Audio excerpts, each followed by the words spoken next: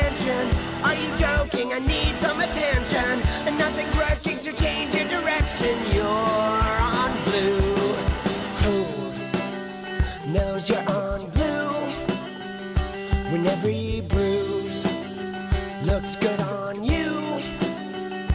Tell me who knows you're on blue?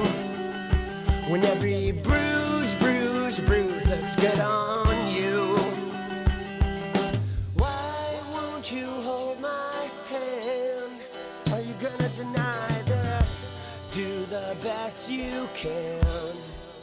I haven't got a plan, but I'm gonna survive this. That's just who I am.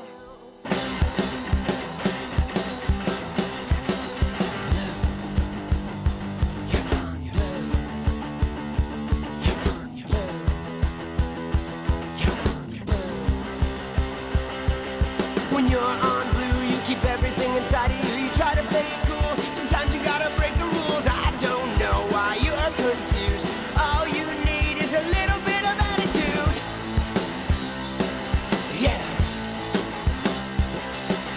This is it. I'm tired of explaining. It's too late because everyone is waiting. That's great. So why are you complaining? You're on blue. If I'm unsure, will anybody notice? It's my fault.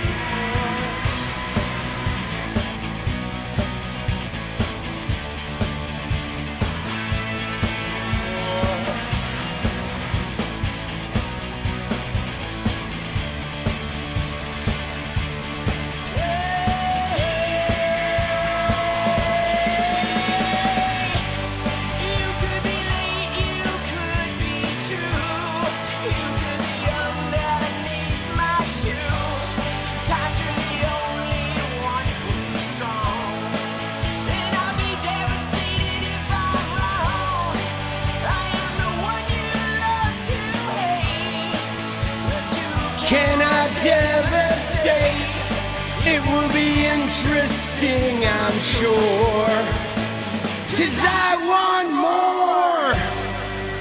I want more. How we doing, people? Want more from you, yeah, more. I want more. I want more. I want more from you, yeah, more. I want more. I want more. I want more from you, yeah, more. I want more. I want more.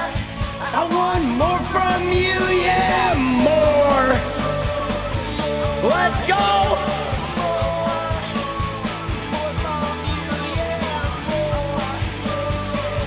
Dude, these ICE agents are out of control, dude. I want more. I want more.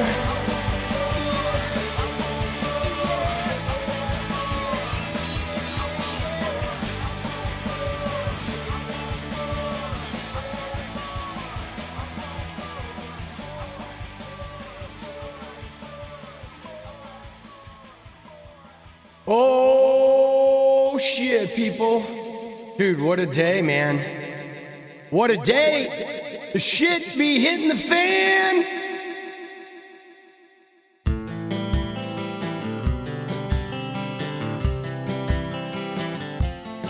Stop stupidity, let's go.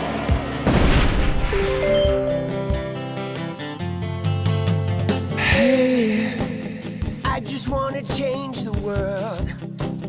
I just want the perfect girl. I don't want to hang around. I'd rather be found. It gets better. I wonder my pleasure together. Everyone's waiting, anticipating.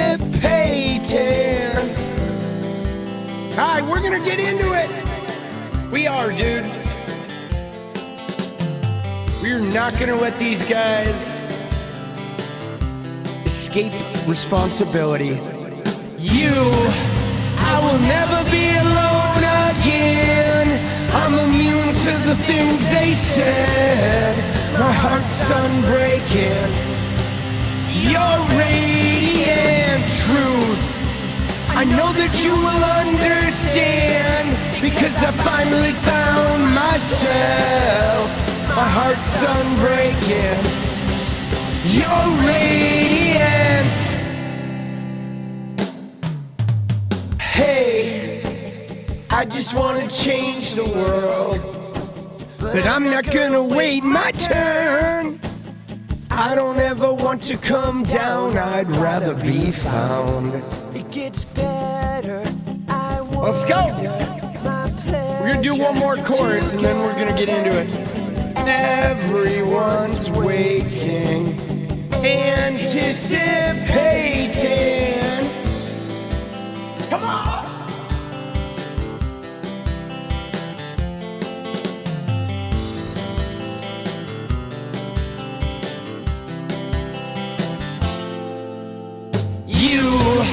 I will never be alone again. I'm immune to the things they said. My heart's unbreaking. You're radiant truth. I know that you will understand, because I finally found myself. My heart's unbreaking. You're radiant. You're radiant. Let's go.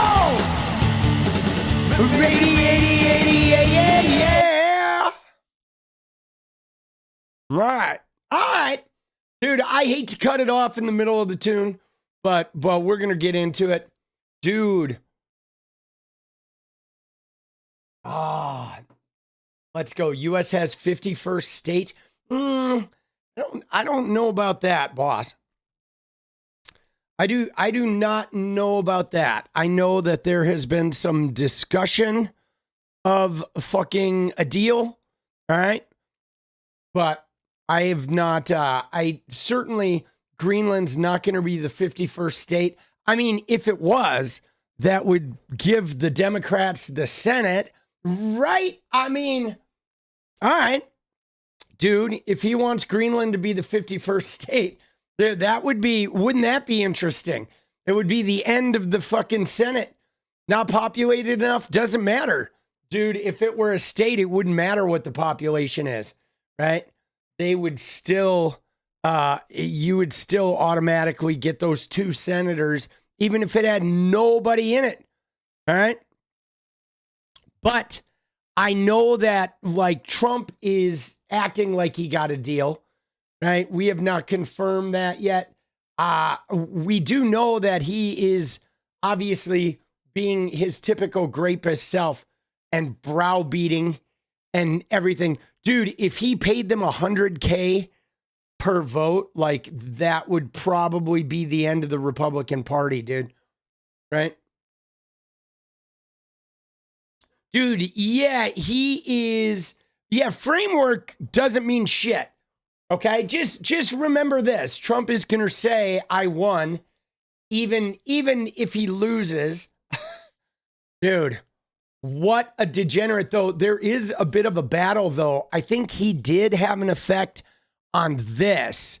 I was looking at this situation here. Wait, where I think what he did is, I think he got a Gavin Newsom meeting, okay, canceled. Like, Newsom was supposed to have a meeting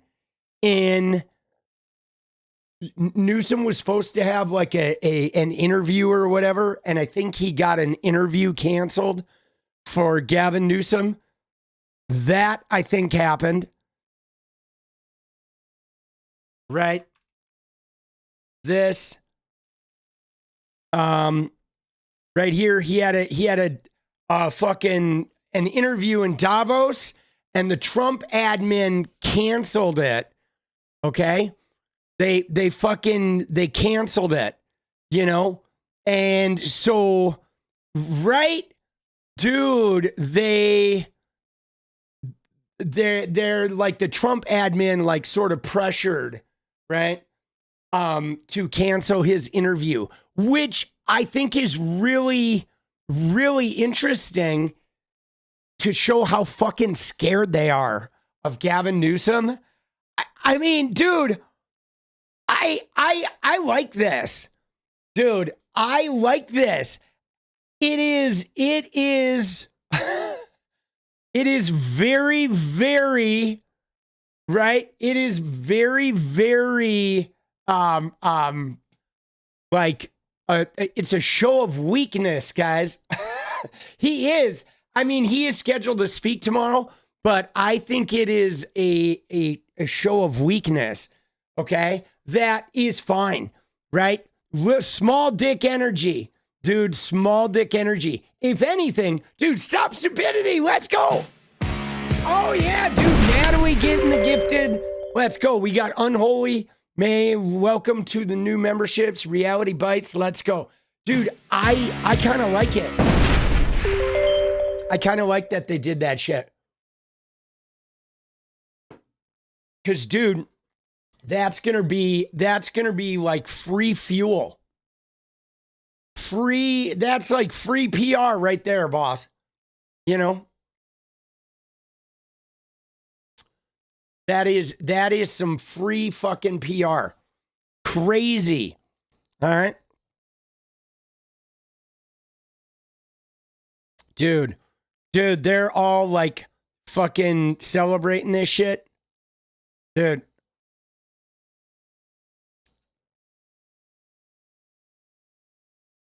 Oh shit, look at that. They're all scheduled. Dude. Oh, look at that. Dude, that is fucking like, bro, that is good shit, boss. Oh fuck. Dude, you know what I mean? I mean, because think about this, guys. At the end of the day, right? You know, what was really I mean, dude, the damage to Trump has already been done in Davos. I mean, we heard him speak. Like, my God, dude, what a rambling, nonsensical, like giant stream of consciousness fucking dump was that, right? So, but the fact that they're fucking coming for him is, it's not a good look, right? It is not a good look. You don't remember seeing a governor at Davos? Well, yeah. So, Marcy, the thing about this is everybody knows why Gavin is there, right? I mean, think about it. The vice president of the U.S. is not even there, but Gavin is there because he does head the biggest economy in America outside of the country, and not only that though, he's running for president, and so he was there doing what people have wanted people to do, which is somebody to stand up and run a counter to Trump. And not just let him fucking run roughshod over the whole community. Okay. So Gavin is there, fucking doing, I mean, he's doing the same shit I'd be doing if I was running for president, which is to go provide a challenge, right? To go challenge Trump. And look at that though. Like already the Trump admin has to try to pressure people to exclude him. So what he did was clearly working, right? He's clearly a threat. And not only that, but he's clearly a threat that when you look at it on the same day that we find out he's the front runner, this is part of the reason why, we had this discussion yesterday about Newsom, and we're probably going to have many more, because if you look at it, there was a poll today where they're like looking at the front runners, right? Of who, right? We've had a recent poll. Hold on. Where is it?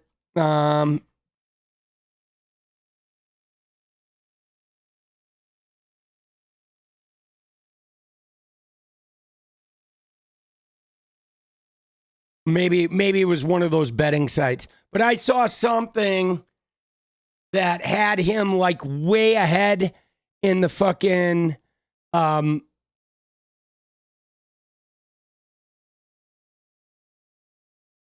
it 32? Okay, 32. Dude, I can't remember shit. Dude, today was embarrassing. What was today embarrassing? Oh, Trump's fucking speech. Dude, where is it? It's like gone now, dude.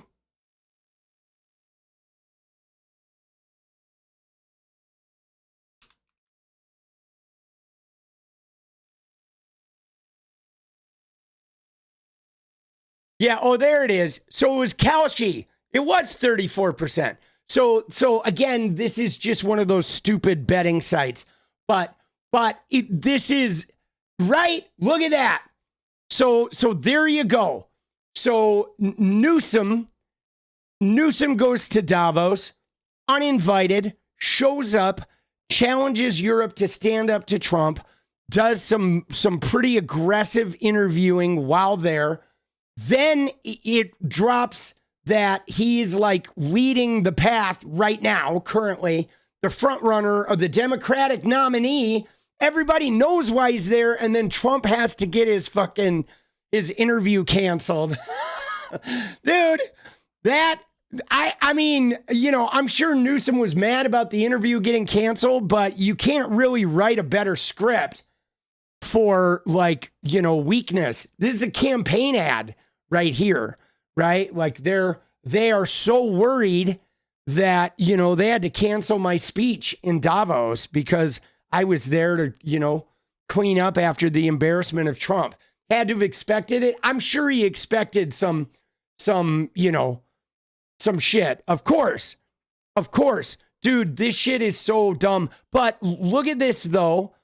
One of the things that I thought was interesting was, dude, then he's tweeting, right? Dude, Patrick Bateman meets Sparkle Beach Ken. So he puts a Sparkle Beach Gavin out. Dude, I mean, this is crazy. Like, dude, I feel like Gavin Newsom has really good social media people that are going to capitalize on this. Right? They're going to fucking capitalize on this shit. Dude, it's going to be interesting, you know?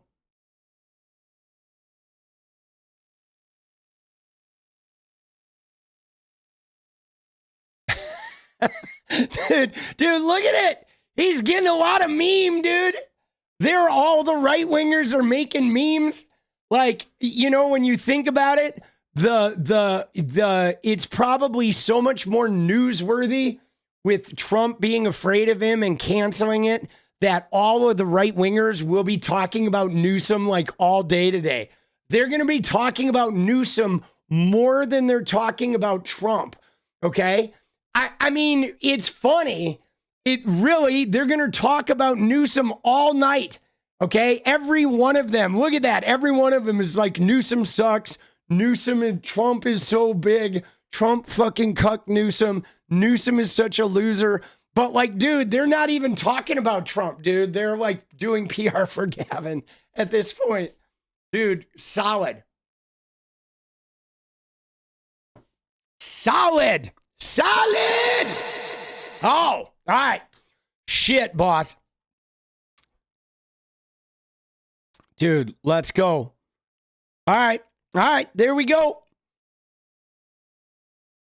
Dude, look at that. Look at that, bro. They're all in on it. Ooh, dude, this is fucking crazy, right? Tune in tonight to see what Donald Trump is so scared of. So this is interesting. Oh, the conversation Trump tried to cancel. Don't miss it. So he is going ahead anyway with his own thing, dude. And we're going to be able to watch this at 11:30. So he set up his own event. Dude, tonight, yes, 11:30. All right? So we'll finish up the shit and we'll end with this fucking shit.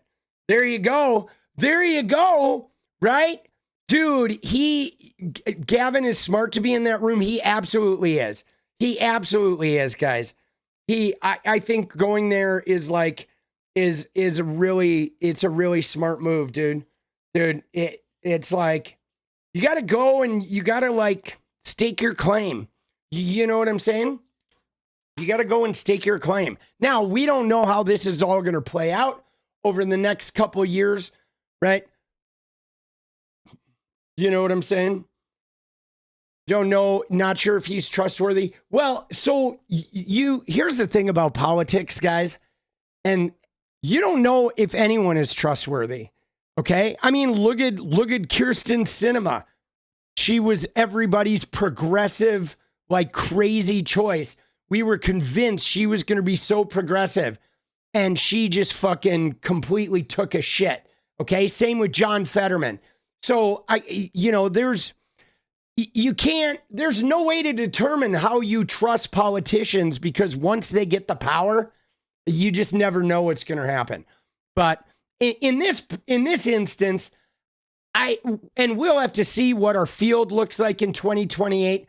But I'm going to tell you, with me in 2028, whoever it is, I'm voting for a hammer.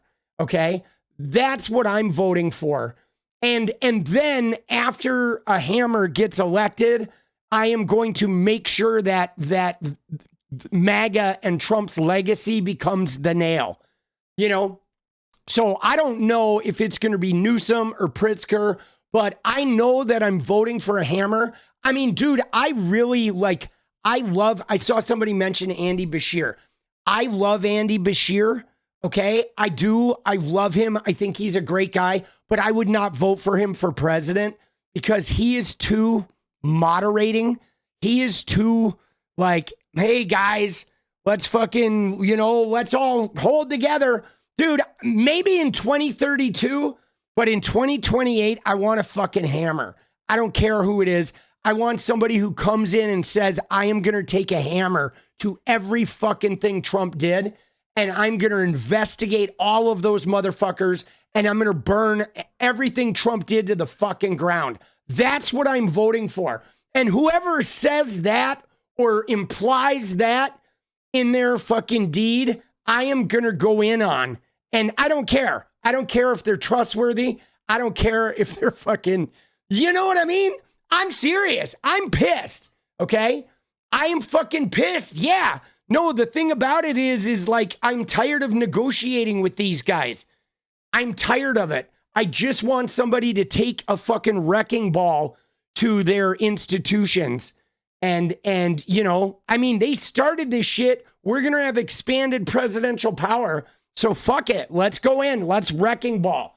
You know, filibuster gone. Supreme Court expanded. Right? You know what I mean? Dude. So we'll see. We'll see. But I mean, we have a long way to go, guys. So I'm not gonna pretend, you know what I'm saying? I'm not gonna pretend that, you know, that like we're like a lot can change. I mean, look at what has changed with like Tim Walz in the last year, right? A lot can change. So there's a long road ahead before we get to, you know, to 2028. But right now he's doing a lot of right stuff that I'm impressed by his willingness to put his neck out there. Dude, Mark Kelly, he's interesting. You know, Mark Kelly is interesting. He's you know, I don't know, he's like this sort of silent fighter type, but I just don't know.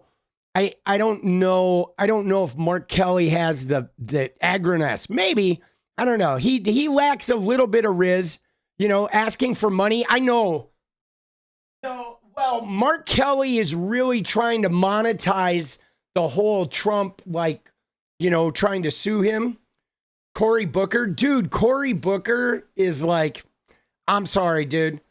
You know, Cory Booker is fucking milquetoast, dude. That guy, he's not a fighter, man. You know what I'm saying? He's not a fighter. I know that Nick Shirley soaked his mom in Congress. That's bizarre. Dude, the fact that Nick Shirley is testifying before Congress shows you how far the GOP has fallen, bro. Right? Like, oh my God, dude. Dude. Like, what are we doing? Never had a Gen X president or younger? Fuck these boomers. Yeah, no, it'd be nice to get somebody young. I mean, you have to be, what do you have to be, 45 or something, or 40? What's the age for president? 35?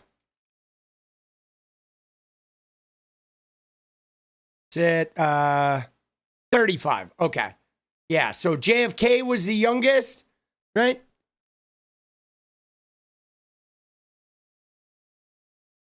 Americans need to update a constitution. Yeah, no, I know. We need a brand new constitution, right?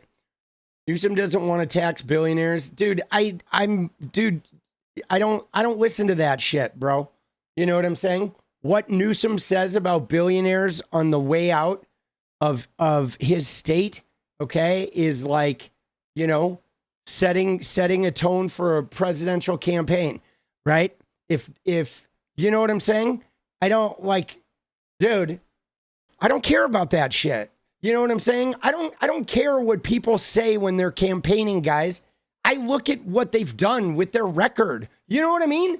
And I think you would do well to do that too, because people promise a bunch of shit that they can't get, that they can't give you, right? You know what I'm saying? Like somebody will say, if you elect me, I'm going to give you Medicare for all. But like, we don't have enough progressives in Congress to get Medicare for all right now. So any candidate who says they're going to do it is full of shit. You know what I'm saying? People say shit when they campaign. You got to look at what they do. What they do is there's pretty high taxes in California. The rich people pay some taxes there. Okay.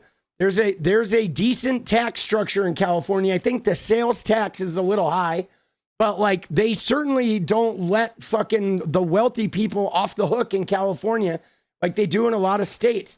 You know what I'm saying? Right? Again, Congress is really where the action is. The president doesn't really do that much. But you know what I'm saying?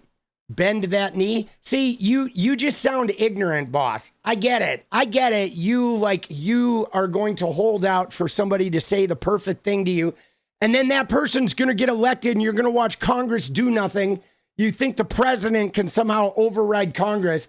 Only when the president is Trump and the Republicans are all cucking for him. But you do have to wake up eventually and taste reality, boss.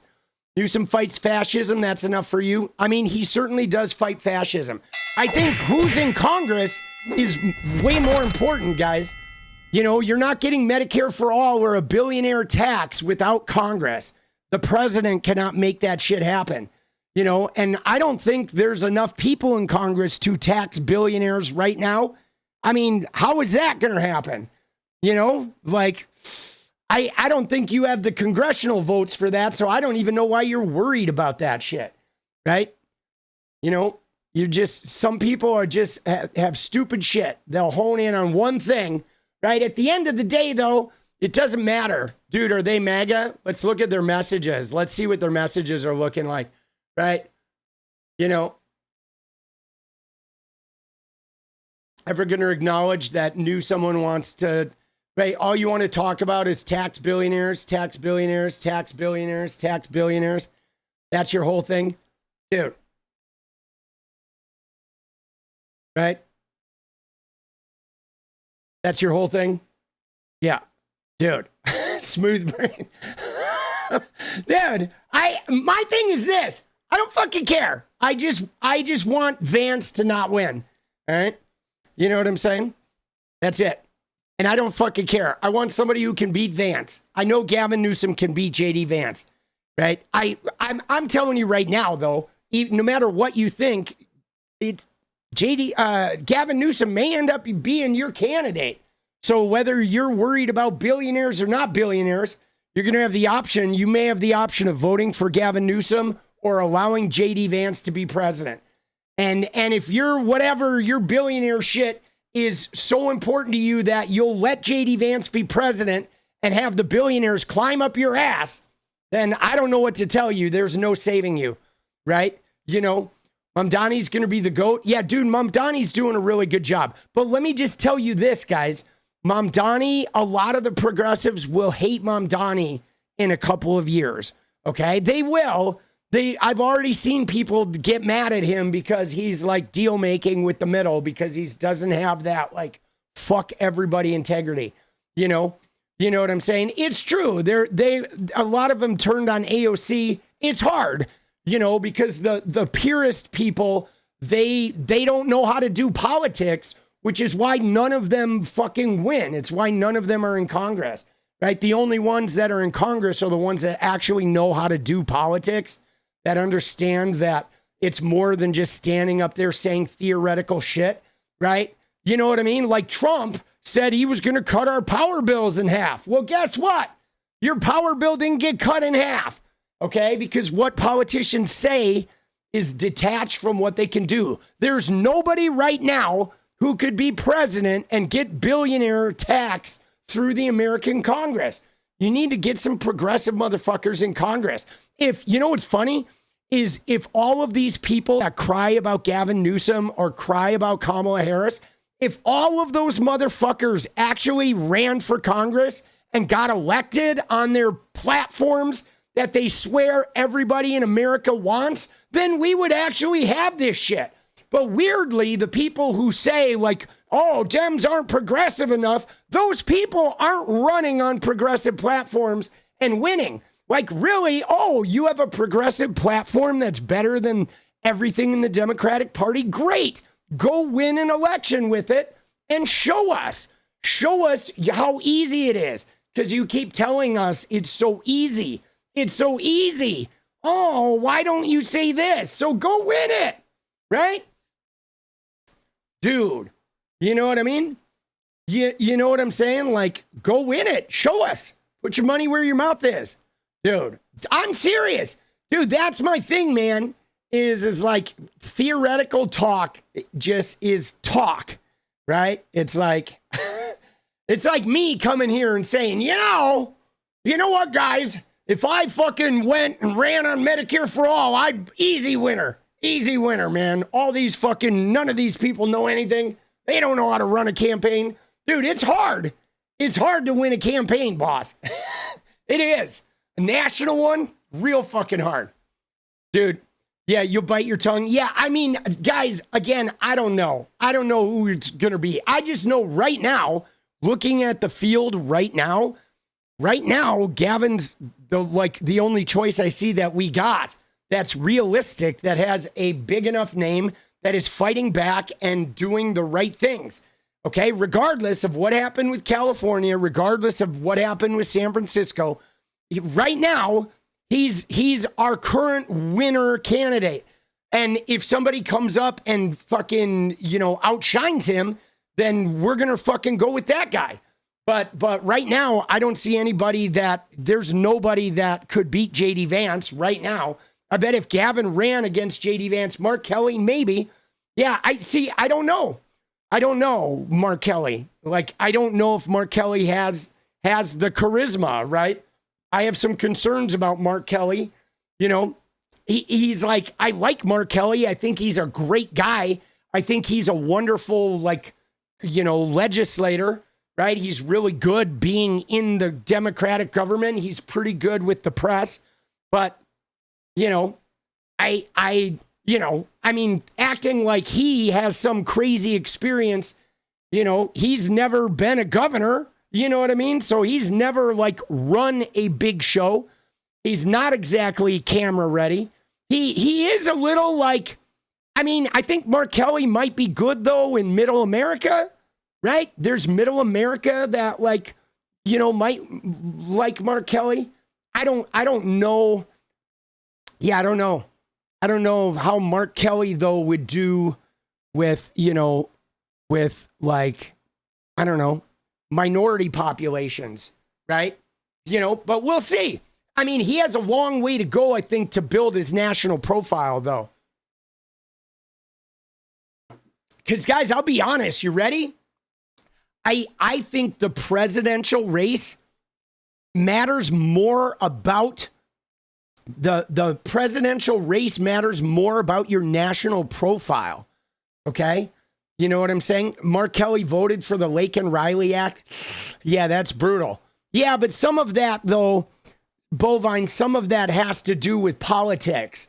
Okay? Because the Lake and Riley Act, the way that worked is they knew it was winning.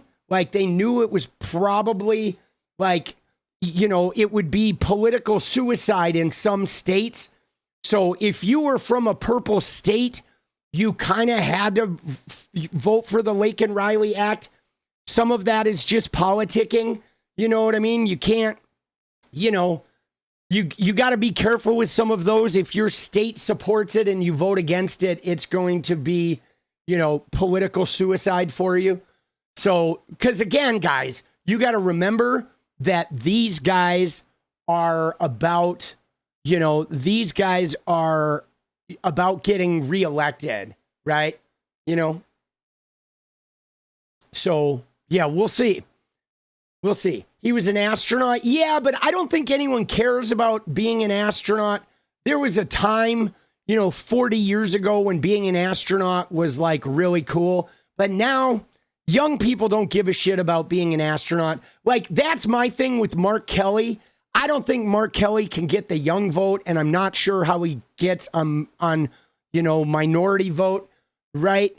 And that's what's really hard with Mark Kelly, is there's certain sections of the vote that you need to shore up that and also suburban moms, they may look at Mark Kelly and feel, I don't know.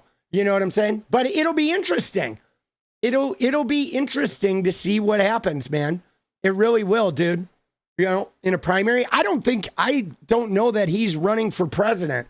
I honestly don't. I don't think he has a national profile near big enough.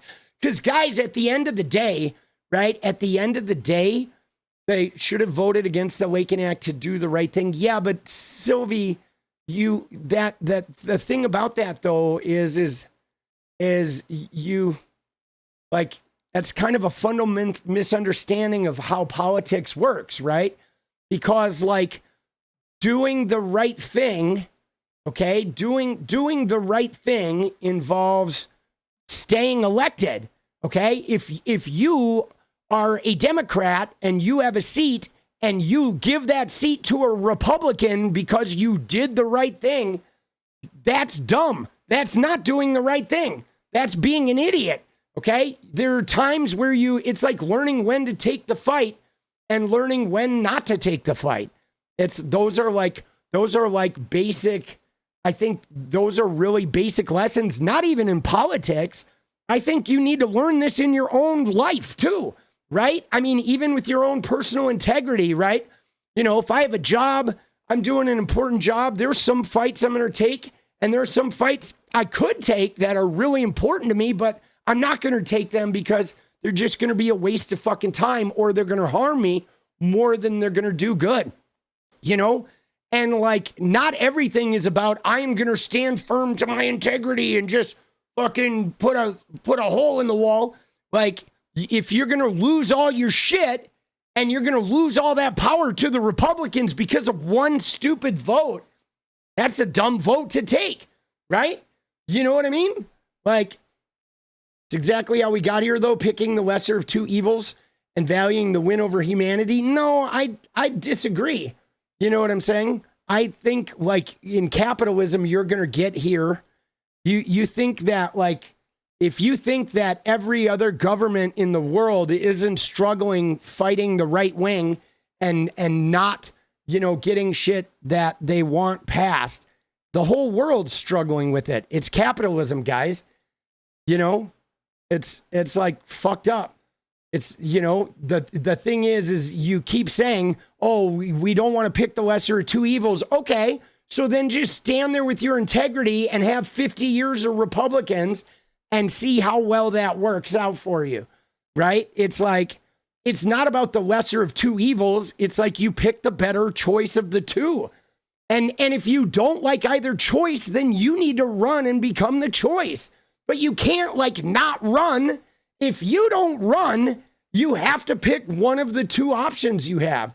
You know, we should only be talking about what we will accept. No, that's incorrect.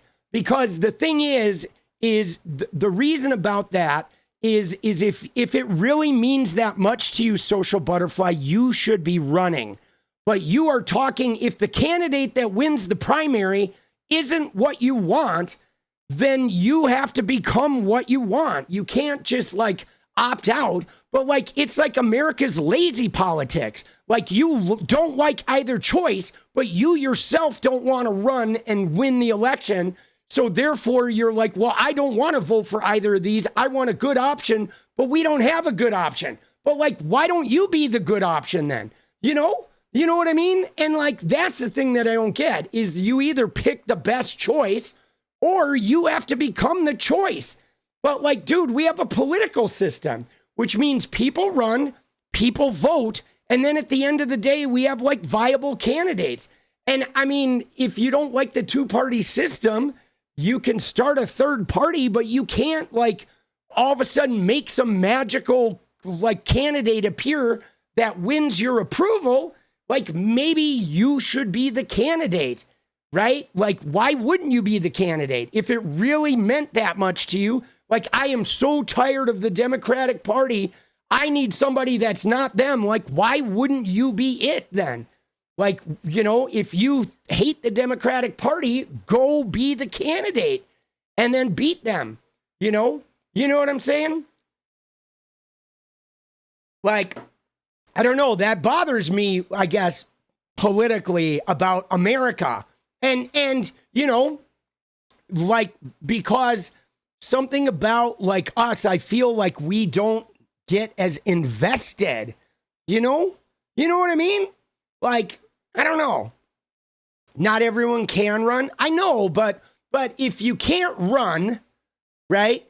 And the thing about this though is, here's what I don't get is like, do you at least accept the social contract of how the election works?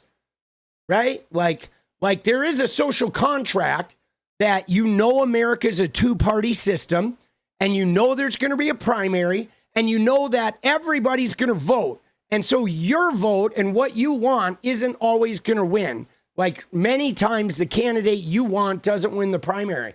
But like, it feels like once the primary's done, your job is to pick the better of two candidates and vote for that candidate.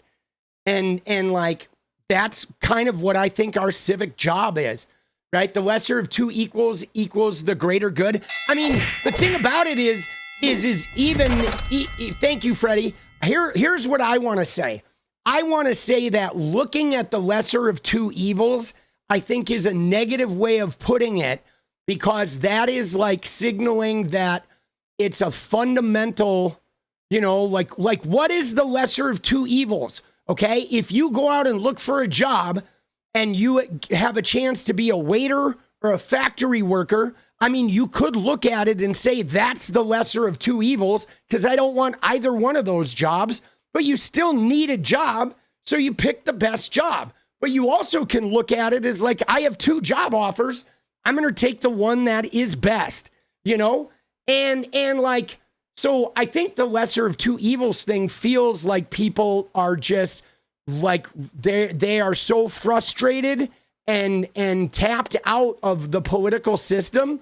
They're like miserable with American politics. And like at that point though, I guess I feel like, you know, if they ran for something and saw what it was like to get elected, saw how hard it was to build a message, that maybe they would then look at politics differently, right? Like, for example, you ready? Let me give you an example. You go into a restaurant, and some people go into restaurants and they're really hard on the waiters. They're so demanding. Every mistake the waiters make, they feel like this waiter sucks. This waiter's doing a bad job. But every single time that happens, it's people that were never waiters, okay? They don't understand the job. They don't know how hard it is, how complicated it is. They don't understand like what it's like to be a waiter and having 20 customers that all think you're exclusively there to serve them. And so people who've never been waiters and have never done that shit, they walk around expecting their waiter to be like a goddamn Superman. And my thing is if you've never run for office, if you've never really been in that game, you've never run for school board, or you've never like had a political position, even, you know, holding a position, you know, that's like a community held position in like a, you know, a homeowners association or whatever. If you've never done that, you might not be aware of how difficult it is to represent, you know, 50,000 different people or 700,000 different people or 5 million different people or 300 million people, where like you can't please everybody. There's never going to be a candidate that every single like group in the Democratic Party likes. There won't even be a candidate that all the progressives in the Democratic Party like. And there won't be a candidate that all the leftists can agree is like a great candidate, right? Like it's impossible for everybody to be happy, you know? You wish independent voters had a primary vote in every state? See, no, that would be interesting. I mean, there are things we could do, obviously. We could do things like ranked choice, which would be a much more fair voting system, you know? But it is tough, man. As a leftist, I have to agree with you. Not voting because you don't fully align with the candidate is exactly how we got Trump. We need to stop the circular firing squads if we actually want to win. I agree with that, Toyota Corolla. Let's go! Dude, I have a Toyota too, guys. And Toyota supports Trump, though, which is shitty, but I love my Toyota, and I'm not getting rid of it, even though Toyota supports Trump. Sorry, I'm not doing it. You know? I mean, dude, it's hard, man. It's like hard. You know, my thing though, you ready? You see an overabundance of speaking down to leftists here, like their criticism or input isn't helpful to become more electable, just assuming it's Bernie or Busters is small-minded. Yeah, well, no. So the thing about that, Repo, is like, I don't mean to speak down to leftists, but like, you know, the thing that's really hard about it is like, I'm not going to hammer away and shit on the Democratic Party during an election year. Okay? I don't do that. I think that's a waste of fucking time. That's a waste of energy, and that's only going to help us lose. So if that feels like talking down, it's like, my thing is simply that during election years, I want to win the goddamn election. And right now, the Democratic Party's all you got if you're a leftist. It's all you got. You may not like everybody in it, and you may not like everything they're doing, but you don't have any other political option. You have the Democratic Party, or you have JD fucking Vance and Donald Trump. So, like, what are you trying to accomplish? You know what I'm saying? Like, do you want to win? Do you want to be part of a winning team? Or do you want to just sit and say, I hate my side the whole election year? You know, the party blamed the left blamed the party. I mean, everybody blames everybody, you know what I mean? I guess, like, it's hard for me because I don't ever see leftists, right? I don't see a lot of leftists talk about like they stay in the Democratic Party, but they don't really support the party. And so that's what's really hard. Like, why do the leftists stay in the Democratic Party if they don't like it? You know, like, why don't they just start their own party and fucking show us how it's done? Right? You know what I mean? Like, it's like frustrating like that, because it's like, we can either work together and use the party we got, or we can sit there and talk shit about our party and lose every election. But, like, I don't know, man. I like to win, you know? You know what I mean? I like to win. The party lost, but no, the voters make the choice, guys. Right? You know what I mean? It's like, dude, it's like this. You ready? You ready, guys? Here's the deal. So there's iPhone and there's Android. Okay? Right? There's iPhone and there's Android. Now, you go out and buy a phone, you pick a team. Are you an iPhone or are you an Android? Okay? You don't get to control what Apple does. You don't control the features. They get rid of the headphone jack. They do all kinds of shit. But at the end of the day, like, you show up, you pick one, and you fucking make it work. You know what I'm saying? But if you buy an iPhone and all you do is everywhere you go, you just complain about your iPhone. Oh, I hate my iPhone. Hate my iPhone. All the people who like the iPhones are going to be like, will you leave, please? Right? Like, I actually like the Democratic Party. So I don't want to hang out with a bunch of people who just cry about the fucking Democratic Party all the time and don't run for office and win elections. Like, to me, like, why would I want to do that? It's like going to a party and somebody just complaining about the music and about the food and about the people that are there and about what people are wearing, and I don't like what's on the walls. And it's like, fuck, bro. I don't want to invite you to the party. It's like, I don't want to talk down to anybody, but, like, I like the Democratic Party. I like many Democratic candidates. They haven't been perfect, but they did deliver us the Civil Rights Act. They did deliver us some fucking health care. I had health care for the first time in like 20 years, thanks to Obamacare. You know what I'm saying? And, like, they have done some great shit. They have definitely not gone far enough, but also we've been losing some fucking elections. And, like, I don't know, man. It's like, for me, I just don't want to sit in a room full of people who do nothing but cry about the Democratic Party, because I actually like the party. And if I ran for Congress, I would run as a fucking Democrat, you know? And so, like, man, it's like, you know, when you think about that, you know, like, I don't know if that makes sense to you.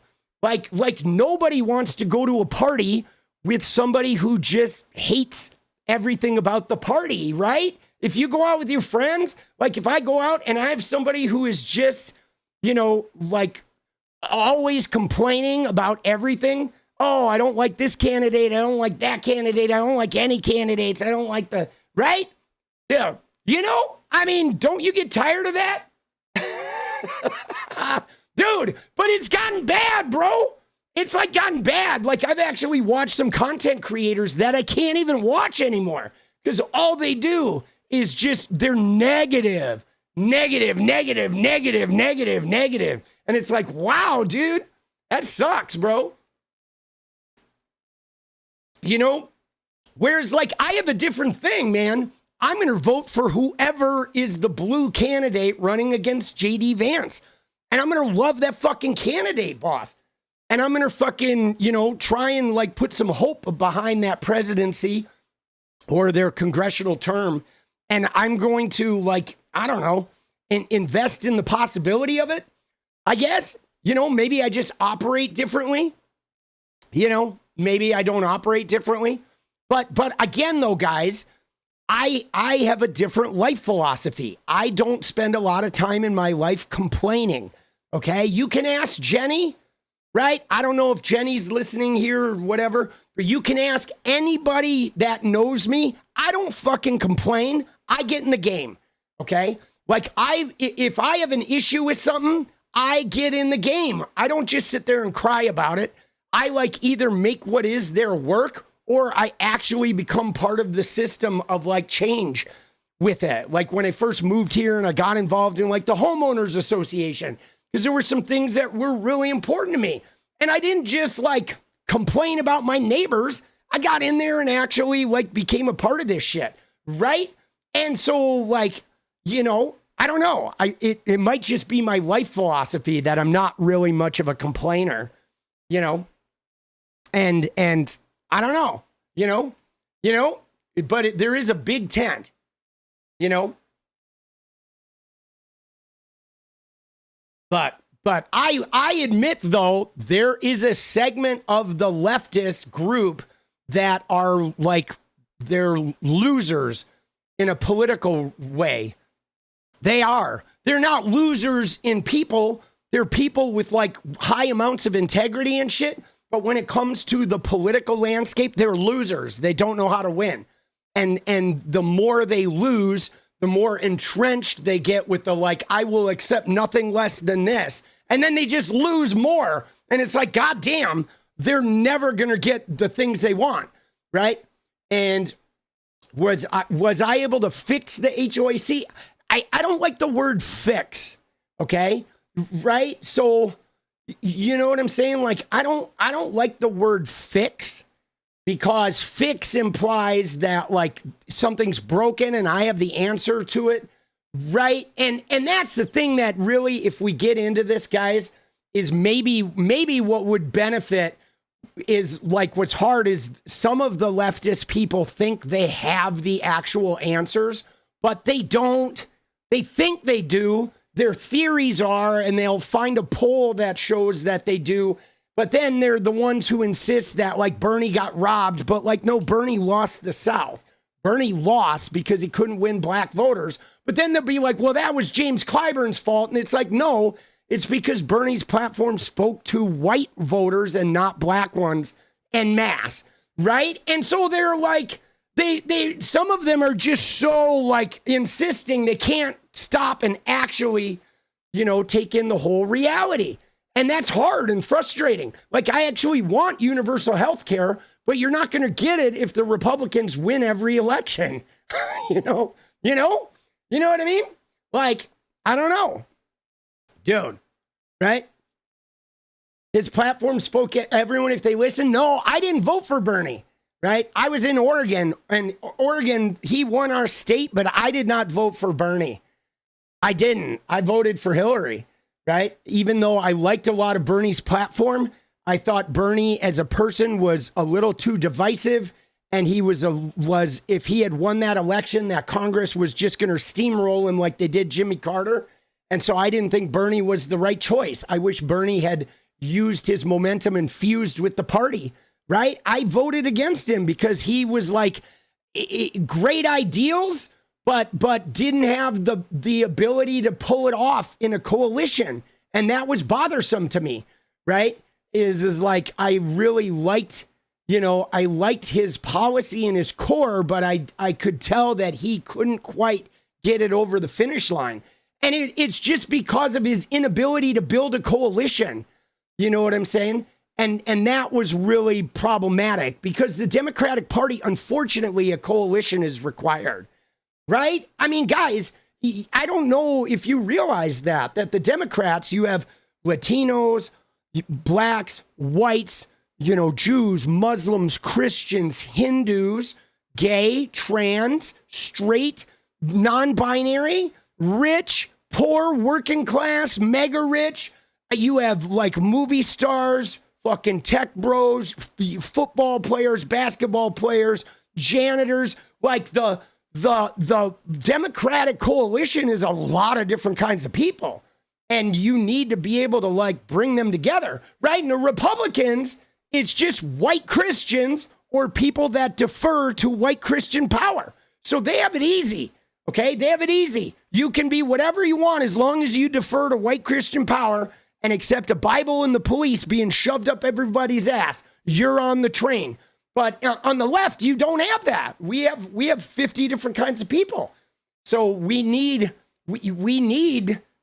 to like try and bring everybody together, And Bernie is he's a lone wolf. He's always been a lone wolf. Okay. He's an activist. He's a lone wolf, You know what I'm saying? And so I wanted Bernie's platform, but not Bernie's personality. Okay. That was my thing. I wanted Bernie's platform or some of Bernie's platform, but with a more capable leader of actually bringing the Dems together. Because the other thing that I didn't like, Bernie wasn't a Democrat, okay? He was an independent who was like a lone wolf guy that was using the Democratic Party in order to try and elevate himself to the presidency. And as a Democrat, I didn't like that. He never even joined the party. And that's a problem for me. It's like if you're either in the party or you're not in the party. You don't get to be an interloper that's going to be off independent and you just come in here to use our money and our infrastructure and then try to turn everything against us. Like that's kind of bullshit behavior, right? You know what I'm saying? That's bullshit behavior. Whereas like if I was Bernie, I would have tried to build that movement and fuse it with Hillary and build a coalition with them and make myself secondary to them and just get my foot in the door with them and then try to fuse it together. Okay. I would have bit the bullet and fucking subjugated myself for the sake of the greater good of the country. Okay. And Bernie didn't do that. He was like, no, I'm just going to be a wrecking ball. And I think my wrecking ball is going to cause enough damage that eventually will take over the party. But I didn't like that, man. You know what I'm saying? I didn't like that. I didn't like that, him not being a Democrat and sort of like treating the Democratic Party like it was his fucking, pinball machine to just shake around. That bothered me as a Democrat because I've been a Democrat my whole life.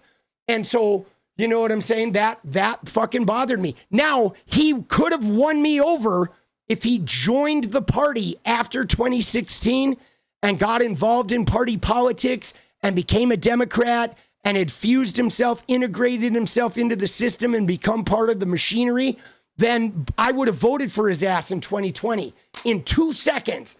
But he didn't do that. He continued to just sort of like disappear. And then he showed up as a Democrat again 4 years later. And I was like, dude, that's fucking, I don't know, man. That's tough. You know what I mean? Right? But guys, here's the thing though that's interesting is Bernie just killed funding for child cancer because he's like, oh, this doesn't have whatever Medicare for all or whatever. Well, like, you're not mad at that? You Bernie fans aren't mad that he killed a bill just because he didn't get because it didn't go far enough. So he killed some progress. And like nobody gets mad at Bernie for like killing progress when like, okay, he killed progress and because it didn't go far enough, but like they're never going to go far with Bernie now. You know what I mean? And like, I don't know, that kind of shit bothers me, guys. Right? It bothers me that he's too much of a lone wolf, You know what I'm saying? And like, I don't know, dude, but that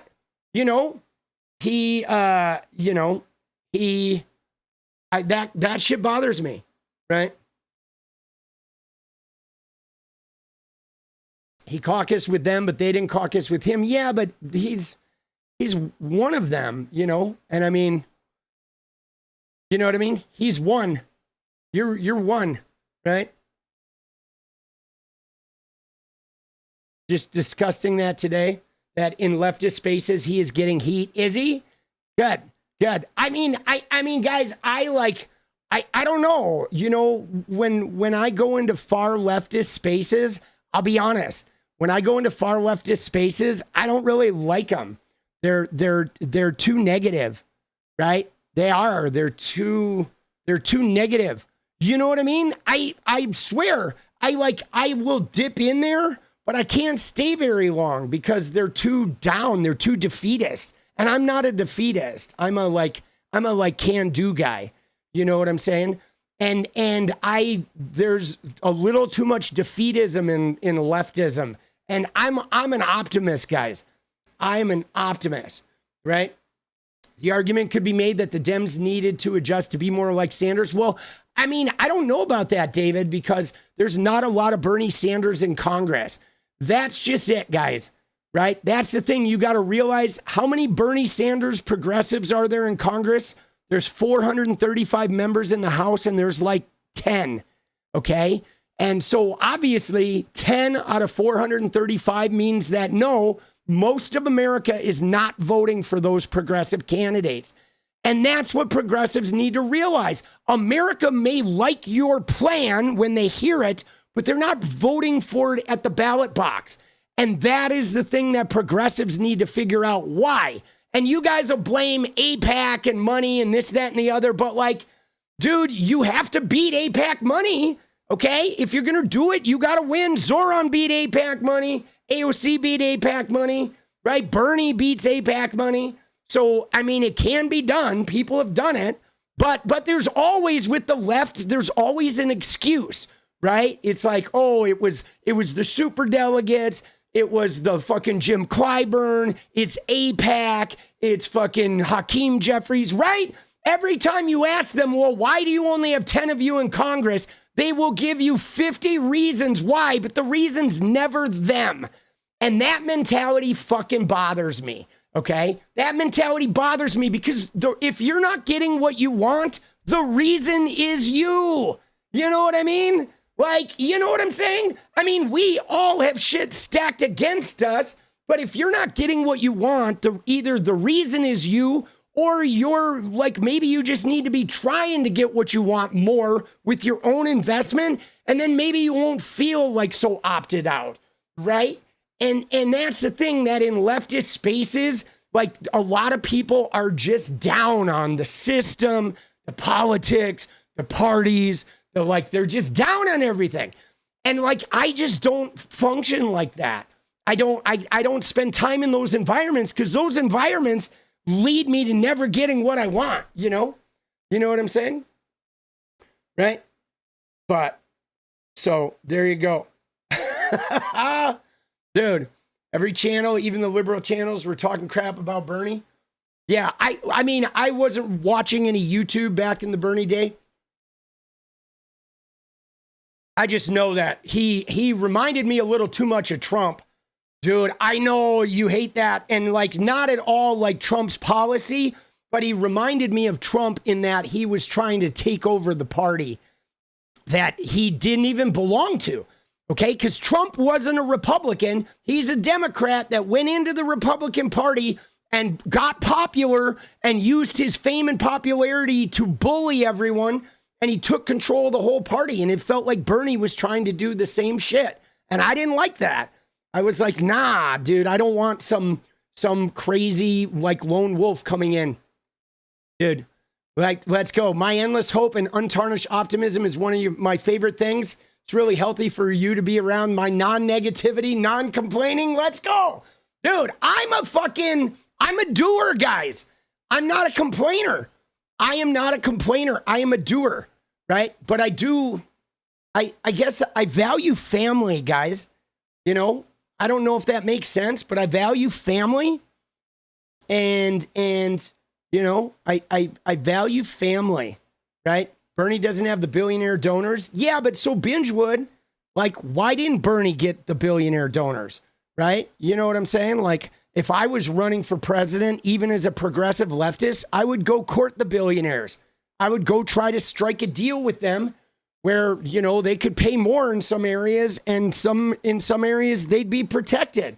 Like, why not? Why not get them on our side so we can win the goddamn thing, right? You know what I mean? If they're going to sink me, I'm not going to just abandon them. I'm going to try and win some of them on my side. Dude, Pico, let's go, right? You know? You know what I mean? That's fucking, right? I don't know, dude. I'm an optimist. Sorry. Dude, I swear though, I don't mean to talk down on leftists, but like, dude, I just can't deal with the constant negativity, right? You know what I'm saying? Like, and I think Dems are influenceable, okay? You know, I mean, and I said this before, we talk about this like so much, right? Like Dems are influenceable. And what's more is if 100 of you far leftists go out and win elections and get into Congress, the Democratic Party will move to you, okay? But like if you're waiting for somebody else to be your leftist candidate, you might never get it. And that's the thing is, how bad do you really want it? You know what I'm saying? Like, how bad do you really want it? Like, do you want Medicare for all enough to fucking become part of the legislative body that enacts it? Or do you just say you want it, but you want other people to do the work of getting it, right? You know what I mean? Like, that's the thing that really is where I question, right? And maybe I like the Democratic Party more because I'm not yet ready to go out and run for office. But if I get really frustrated and I hate the Democratic Party, I'm going to run for fucking office. I'm not going to sit around and complain about the Democratic Party for the rest of my life. You know what I mean? Like, I don't know. I just don't understand. Like, we need candidates who believe in Medicare for all and who believe they can pull it off. And so, like, I wish some of these leftists that insist they know it's a winner and they know it's the policy, like, why don't you go get into Congress and win with it so we can have it? Instead of just, like, sitting there saying it would be so easy if the Democrats just did it. Like, please, just do it and show them and the party will move to you, right? You know what I mean? Like Zohran Mamdani, he won in New York and now he's partnered with Hakeem and with Kathy Hochul and with AOC and they're going to bring some change to New York. But imagine if Zohran just went around trashing Hochul and Hakeem and everybody and didn't win the mayorship. Like, what would we have accomplished? Nothing. We're only accomplishing it because he actually ran and won. And like, so for me, you know, my thing is like, if fucking, you know, if you are a leftist and you know the policy that people want and you know the campaign that needs to be run, why aren't you running it and getting in there so we can fucking get those things, you know? Like, and I have a problem though, right? That is like, I have a problem with people saying, I know exactly what the Democratic Party should do, but they're not actually doing it because the Democratic Party is like, it has won a lot of shit and they're going to take back the House and they've flipped a whole bunch of red districts even in the last couple of elections recently, you know, and it is really cyclical. Unfortunately, the American voters are shitty, you know what I'm saying? And like, so dance party. All right, let's do a dance party goal. Yeah, dude, I I may have to just stop taking this fight though. Right? I'm serious. I may just alter the way I stream and no longer take this fight because what I feel like sometimes, and I don't want to single leftists out because maybe there's centrists that do this in a leftist chat. I don't spend a lot of time in leftist chat, but I feel like when you're not a leftist, leftists like try to imply that you don't have integrity or that you don't really like care about the country or whatever. And I think that's bullshit. You know what I'm saying? Dude, stop stupidity. Let's go. Dude, Eric, let's go. Like, for example, okay, let me give you a personal example, guys. All right, you ready? So I want to give you a personal example. I was a video gaming guy. I was making anywhere from $7,000 to $12,000 a month playing video games. It was easy. It was money. It was like I was famous. I had money. I paid off all our debts. We're going to penthouse fucking hotels and shit in Hawaii. Let's go, Pinky. All right. Then this guy, Andrew Tate, showed up. And he was like negative and machismo and all this, spreading this negative message to like these gamer kids. And I started feeling frustrated with just being a gamer. I felt like my energy was necessary in the political arena, standing up for people, standing up for what's right. So I didn't just stay in the gaming world and be a gaming world guy who hated the gamers and hated the gaming system and hated the way everybody was. And, oh, it sucks here. Why are gamers Andrew Tate fans? Blah, blah, blah. No, what I did was I quit gaming. I started a political channel. For 2 years, I had like no income. And I just kept going. And then I got real serious during the election year. And now I'm like making a living again. But I participated. I wanted to affect some change. I could have stayed in the gaming world and just complained about it because there's so much to complain about. But like sitting in the gaming world and complaining about it would have been a waste of my fucking energy. It would not have made me happy. It wouldn't have changed the gaming world. It wouldn't have gotten me anywhere. But like striking out and actually participating in like spreading my message and trying to reach people was like really important to me and really empowering. And so like, you know, I think as long as you're doing some of that and you're affecting some change somewhere, then good for you, right? But dude, I you know, I mean, if this all started because of Gavin Newsom, if Gavin Newsom wins the primary, I will vote for him with no reservation. You know what I'm saying? And again, though, I'm going to vote for whoever wins the Democratic primary with no reservation, because I consider it my civic duty as a Democrat to vote for whoever wins the primary, especially when we're facing down fascism, you know? And like, if you think that like the fear of JD Vance is not enough for you to vote for a candidate you don't like, then we disagree heavily on that. But like, you know, I don't want you coming in and shitting on my choice of doing my civic duty, because this is my space. It's, you know, it's like, you know what I mean? And I don't think that's fucking, I don't think there's anything wrong with that. Uncle Fatty, let's go, boss. Let's go, baby. Uncle F. We don't vote for what we want. We vote against what scares us most. Diaper Dick and the Republicans have better fear game. That's all they have. Appeal to fear of the left when they're all for left policy. Let's go. You know? But yeah. But I think I'm just going to stop taking this fight. Okay? You know what I'm saying? Coverage is accurate about billionaires and corruption. So you're attracting people who already know how corrupt the Dem Party is. Shouldn't be a big deal to see the community expressing that.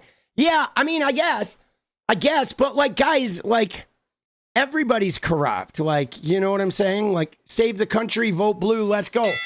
See, maybe that's the thing that bothers me, okay? LFG, let's go. Is like, you know, like this idea that, like, I don't know, is the Democratic Party corrupt? Like, everywhere where there's power, there's some measure of corruption, right? You know, I think the Democratic Party is less corrupt than the Republican Party.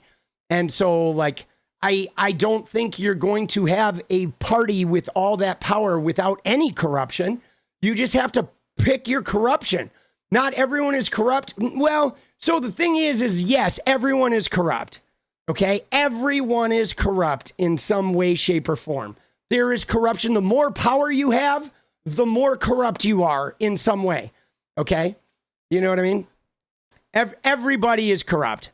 They are. And that's a thing that I don't like about like leftists as well. Not all leftists, but some purity leftists is people act like they're not corrupt, but we're all corrupt.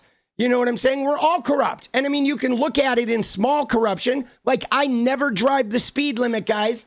I break the law every day. I never drive the speed limit. That's corruption. Okay.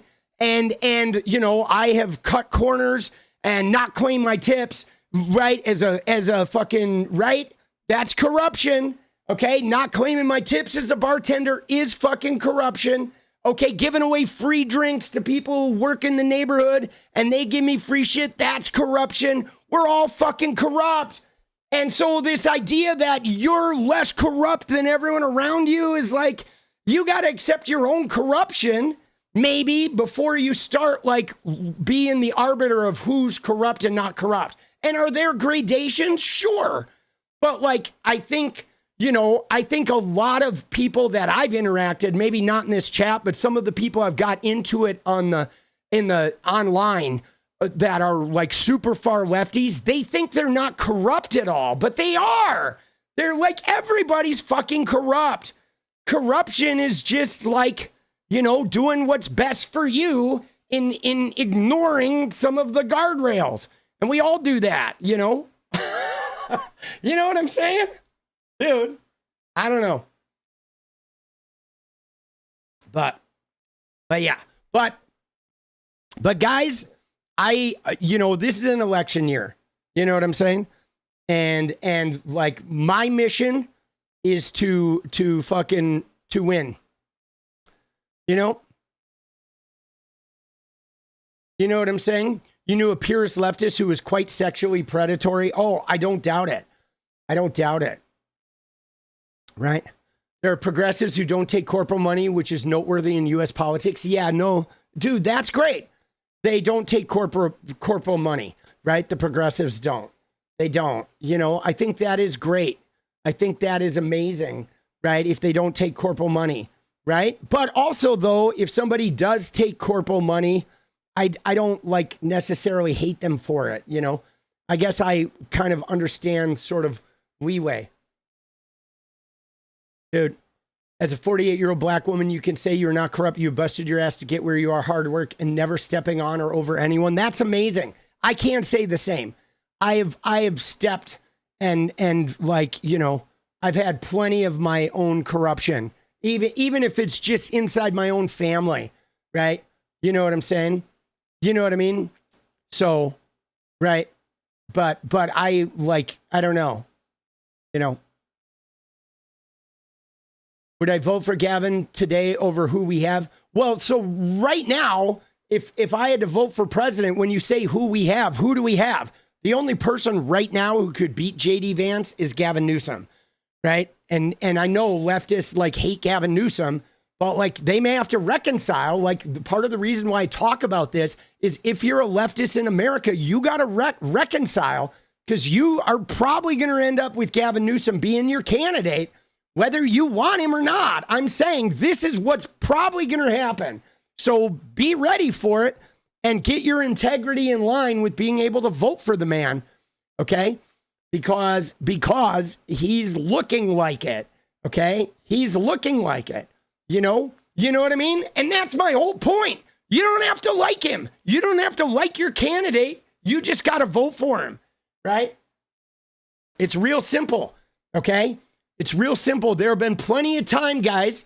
You ready? There have been plenty of times where I didn't like my job, but you know what I did? I went to my job. I smiled. I fucking did a good job.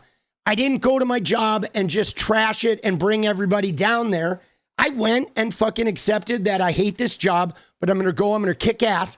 I'm going to make a bunch of money, and then I'm going to get the fuck out of that job I hate, right? That's how I operate, all right? I'm a different guy. Sorry, I'm not going to be negative on the Democratic Party this year. And if you have a problem with that, fuck off.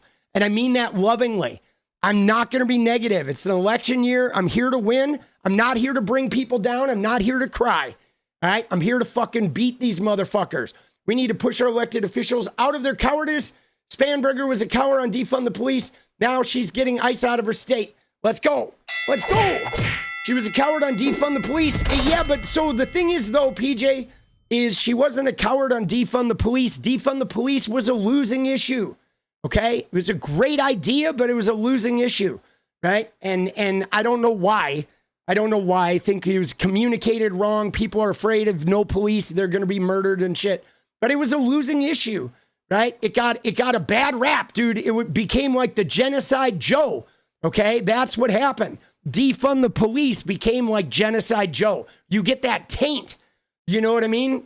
And yeah, letting them twist the meaning's part of it, okay? Letting them twist the meaning. But again, though, guys, you ready? Letting them twist the meaning, though, is participation, okay? Like you ready? I just think we rely too much on our elected officials to do the right thing instead of us doing the right thing, okay? Which, you know, if that makes sense. You can't rely on your elected officials to solve all your fucking problems. Like, you have to participate. You know, even with what's going on now with the right-wing influencers, we kind of stopped participating, right? Like, as soon as Twitter became a shithole, all the leftists left. They just ran to Blue Sky where they could be around a bunch of other leftists. But, like, now what about all the independents on Twitter? All they're getting is that right-wing viewpoint. Like, everybody left. And I mean, for transgender people who are getting just brutalized, I get it. They need to go take care of their mental health. But for a lot of leftists, they should be still on Twitter fucking smacking these right-wingers and still challenging all that negative messaging. But everybody ran to go get to the left-wing bubble where it was just a bunch of leftists. And, like, that's not taking the fight. That's letting them dominate the narrative. And, like, I think we need to continue fighting the narrative, even if we're fighting the bots and the algorithm and all that shit. Like, we can't let them win the fucking narrative. We can't, like, it's nice to have an echo chamber because you think everybody around you is just like you and you're winning. And yeah, but, like, dude, we got to get out of the echo chambers, like leftists. I think we really need to be out of the echo chambers. And for me personally, I kind of want to get out of I get stuck in the online one. You know what I'm saying? Like, I feel like I want to get more out in the people world. Right? But I'm stuck because I'm a content creator. So I am fucking, you know, kind of locked in a room all day long. But, like, that's the thing though, right? Does that make sense to you? Like, everybody, like, with leftists and not all leftists, I don't want to generalize, but there is a segment of, like, leftism that the minute those right-wing shitters come in and start dominating them, the leftists want to, like, leave and let them control the narrative. And I think, like, you know, and it's weird because a lot of people will say our Dem leaders do it, but then I see the voters themselves doing it. Dude, Pine Box Dance Party, let's go! Chat! Right? So, like, you know, dude, let's go. I don't know, dude. That kind of bothered me, like, some of that shit, you know. But I'm like, dude, you know what I mean? Whoa, let's go, dude. Stop stupidity. Let's go. But guys, you ready? You ready? I hate to drop the bomb here. Okay. I don't want you guys to be mad at me, right? But, you know, maybe that's just part of the process. Some of you, but, like, I don't hate centrists, okay? I don't. Hello, let's go. I don't hate them. I don't think they're the problem.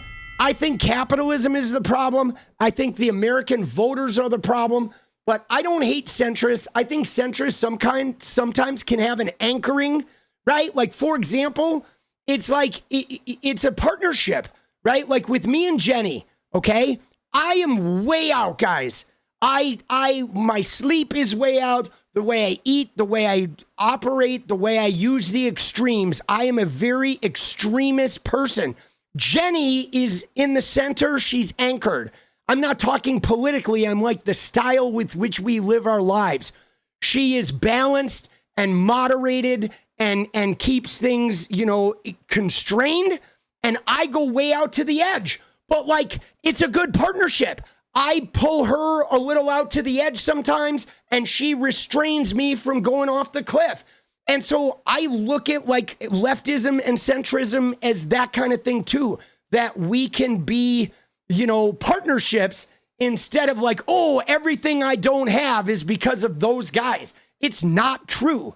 Okay. The centrists are not the entire fucking problem here. The problem is capitalism, and the problem is wealth concentration, and the problem is uneducated voters. Okay. And that's fucking hard, guys. Right? That is like, and so you can blame the centrists, but that's not going to educate the voters, and it's not going to get rid of capitalism, right? You know what I'm saying? Should be able to win with their centrist policies. I mean, Bingewood, how many? They are winning. I mean, they have like 200 members of Congress, boss. I think that they are winning with some centrist policies. I saw somebody just rag on Spanberger. She just won, right? But she's a centrist. I mean, it depends on the state, right? You know what I mean? Depends on the state. But like, dude, Bingewood, you should win. Go win with your leftist policies. Show us how it's done. We'll be waiting. Centrists lost the election. I don't think they lost the election. What lost the election was infighting over Gaza. You know what I'm saying? That's what lost the election. Is we attached the Democratic Party. We attached the moniker of Genocide Joe to Joe Biden, which decimated any belief in Joe Biden, and thereby also put everyone else in the Democratic Party under really unfair constraints that they couldn't just flip a switch and make all that pain go away. And then we fought each other, and we still almost won it, right? And then, of course, Elon was paying $1 million a day. You blame the news cycle. Dude, the news cycle's a problem, but it is, without a doubt. I mean, there's so many things. It's not any one thing, right? But ultimately, not enough, like, left of center voters showed up and voted for Kamala Harris. And so it stung. It stung, boss. And, of course, everyone wants to point fingers, right? Right.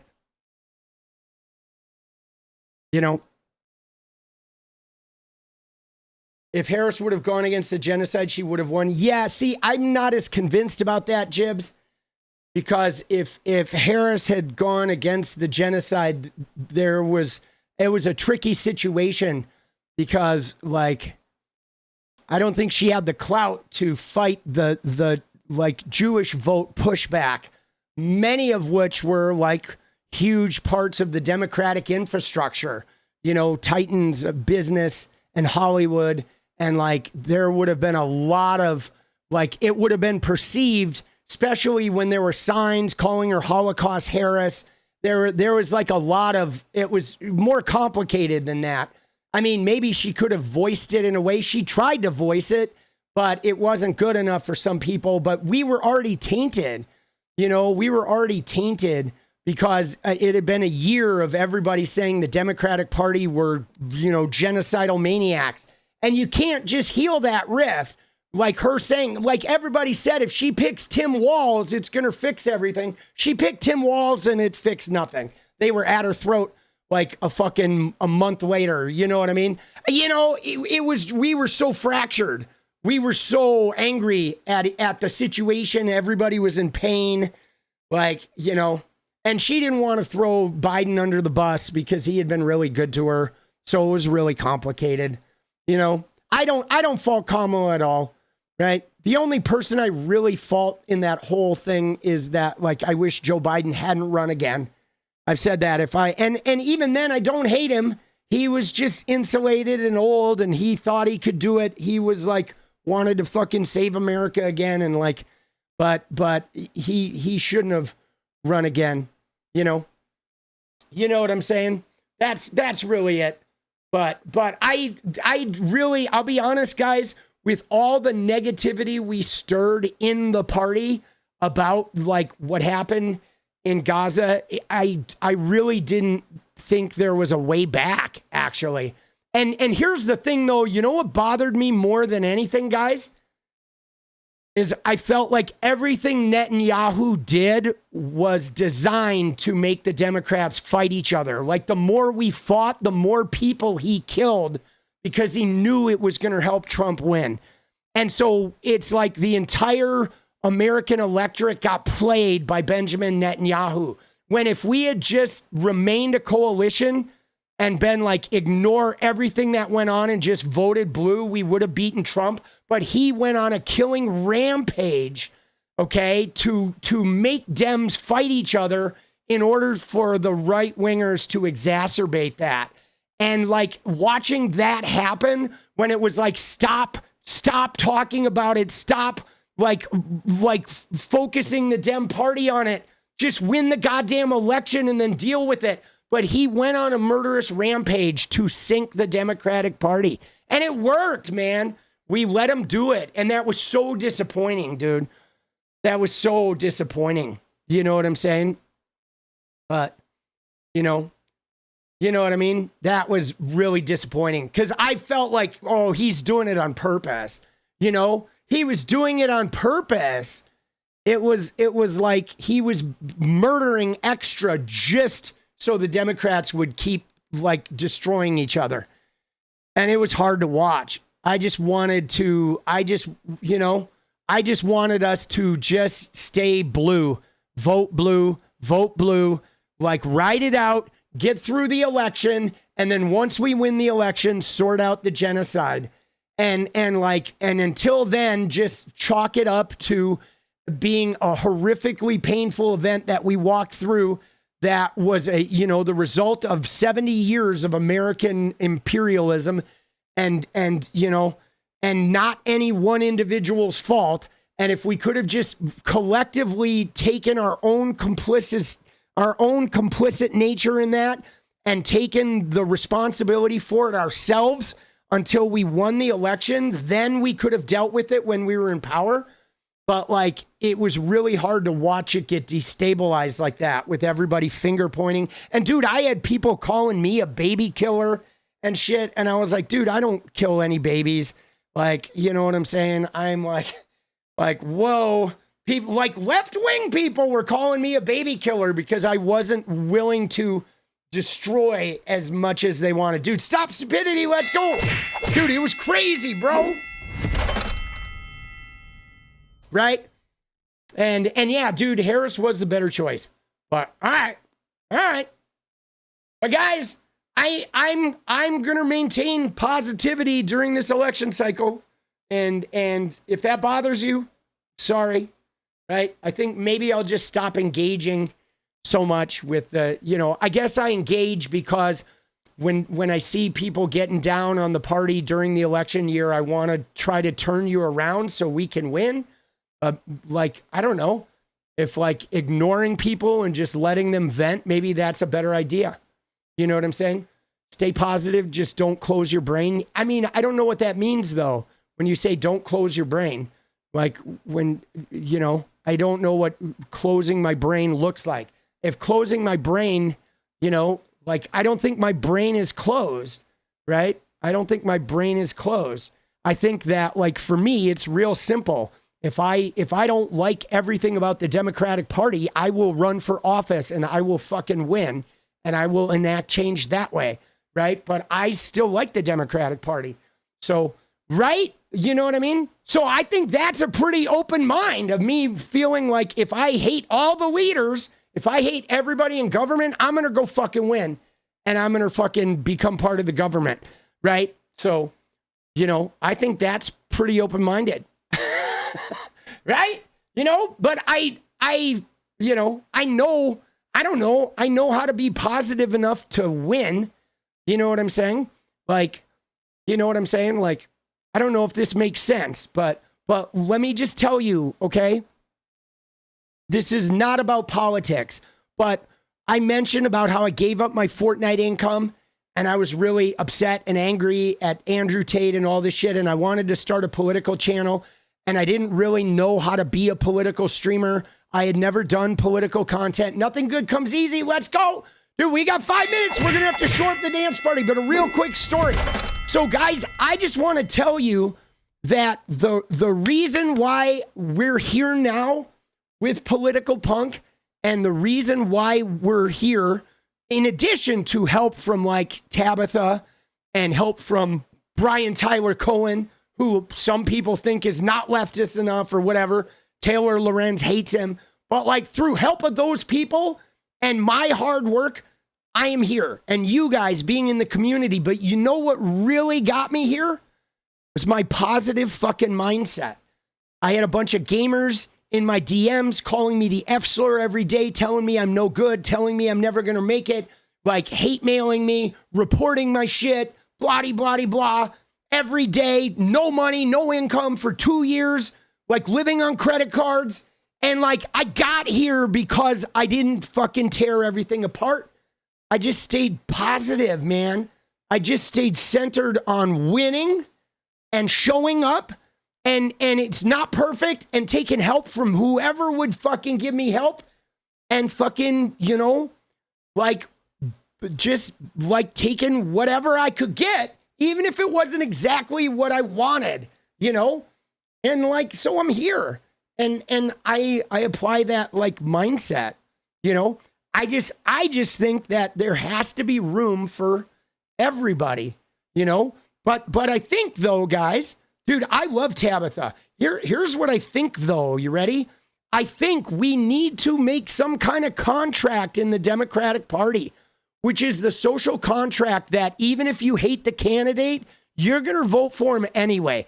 And maybe we would get along better if during an election year we agreed to not hate until after we win, right? Dude, let's go. Stop stupidity. Let's go. Dude, all right, guys, we need 5 in 2 minutes, baby. Let's secure this dance party.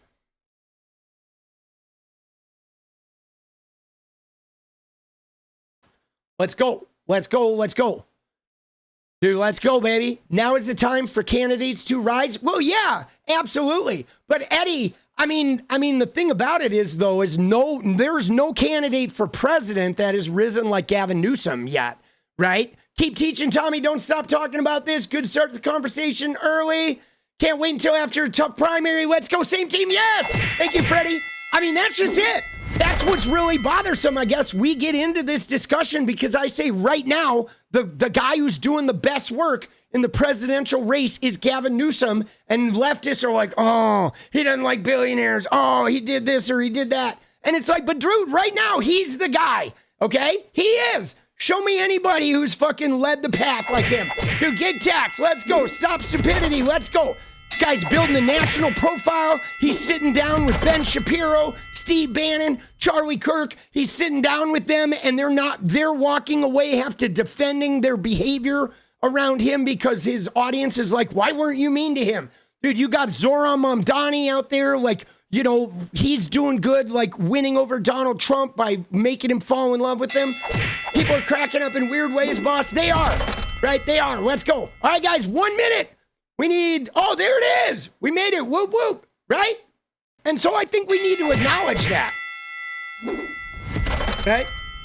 It's hard to focus on Dems doing nothing because there is nothing to focus on. Yeah, they're not doing anything. See, I think Dems are doing a lot for having no power. There's not much they can do, right? Dude, it is years away. Yeah, but like, guys, you got to build momentum. Like, people need to be starting their campaign now, right? You don't, like J.D. Vance has a national profile, okay? The Democrats, like, whoever's running, they need to fucking national profile, like, right fucking now, bro. You know how long it is? Dude, let's go. Now it's an absolute requirement for a Democrat to shit on Israel. Israel should be a pariah state. Well, you can't shit on Israel, right? Because there's a lot of Jewish voters in America. And so, like, that are connected to Israel. You can shit on Netanyahu, and you can shit on the IDF, and you can shit on the imperialist behavior. But you do have to be careful there with, like, how you define Israel, because there's a whole bunch of innocent people in Israel that are being puppeted the same way that there's a bunch of us that are being puppeted by Donald Trump. So I think, like, AIPAC, yes, AIPAC needs to be, like, zapped out, right? The AIPAC, the Israel lobby, should be shit upon, okay? That the money source and, like, all buying that, yes. But I do think we have to walk a delicate road the same way that Mamdani did, where he didn't offend, like, Jewish leaders of all sides. He even met with like the Zionist leaders in New York City because he realized that they're part of New York. And so, like, you know, there are Zionist people in America, guys, and you may not like that, but there are Zionist people in the Democratic coalition, and I don't think they're going anywhere. So we have to, like, develop a reality where we can shit on Netanyahu and the AIPAC lobby, but we also don't fucking, you know, like, make like Zionist people illegal. I mean, it's not illegal to fucking have that whatever that belief is, whether it's a religious, I mean, you know, there's all manner of imperialism. So we have to contend with that. It may be 50 years before Zionism becomes this thing that people refute, and maybe they never do. I mean, it's a generational thing, you know, and you know, and the thing about that is when you say, shouldn't Jewish voters be Americans and not Israelis? I think that's complicated because, you know, I know people that are German Americans, but they still are like, have a loyalty to Germany and to their European roots. And so I think Israel is complicated because it was created in response to the Holocaust, and it was created, and now it's kind of become a monster in all the wrong hands. You know, so like, you know, I think there's a way to be anti-Zionist, but still like realizing how much anti-Semitism gets kicked up there too. And it's a delicate road to walk, you know what I'm saying? You know what I mean? And like, again, you know, we can't sacrifice like Jewish people for, you know, like Jewish human beings or shit on Jewish human beings because of Zionism. The same way that we can't shit on Somalian people because of some Somalian fraudsters, you know what I'm saying? Like all of Somalia shouldn't have to bear the brunt of like, you know, the segment of Somalians that are committing fraud, and all of the Jewish population shouldn't have to suffer because of like a segment of Jewish people that are Zionists. And the thing though, the problem, guys, isn't even the Israeli Zionists. The problem are the evangelical Christian Zionists here in America, okay, that are like, they're not even real Zionists because they don't care about the Jewish people at all. They just want to use them. They want to use Benjamin Netanyahu to bring about the rapture. And that's the real problem. The Ted Cruz's, the Mike Johnson, the Heritage Foundation, you know what I mean? The fucking Manhattan Institute. It's like the American evangelical Christian Zionists are the real problem. You know what I'm saying? It's fucked up, right? Because they tie that shit. They tie that shit to American Christianity. Dude, what the hell? Being anti-Zionist doesn't mean against Jews? I know it doesn't. But my point is I know that being anti-Zionist doesn't mean against Jews, but like, you know, when you say, somebody said about being anti-Israel, and not all Israel is Zionist, okay? There is some of Israel that is not Zionist, right? The same way that there's some of America that is not racist, fucking ice skull cracking, right? So I just want better terminology, because when you say anti-Israel, that has implications that to people that are Jewish can feel threatening to them. And so, like, I think we should use refined language, you know? You know what I'm saying? We should, and I mean, come on, man, we're leftists. We make such a big deal about fucking language. Let's fucking start doing it, you know? You know what I'm saying? Right? And that's how I feel, boss. I feel like there's a large, you know, there, and, you know, like, I don't know, man. I know that all being anti-Zionist doesn't mean anti-Jewish, right? But like anti-Semites like to like eke their anti-Semitism in under the veil of anti-Zionism. Okay, then you get somebody like 𝗙ecie𝗶𝗹𝗀, who says like she's just anti-Zionist, but then she's doing the happy merchant about Larry Ellison. And it's like, dude, that's a problem. Okay, she's not anti-Zionist. she's like using anti-Semitic messaging in her anti-Zionism, and like Nick Fuentes is like, God damn, bro, Anna's about to be a groiper.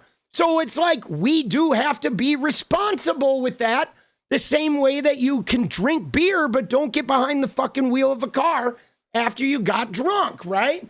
And so that's my point.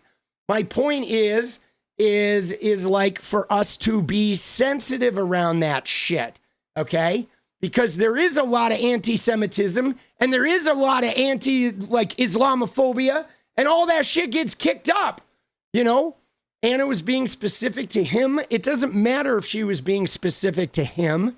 She literally used a fucking hardcore Jewish trope, and that was like brutally uncalled for.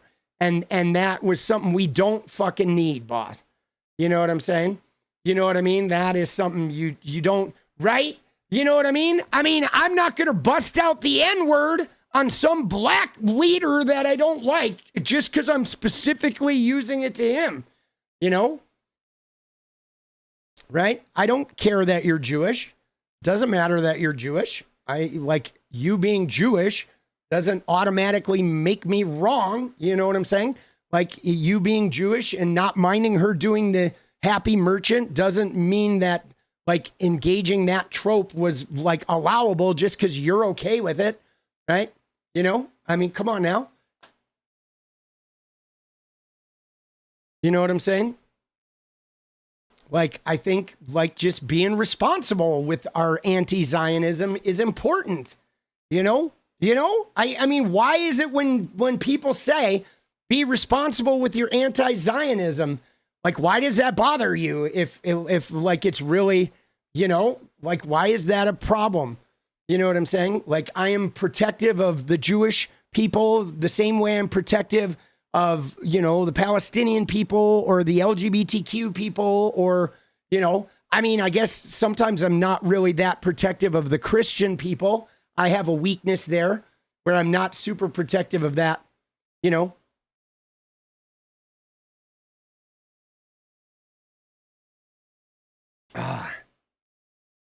You know, and again, though, the thing about that Anna situation is it doesn't matter what she meant, okay?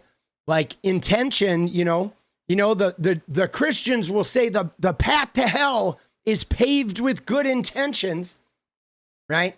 I think a lot of people were really fucking thrown aback by that. And I made a video about it and she immediately blocked me. She got mad that I made a video saying, wow, this is fucked up. Like, what is she doing, dude? Right? And she has a responsibility. Okay. I'm a very big, right? I'm a content creator that's not nearly as big as her. And I have to be very careful about using fucking, you know, like tropes, okay? Because I have a responsibility, you know? Dude, did I see Newsom decline going on Hassan's show? I did not see that. I did not see that. I did not see that he declined going on Hassan's show. Interesting. Interesting. Dude, interesting. I don't know. I don't know what to make of that. Right? Dude, maybe he won't decline next time, right? Who knows? I think I'm curious about that move, right? Kind of dumb, maybe later. Yeah, I don't know. I'm curious about that move. You know, I did not see it. How do you know though that he declined it? Right? Is that like Hassan said he declined it, or did he make some official announcement where Hassan invited him and he made a statement that he declined? Like, what's the backstory around that situation? Because you know what was really interesting, guys? Can I just tell you something? I know we talked about Bernie, but can I tell you something that was really intriguing to me? Do you remember when Bernie was on with Hassan? It was Hassan and Bernie and AOC. And it was like at some Bernie rally, and the three of them were just sitting there, and Hassan was asking Bernie some questions. It was like I think it was during the election. Do you remember that? It was somewhere near the East Coast or whatever, but they were sitting on like folding chairs. Hassan was all the way on screen left, and then Bernie was in the middle and AOC was on the right, the three of them. You remember that talk? So I watched that video and I thought Bernie was like really condescending to Hassan. And I thought like Hassan was like okay with Bernie being really condescending and like as though he was doing like Hassan some kind of favor for like speaking to him there. And I thought what was really interesting, I was like, why didn't Hassan call that out? And I wondered about that, right? I wondered why, because I know that Bernie is like kind of an icon in that realm, but I didn't notice Hassan, like he didn't have a problem sort of like being talked down to from Bernie or like deferring himself to Bernie. And I thought that was really like, it was really intriguing to me because there's so much like aggression and vitriol directed towards how like, you know, people ignore them and shit. And like, I don't know. I wondered about that. So I'm intrigued. I'm intrigued about like, I think like we'll have to see if we can get that, you know, Hassan, like why does Hassan want to talk to Gavin Newsom though? Right? Like there's my question though. You ready? I guess my question is, does Hassan want to talk to Gavin Newsom because he recognizes he's the front runner and he wants to help him win? Or does he want to talk to Gavin Newsom to try and like shred him? Right? You know what I'm saying? Like, honestly, because, you know, I'm intrigued. I'm intrigued by that. I'm wondering, you know what I'm saying? Dude, what is the oligarchy tour? Think Hassan addressed it? I think it was the oligarchy tour. Yeah. I think that was it. Was it the oligarchy? I thought it was during the election. But, you know, I guess I'm really intrigued by that because, like, I wonder if Gavin said no because he felt like Hassan's never going to support him. And so he doesn't want to like waste his time going and like participating in a charade in an environment that is going to like is already lost. Right? You know what I'm saying? Like, you know what I mean? Like, that's the thing that I guess I wonder about that scenario. Because, like, for example, if TYT asked Gavin Newsom to come on their program, I don't know. I mean, you know, would you do that? Like, going into the enemy camp when they're out to shred you is one thing, but is going into your own camp to be shredded when you're running for president, is that a benefit to you? I don't know.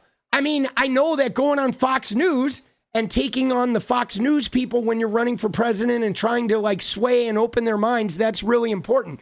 But is it important to go to an environment that hates you and dogs you that's on your own side? Like, is that beneficial? Like could Gavin go in there and say something that's going to win Hassan? I don't know. I don't know about that. You know what I'm saying? It's like, you know, he should be asked the tough questions. All right. Yeah, I guess, you know. You know, we'll see. The Fox peeps are not important. I don't know. Fox has a lot of viewers, right? They do. Yeah. I don't know. I mean, I don't know. I don't know why Gavin said no, right? But the thing is, though, is I guess what I wonder is how do we know? I know this sounds like crazy, but how do we know that he tried to get him on the show and Gavin actually said no? Like, has Hassan tweeted at him? And like, has he tweeted it out publicly? As he like, I'm sure Hassan could start a public campaign of like, Gavin, I really want you on the show, right? And like, he could probably, if he really wants to talk to him, he could probably make that happen if he uses his clout and his will. Like, does he really want him on? Or does he like that Gavin said no because now he can say, he's avoiding the tough questions? Because if he really wants him on, then like Hassan should work to get him on and like get him on the show. Like go win it. Go win him on the show. Like prove to him that you want to like do something balanced and not just be a shredder, right? Because I think like being asked the tough questions is like, you know, I mean, you know what I'm saying? I mean, everybody could be asked tough questions, right? I mean, you could ask Hassan tough questions like, hey, is it complicated for you that, you know, if you get the Dems to lose and the Republicans win, you make more money and your personal empire grows and you make more from your audience when the Republicans are in power. So how does that like affect who you support in the Democratic Party? I mean, nobody really asks Hassan the tough questions, do they? Right? You know what I mean? I mean, which is, I guess, an intriguing thing that Hassan wants to ask, you know, Gavin the tough questions, but I don't necessarily see some of those leftist creators. Because, see, guys, that's the thing that's complicated about being a leftist content creator is like, I'm gonna make more money if JD Vance wins, but I don't want JD Vance to win. I want to make less money and have JD Vance not win, right? Dude, but like, I think it's one of the conundrums of leftism. Quick search, controversy was Hassan's views. Was it, you know, I mean, and again, I'm not accusing Hassan of anything, but I say that this is the conundrum of all political content creators, okay, is we fucking all profit more when the other side wins, okay? So you could just be super negative and trash your own side and lose all the time, and you would make the most money. The most money for a leftist content creator is losing, especially if they're rich, because the Republicans make the rich richer. So it's like, it's a little hard, right? You know what I'm saying? Dude, because we need views. We need to make our audience happy, or you don't like, if your audience is not happy, you're not going to have a long career, right? Taking money from outside sources, yeah, that's true. But that's much more right-wing. It is dark, Mayflower. It is dark. But this is like the media climate. You know what I'm saying? And this is why audience capture is, I guess, really, really important, right? You know what I'm saying? Don't have a chance to ask him the tough questions that kicked him out of the DNC. He's being interviewed by the New York Times. Yeah, but the DNC, though, Girl Friday, the DNC was tough. Okay, because I like Hassan, but like, dude, the DNC, like, there were people outside the DNC holding 𝗨𝗪𝗪 signs, and part of that sentiment was ginned up by Hassan Piker. Okay, so like, that's a pretty complicated thing to know that, like, you know, this guy that you gave space to in your convention is also one of the mouthpieces that is like the people holding the 𝗨𝗪𝗪 signs are encouraged by him, you know what I'm saying? And like, so the DNC, I'm surprised they didn't even just pull his shit like before it even happened, dude. You know what I mean? I was surprised he even got there at all, dude. Right? You know? Yeah, well, Bingewood, I mean, 𝗨𝗪𝗪, there's no way you can attribute 70 years of American fucking foreign policy and call her 𝗨𝗪𝗪. Like, let's be real, Bingewood. That's not fair, boss. Okay? Right? Saying that of your own candidate who has 107 days to campaign. Like, come on, man. You know what I mean? And you know, she also has a Jewish husband. You don't know where her husband lies on that fucking spectrum. Like, you know what I'm saying? Like, bro, like, that's just stupid to be calling your own side that kind of name during an election year at your conference. Like, that's pure stupidity. You know what I'm saying? Like, that's the dumbest shit ever. And that's what I'm talking about. Like, people who do that, they don't want to win. They're trying to destroy. Okay? If you went to the DNC and you were holding a 𝗙𝗪𝗪𝗧 sign, you were trying to fucking lose the election. Okay? You were like purposely trying to sink your own goddamn side. You know what I'm saying? I know it was the Dems. Well, here's what I do know. What I do know is I never saw Hassan say, hey guys, put down those fucking signs. Like, this genocide shit is serious. And if Trump wins, we're really going to be fucked. You know what I'm saying?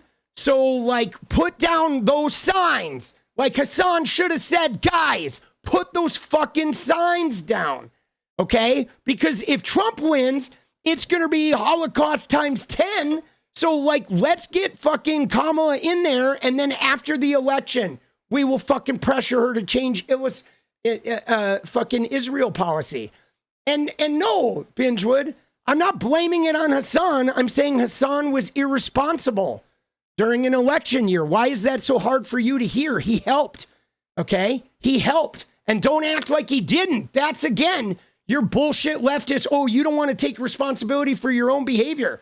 Okay, he's not to blame, but he helped. He helped by being irresponsible with his power. Okay, and I stopped watching Hassan during 2024 because he was being irresponsible that whole year, bro. So were Anna and Cenk. Like, come on, man, we had an election to win, you know. But Hassan, he's a millionaire, dude. He's gonna flourish with that Trump tax cut. He's gonna flourish. Right? So I don't think he cared. I think he was like, fuck it, burn it to the ground. He's fucking fine. And I take that into account. Okay? When a millionaire won't be responsible, but he's benefiting from the loss, I'm not going to unsee that. Okay? Because they claim to have some integrity. No. Hassan was very fucking irresponsible in 2024. He's not to blame. It's not his fault. But I saw a side of him that I didn't like. We had a really important election and he fucking, decided to not go full in, right? And I felt like that was hard because a lot of young people were really disillusioned. We needed him. We needed his like full support, man. And maybe the reservations we could have been afterwards, right? You know what I'm saying? Like I don't know, that was hard for me, That was hard for me. It was hard. You know what I mean? Because we had an election to win, guys. Okay? I just feel like, it's a responsibility thing, guys. And maybe you don't feel like you have a responsibility, but I do, right? And so I feel like when you have power, you have to use it responsibly. And that's the thing that really, like, here's the thing. You ready? It's like, listen to what happened because we've been going in circles all night. But you guys say the Democratic leaders don't use their power responsibly, but then you'll let Hassan Piker not use his power responsibly. And that's a weird dichotomy because if you're going to hold the Democrats to this standard of being responsible at all times with their power, you need to hold the leftist content creators to the same fucking level of responsibility. You can't say, oh, the Dems didn't, they sank it. But, oh, he didn't. He was perfect. It's like, no, man, he could have been more enthusiastic and won the election and then influenced Israel policy, right? Couldn't he? Would that have killed him? But no, I think he was fueling a bunch of resentment that existed. And I think he was heartbroken. And I think he also knew that if Kamala did lose, he was going to be fine. And in fact, it was going to be even better for his channel. So it wasn't life or death for him, And I don't think that's bad. I don't hate him for it. I still want him in the fold, but I don't want him to repeat that in 2028. I'm going to be really upset if he does the same shit in 2028. If he just gets all negative, anti-Democrat, and then lines up another huge tax cut for himself. That will bother me. I hope he learns from this time around and gets a little more responsible with his power. Okay? Because he has a lot of power, man. You know what I mean?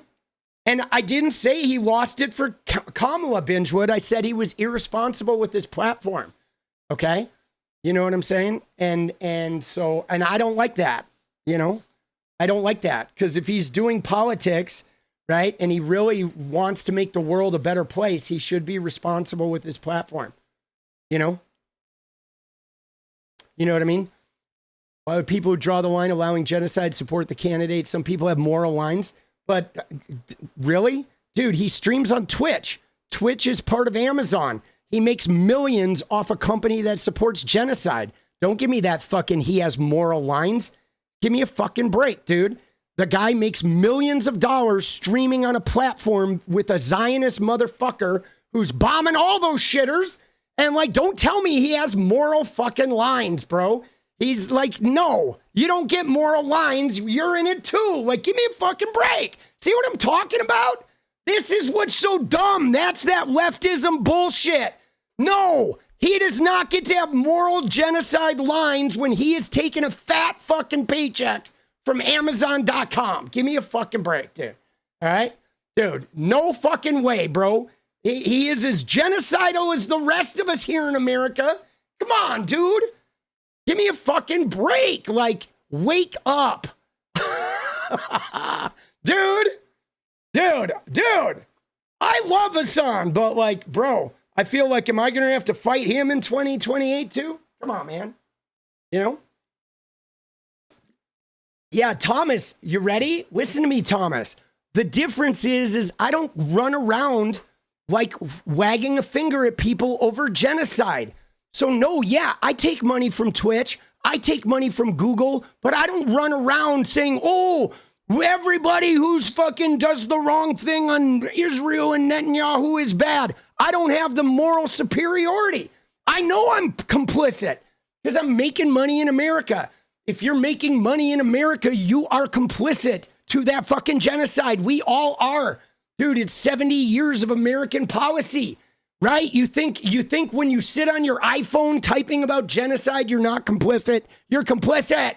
My point is we all have to acknowledge how complicit we all are and systemically move, you know, to realize that, like, we're all doing it. It's because of all of us. It's not because of Joe Biden or Kamala fucking Harris, you know? And, like, that's the thing. That's why we're in this circular thing, is I just want you to take responsibility for the fact that, like, we're in this situation not because the Dem Party or the centrists, because of us, because of all of us, because of American voters, because we will sink our candidate over genocide and then get on our iPhone and fucking fund genocide, okay? We will literally, I'm sinking the goddamn Democratic candidate because of the genocide I'm funding with my fucking iPhone when I push tweet, right? That's what I'm talking about. Like, dude, that's why America's in this predicament, because we are all so complicit and so entwined. You know what I mean? Just stop bashing other leftists. Oh, why? I can't bash leftists? It's okay to bash Democrats, but we can't bash leftists? Come on now. Wait, that's weird. Oh, I thought we could bash everybody, but now we can't. Okay, I will stop bashing leftists. You stop bashing Democrats. Thank you. All right? Dude. All right. Dude, America is pro-genocide, boss. All right? There we go. Dude, let's go. Dude, let's go. All right. I don't mean to bash, but I'm just being honest, dude. Again, I don't dislike Hassan. I love Hassan. But like, dude, I don't want JD Vance. Okay? I'm not benefiting from the fucking Trump millionaire tax cuts. I am not a millionaire. Okay? I have a lot of fucking skin in the game here. You know what I'm saying? I am not a millionaire. I don't know if I'm ever going to be a millionaire. Okay, so I'm not benefiting from that big wealth money shit. Okay, I don't benefit from that. I am a working class dude, and I'm probably always going to be a working class dude, because when you're a working class dude, you don't really, you know, like a lot of those millionaires already came from millionaire families to begin with, like, you know. And so longevity, number 2 sign, grip strength, and heart health. Let's go, dude. Let's go, Mark. Dude, you know what I'm saying? But isn't that weird though? Right? Isn't that weird? How somebody was like, stop bashing other leftists, but like I thought that was funny. I can't remember who said that, but thank you for saying that, because that was beautiful, because it's like, okay, I'll stop bashing other leftists if the leftists stop bashing the fucking Dems. But if you're going to bash the Dems, I'm going to bash the leftists too, and some Dems, right? But like, dude, seriously, right? Like, look at that. They're like, stop bashing the leftists, but we are going to sit and bash the Dems all day long. No, you're not. You got the passion. You got the flame, dude. Works. Let's go. Dude, that's from Boogie Nights, dude, right? You got the passion. Dude, let's go. All right, let's go. Dude, not random streamers and voters. Dude, Hassan is not a random streamer. Dude, Hassan is the political streaming establishment, guys. Okay? You know what I'm saying? He is like, Hassan is like the Democratic Party of left-wing fucking politics, guys. That's just it. Like, you treat him like he is some tiny little independent, like, one-man rebel. He is the fucking Democratic Party of leftism, bro. Give me a fucking break, dude. That guy can make or break anybody in leftist politics, dude. That guy is the fucking de facto DNC of leftism. Like, wake up. Quit acting like he's just some roving bard with a fucking guitar, man. He is the big fish. Dude, I love Kat. Kat is right, Abu Ghazala. She's a little fish. She's a fucking little fish. The Vanguard are little fish. But Hassan is like the fucking DNC, bro. All right. Can we move on? Maybe. I don't know. We might talk about this the whole stream, 𝗙cie𝗶𝗶𝗃. I don't know what to tell you, boss. Sometimes we just have these where we sit and fight, but it's for the greater good. All right? It is. It's for the greater good, guys. Sometimes you have to work this shit out. I mean, we got an election year. I'm not going to fucking run off on you guys. I'll have these difficult conversations because, guys, listen to me. I need you to understand this, okay? I can talk this about Hassan and fucking, like, watch him. I don't hate him, okay? And maybe the part I get with the leftists is I feel like some leftists just hate these Democrats, right? Like, you can not like Hakeem Jeffries' personality, but hopefully you can acknowledge how good he is at holding the House districts, right? And if you can't, then you like need to wake up and see like why Zoran and AOC like partnered with him, right? There are some coalitions that are worth making. You know what I'm saying? And so like, you know, I'll have these difficult conversations. I mean, we have a step family here. Me and Jenny. Bryce moved out now, but when me and Jenny and Bryce were in the house, we had a lot of difficult conversations, you know?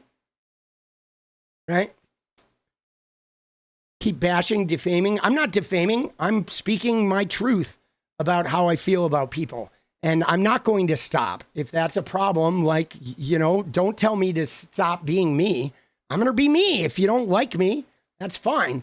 But I am here, like, I like the Democratic Party, okay? And I'm not going to try and sink the Democratic Party, all right? I'm not trying to destroy the Democratic Party so we can have a bunch of Bibles shoved up our ass. Okay, sorry, I'm not getting on that train ever. Okay, like I'm not getting on that train, and hopefully, if I get wealthy, I won't get on that train either. You know, but like, dude, I'm not gonna fucking be who I'm not just because it makes you uncomfortable. Like, sorry about that, right? I love Hassan, but like sometimes he's pretty irresponsible because he has a lot of privilege, and I think like. I wish some of our leftist, like mega leaders would adjust themselves around that privilege. MAGA or not MAGA, who you got? Let's go. Who you got, leftists? Dude, let's go. Right? Dude, difficult conversations are good, man. Right? Dude, let's go. Let's go, baby. Any creator who suppresses Democratic turnout, especially at a time like this, is the enemy. Screw 'em. Dude, Casey, let's go. Dude, there's some value in that, right? You do have to ask yourself, guys, Like, if this election is so important, like why are we not supporting everybody, right? Right? Like, for example, I told you guys, you ready? Listen to me. It was the Graham-Plattner thing, okay? The Graham-Plattner thing. I'm going to give you an example with Graham-Plattner, okay? I don't like Graham-Plattner for 2 reasons. Reason number 1 is I don't like the Nazi tattoo, and I don't like the way he talked about it. Reason number 2 is I don't like the way he pretended to be working class when he was a rich kid, and he hid the fact that he was a rich, privileged kid. So those 2 things make me not trust him. However, right, I like Janet Mills because she's fought Trump, she stood up for transgender people, and I've seen a track record of her doing good work. Now, if Graham-Plattner beats Janet Mills, I will be all in for motherfucking Graham-Plattner. Even though I don't trust him, even though I think that he might be a guy who does a Fetterman or a Cinema once he gets that power, because he's really just a rich, cushy guy. But if the thing is, if he wins, I will go all in for Graham-Plattner, and I will not sink his fucking campaign. Okay? Right? Feel the Bryce comment. Hassan is like Bryce. Hassan needs to want to win and realize that we must win, but Hillary is not the answer. Let's go, dude. Dude, let's go. Right? Dude, Hassan is like Bryce. I mean, they are maybe little similarities, though. I think though, dude, I think like, you know, I suspect, and I can't, like, I don't know Hassan's thing, but I suspect that Hassan really does want to burn down the Democratic Party. That he actually does. Like, I think Hassan wants to destroy that power, and he knows, like, if he did it, it would be, like, immensely, like, he would be safe and okay, and, like, he could start that revolution, and he would not be harmed by it. The same way that, like, you know, like, rich people know they're not going to war if a war breaks out, right? But I don't think Hassan wants the Democratic Party to win. I think Hassan wants to destroy the Democratic Party. I think he actually thinks the destruction of the Democratic Party will possibly expand socialism. Like, I think he does, dude. I really think he does. And maybe he's not admitting it to himself, but I think that's really his goal. Or maybe not. Maybe it's his audience's goal, but I think a lot of his audience wants that, right? And so maybe he's just audience capturing, but you know what I'm saying? But he is a very good capitalist. Like, that's the thing that's the conundrum. What Amy said, he's a socialist publicly, but a capitalist privately. Like, Hassan is a very good capitalist. Even if you look the way he built his channel, he was so targeted. You know, he had the nepotism of TYT to sort of start his brand, and then he switched to Twitch, and then he went and collabed with everybody in a very targeted way. Like, he was like the super capitalist. He made some comments that got him banned at really, like, important times that, like, blew him up during the pandemic. Like, the guy is a really, really good capitalist, a very talented capitalist. You know what I'm saying? He is. He's good, dude. He is good, right? And you know what I'm saying? But like, so, like, you know, his car only costs $300K. Dude, let's go. All right, but I still love him, dude. I love him. I love him. I love his feist and his aggression. I just want him to not destroy my goddamn party so I don't watch everybody lose their rights, because I'm still a working class guy, okay? And you know what I mean? You know what I'm saying? I'm a working class guy. I'm affected by this shit. But we got very little politics. You know what I'm saying? We got very little politics done.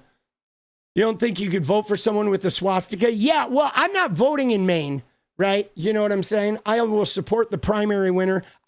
Dude, I think it's really weird though, guys. Here's the thing that's weird about, like, me with leftism, right? Is like, why is it, and maybe leftists that are in chat, right, can explain this to me. Why is it that leftists are like, will say Gavin Newsom is corporate, he's a fucking whatever, this, that, or the other. But then when there's a fucking Nazi tattoo on Plattner, they're okay with it. And right, or Plattner lies about being wealthy and pretends he's fucking working class, but they're fine with him lying about that. Why are they not mad at him like they're mad at Gavin Newsom? Because, dude, Graham Plattner is fucking corporate, bro. He's a rich kid who bought an oyster farm, and he is just a fucking corporate guy who acts like he's working class. But you guys make excuses for him in his corporate nature because he says Medicare for all and he says this, that, and the other. But like, dude, the guy's got a Nazi tattoo and he's a rich kid who bought a fucking business and he walks around pretending to be working class.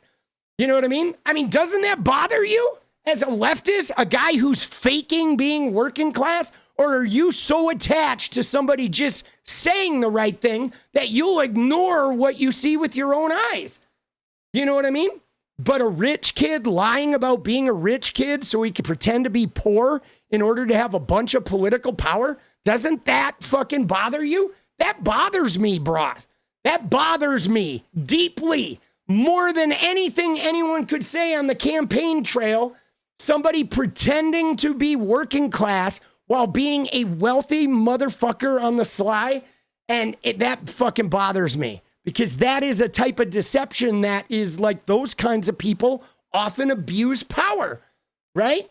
And like, if you're a leftist and you're not bothered by that, you got to ask yourself, why not? Is it what people do and who they are that bothers you, or is it what they say, right? Because I think maybe people are getting too caught up in what they say, because anybody can say shit, but it's like living it is a different story, right? You know what I'm saying? Right? Dude, because he seems real phony, bro.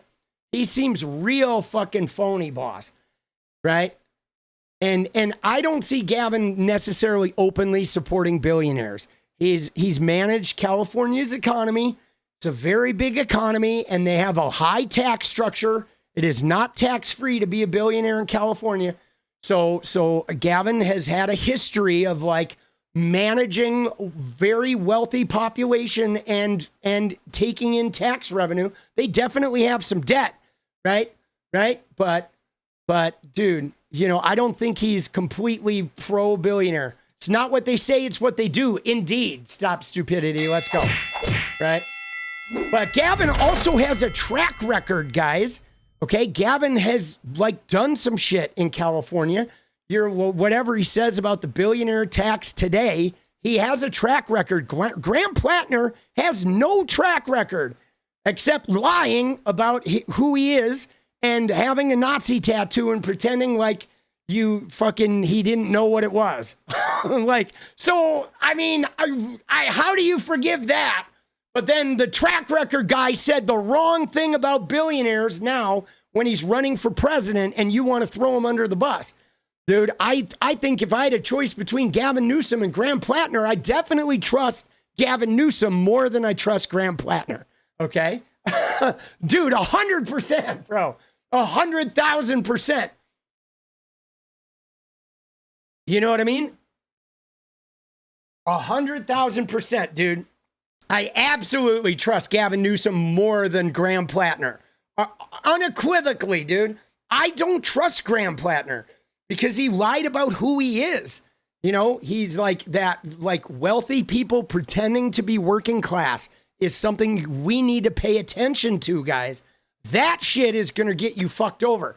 Dude, Gen Z was supposed to be the revolution, but they voted for Trump. The 90s were supposed to be changed. They weren't. Hassan wants the myth of what Gen Z was supposed to be. Let's go, dude. $5. Dude, maybe me and Hassan need to have a discussion, dude. Maybe one day me and Hassan will get to fucking chit-chat with each other and hash this out. I would love to talk to Hassan about this stuff, right? You know what I'm saying? Dude, you're worried about Plattner? He could be a plant? Well, see, it's confusing, though, Dark Storm, because Plattner was kind of discovered by Zohran Mamdani's, like, content creator. So I don't think Plattner is necessarily a Republican plant. But what I worry about with Plattner is that Plattner is somebody who will get the power and then forget about the working man and all that shit. And once he gets the power, he will use that power to expand his wealthy guy interests. That's my worry with him.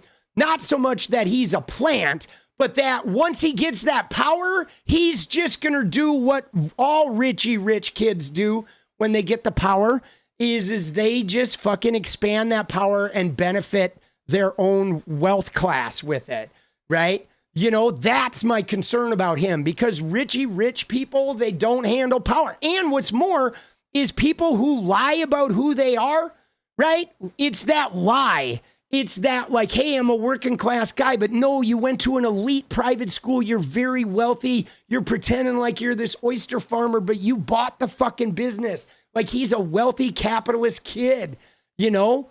You know what I'm saying? With no track record, okay? Like with Gavin Newsom, I have 20 years of Gavin Newsom's wins and failures, okay? 20 years of them, public record, fighting for LGBTQ rights, you know, the way he handled California, attacking some problems, failing here, failing there, protecting trans kids, right? Failing sometimes doing that too. But we have 20 years of Gavin being a fighter and making some shit happen.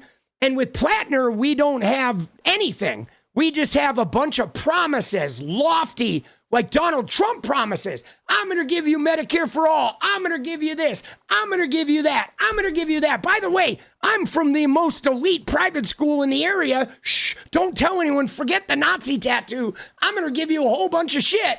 And I have no track record of doing it. That's a problem for me. That's a little more nerve-wracking. Dude, but Tony said, same worry for Newsom too, but Newsom does have a little bit of track record. Dude, Trump exploited the no background in politics, dude. I mean, he did, dude. No background's dangerous, guys. It is dangerous. You know, dude, he is. But again, if he wins the primary, I'm not going to sink him.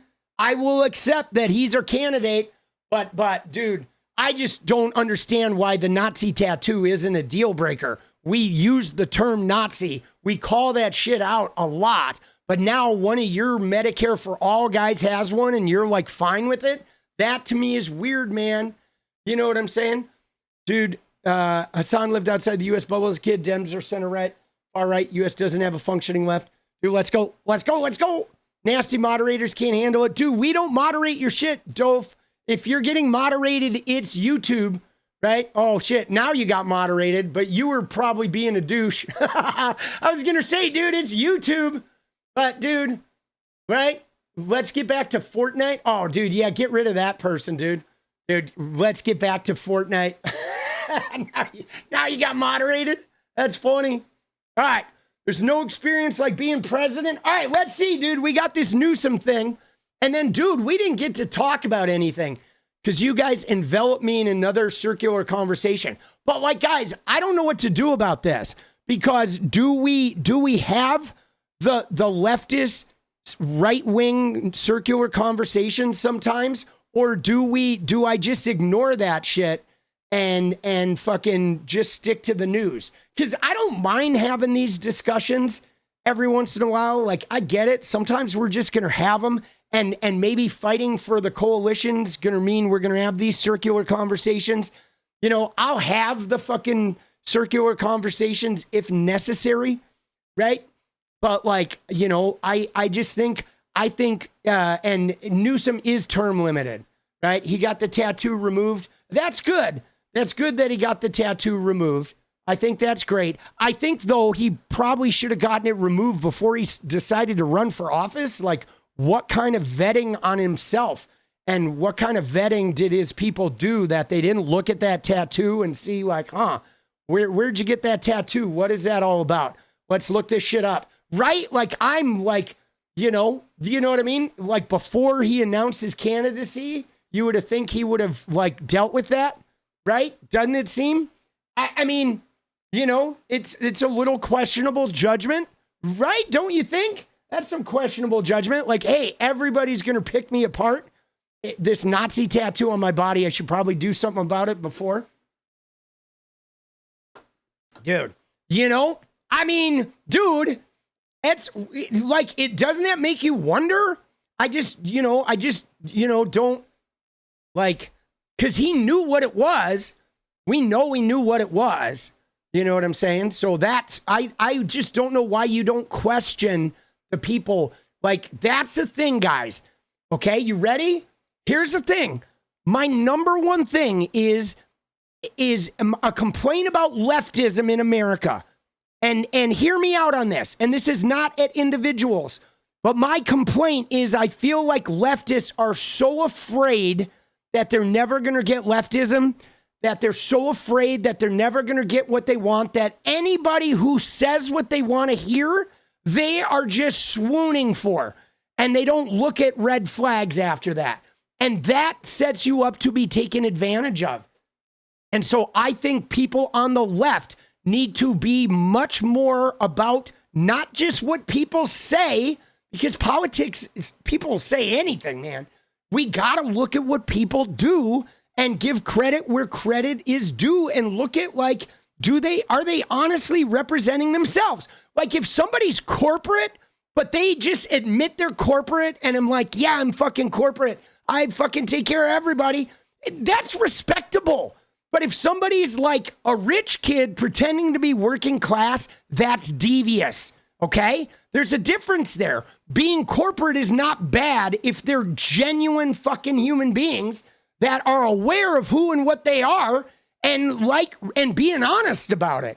But if they're pretending to be something they're not, that's fucking devious, okay? And you gotta like know the difference of that in politics, because everybody lies. Everybody says shit, but you gotta be aware. You gotta beware of devious fucking people like John Fetterman, devious. Kyrsten Sinema, devious. Okay, right? She said all the progressive shit, and then she turned into fucking Republican. You know what I mean? So I don't know. That's my thing. Is I don't care what people say. I look for like ownership of who they are. With truth. All right, do we have some Gavin Newsom? Is he fucking on here? Let's see. Is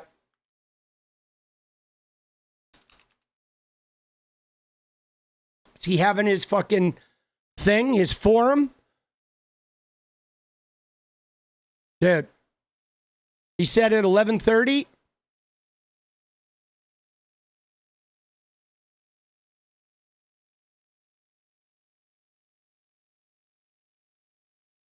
Here it is. All right. Oh, this is no. That's 15 hours ago.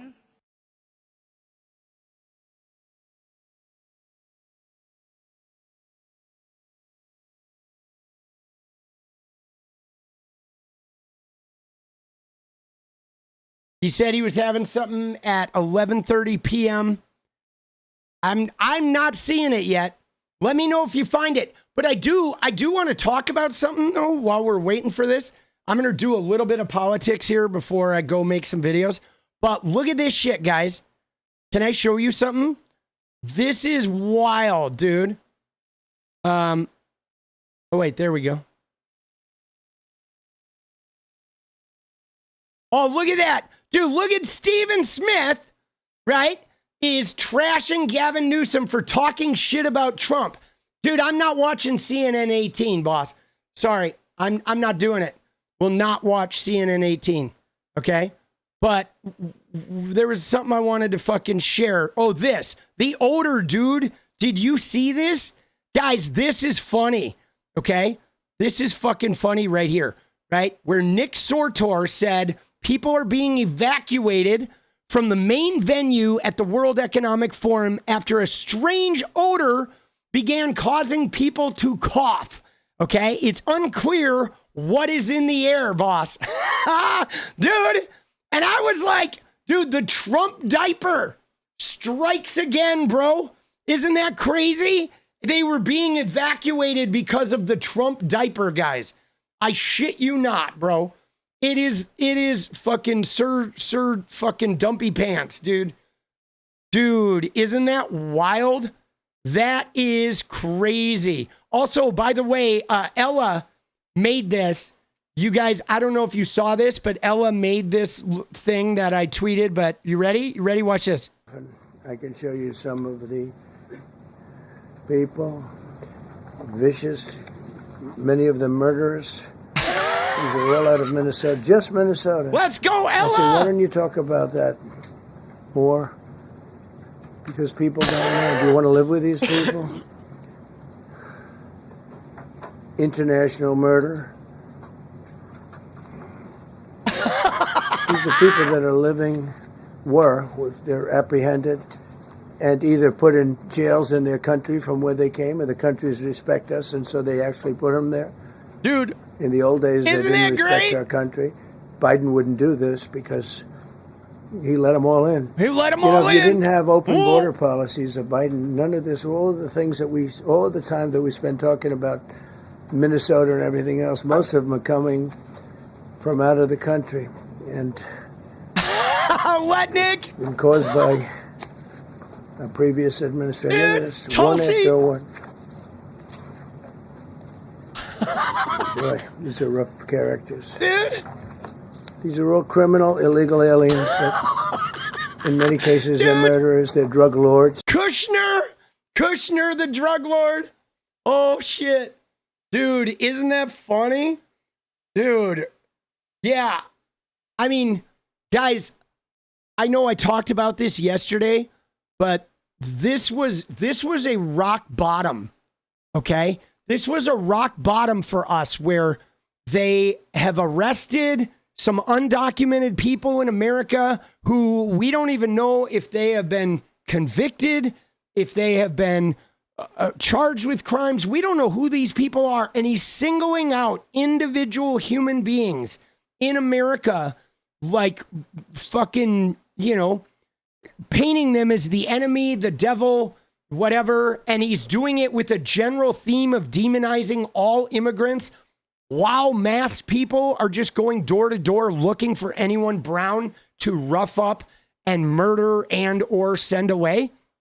And like, guys, that is like, we can't get any lower than that. I mean, he's been doing it to politicians for his entire career and individual citizens, but now he's literally doing it to the most vulnerable. I mean, even if they're killers and shit, right?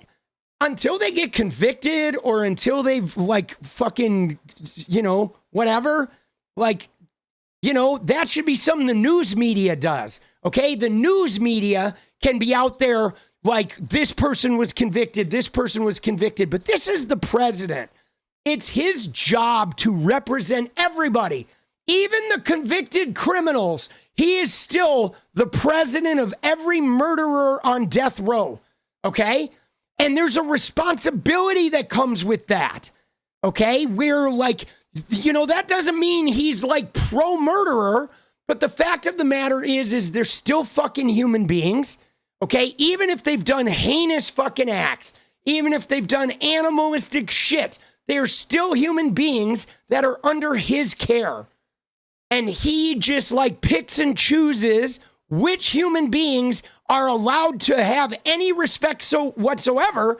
And then everybody who's not them, he degrades publicly, right? He degrades. And like, he feels the same way about these people as he does about me being a Democrat or your transgender neighbor or relative, right? He openly does this to trans people, to write all the way he makes fun of them, every immigrant, flexibility and movement, peace, ICE, under the bus. Let's go, Mark. You know what I'm saying? And so, like, guys, I mean, he's been doing this to trans people for the whole campaign, which I thought was like rock bottom. But now he's calling out individuals. It's like him. Imagine if he showed up and just held up a picture of like a trans athlete and said, we need to get rid of this person. And he like dead named him or whatever. It's like, that's like the next step. You know what I'm saying? We're going to see him up there holding a picture of like Natalie or Shiloh, one of our trans community members, just fucking shredding them, You know what I mean? And like, dude, that shit is just like a low blow, man. You know what I'm saying? That is a low blow. Shit. right? It's like, it is like fucking like bottom of the barrel, dude. You know, it really is like, wow. Like, what are we doing, guys? You know, like, what's next? You know what I'm saying? Like, does that bother you? Because that shit really bothers me, guys. That shit really, you know, it's like the president is in charge of taking care of the people he hates too. You know what I'm saying? And like, dude, doesn't do that. Is Newsom live? All right, let's see where he is. He better not copy strike me on this shit. All right. Because like he copy struck me if it's from his YouTube channel. If it's his government one, he won't. But dude, from his personal podcast channel, he fucking copy struck me.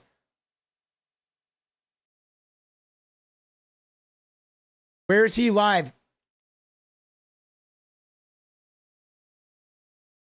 Oh, this is it? Okay. There we go. People dragged in the streets. But it's indicative, I think, of a... Is this him now? All right. All right, you ready? Here we go. Let's see what he's got, dude. Fight the strike. So no, like when he did his podcast with Charlie Kirk or whatever, you can't always fight the strike. It's not automatically fair use. It is, they can keep you struck. And a lot of times what they'll do is they'll strike you for like a week or something, and then they'll let you do it afterwards. But I made a whole video. Yeah, no, I'm going back to the beginning, guys. Here we go. But it's indicative, I think, of America. Yeah, for those of you who are not American, it gives you a sense of what we're up against and what's happening across my country and what happened here in Davos. I was going to speak last night. It was a well-established event at the USA House. Simple conversation, discussion. After Trump's speech, they made sure that I didn't. They made sure it was canceled. And that's what's happening in the United States of America. Freedom of expression, freedom of assembly, freedom of speech. It's America in reverse. They're censoring historical facts. They're rewriting history. They're censoring books, 4,340 books in libraries and in schools, banned in the United States of America. You're watching institutions. Any institution of independent thinking is under assault and attack by the Trump administration. You're seeing what's playing out in the streets. See, I think that's a really, I mean, it is kind of an apt metaphor, though, right? Like, he doesn't like Gavin being there. He doesn't like Gavin, what he stands for, what he says. So they silence him, right? They use their power to silence, okay? And it's not about like a hate speech law. Like, I understand if you're going to have some hate speech laws, you're going to try and protect vulnerable people, but Donald Trump is not a vulnerable person, you know? And so, like, it is a perfect example of the authoritarianism, the fascism. If you challenge me, I'm going to make it so you don't have a voice. I'm going to take your voice away if you try to counter me. And I think that's fucking, like, real problematic. Of American cities, what played out in California, the second largest city in the United States of America. 4,000 National Guard were federalized. 700 active duty Marines were not sent overseas. They were sent to my largest city in the state of California. Masked men. Guy Greg Bovino, dressed up. It's as if he literally went on eBay and purchased SS garb. Greg Bovino, secret police, private army, masked men, people disappearing, quite literally, no due process, windows being smashed, seatbelts on, being, literally. See, what's funny about this is, like, the people of Europe, they had this in their history.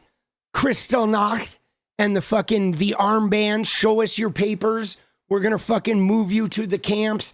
I mean, they felt firsthand their entire fucking continent got leveled because of that type of authoritarianism, you know? Just sort of cut off, people dragged in the streets, kids separated from families, knocking on doors, racially profiling American citizens. So is it surprising the Trump administration didn't like my commentary and wanted to make sure that I was not allowed to speak? No, it's consistent with this administration and their authoritarian tendencies. Forgive me, these are objective facts. But I would say this was not, just to be clear, this was a private enterprise endorsed by the State Department, but these are a lot of decisions are being made by private companies right now. This is, you know, this is a capital. This is probably the central global gathering of CEOs. And I guess I wonder if you can give me a review of how you see these folks. And you know your way around this world. How you see those people behaving. Society becomes how we behave. We are our behaviors. We're not bystanders in this world. The world we're experiencing happened on our watch. So in the relationship to your question, yeah, they're complicit in some respects to this moment. You know, and forgive me, you brought up a tweet, but part of my approach has been a little more aggressive than perhaps a lot of American politicians. I created a Patriot site. On the site, you can go. There are knee pads that are available to purchase. The last round of knee pads sold out, just as our law firms are selling out. Many American universities are selling out, and yes, many corporate leaders are selling out to this administration, selling out our values, selling out our future, selling out what makes America great, and it breaks my heart. And people need to stand up. People need to, courage of their damn convictions. We're the 250th anniversary. The United States of America this year. It's the 250th anniversary. The best of the Roman Republic, Greek democracy, co-equal branches of government, the rule of law, popular sovereignty. Tell me that reflects the America you read about today. There's no rule of law. It's the rule of dawn. I hope for Europeans, it's dawning on you. Dude, I want to hit this real quick. Dude, Mark said Father Time is undefeated. From Trump's cold dead hands, I will support Gavin, but I want Westmore or 𝗣𝗢𝗟 or Josh Shapiro. My choice, 𝗫𝗎𝗍𝒫𝗍. Let's go. Win in 26, win and 28. Blitzkrieg Bop. Dude, thank you, Mark. Let's go, baby. Dude, I look at those guys and like my two picks of those would be Pritzker and Newsom, right? Dude, I feel like Shapiro and Beshear are both fucking not bad candidates and are capable candidates. I just don't know if they would wield the power, right? Like, dude, I want somebody who would fucking power wield, right? I do want somebody who, because I guess like for us, we're going to have we have a once in a lifetime opportunity here. Mark Kelly, maybe, I don't know if Mark Kelly could win, right? We'll have to see. I mean, we're a long way from 2028. Right now, nobody knows who he is, right? And that's really important, being known. Jon Stewart, I don't think Jon Stewart's actually going to run. I know that people think he is. I don't think he's going to run. He's got a really good life. He's not, there'd be no reason for him to fucking go through that shit. But like for me though, we're going to have a once in a lifetime opportunity of somebody to go in there and instead of just dismantling the expanded presidential power, somebody who's going to use it first. And so I do want somebody who's going to use it. And so I do kind of want somebody that I've seen flex against Donald Trump. And the reason why Gavin and 𝗣𝗎𝗍 Pritzker are both favorites to me is because both of them, Trump came in and he put the National Guard, he tried to undercut their shit, and they fought him and they won. They won. There's no National Guard in LA. There's no National Guard in Chicago because these two men were like, fuck you, buddy. And they fucking got their legal teams on it and they did the PR and Gavin Newsom got the voters voting for the new maps. I mean, we're seeing some shit where they're like wielding the power to take on the beast. And that's really important other than just being like, let's all get along. Like, I do want somebody who is wielding power in some way because we're going to get a once in a lifetime opportunity. You know what I'm saying? So I don't know. But again, though, they're trying to ruin Gavin. So they could pull something out, guys. He could be ruined at any point if he has something they discover. Like we're seeing, look at what they did to Tim Walz, dude. They fucking gutted Tim Walz. And so, you know, like we don't even know if he's going to be a serious candidate 2 years from now, right? But I like what they're doing now because him and 𝗏𝗏 have both fucked Trump off and won at it. They haven't just talked about it. They actually fucking like made it happen. And so, right? And so that is, I see it. I'm giving him credit for it despite everything else. And I like what he did with the Governor Newsom press office.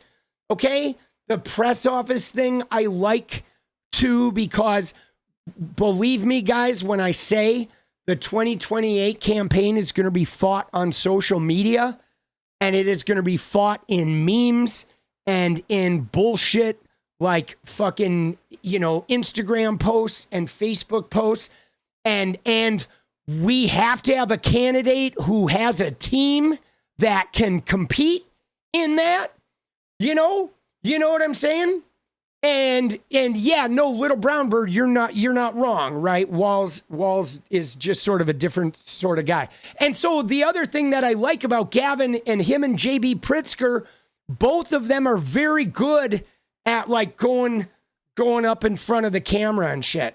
All male candidates. Yeah, I mean, I want a woman president. I just don't believe America will vote for one yet, right? You know, and so maybe we'll see, right?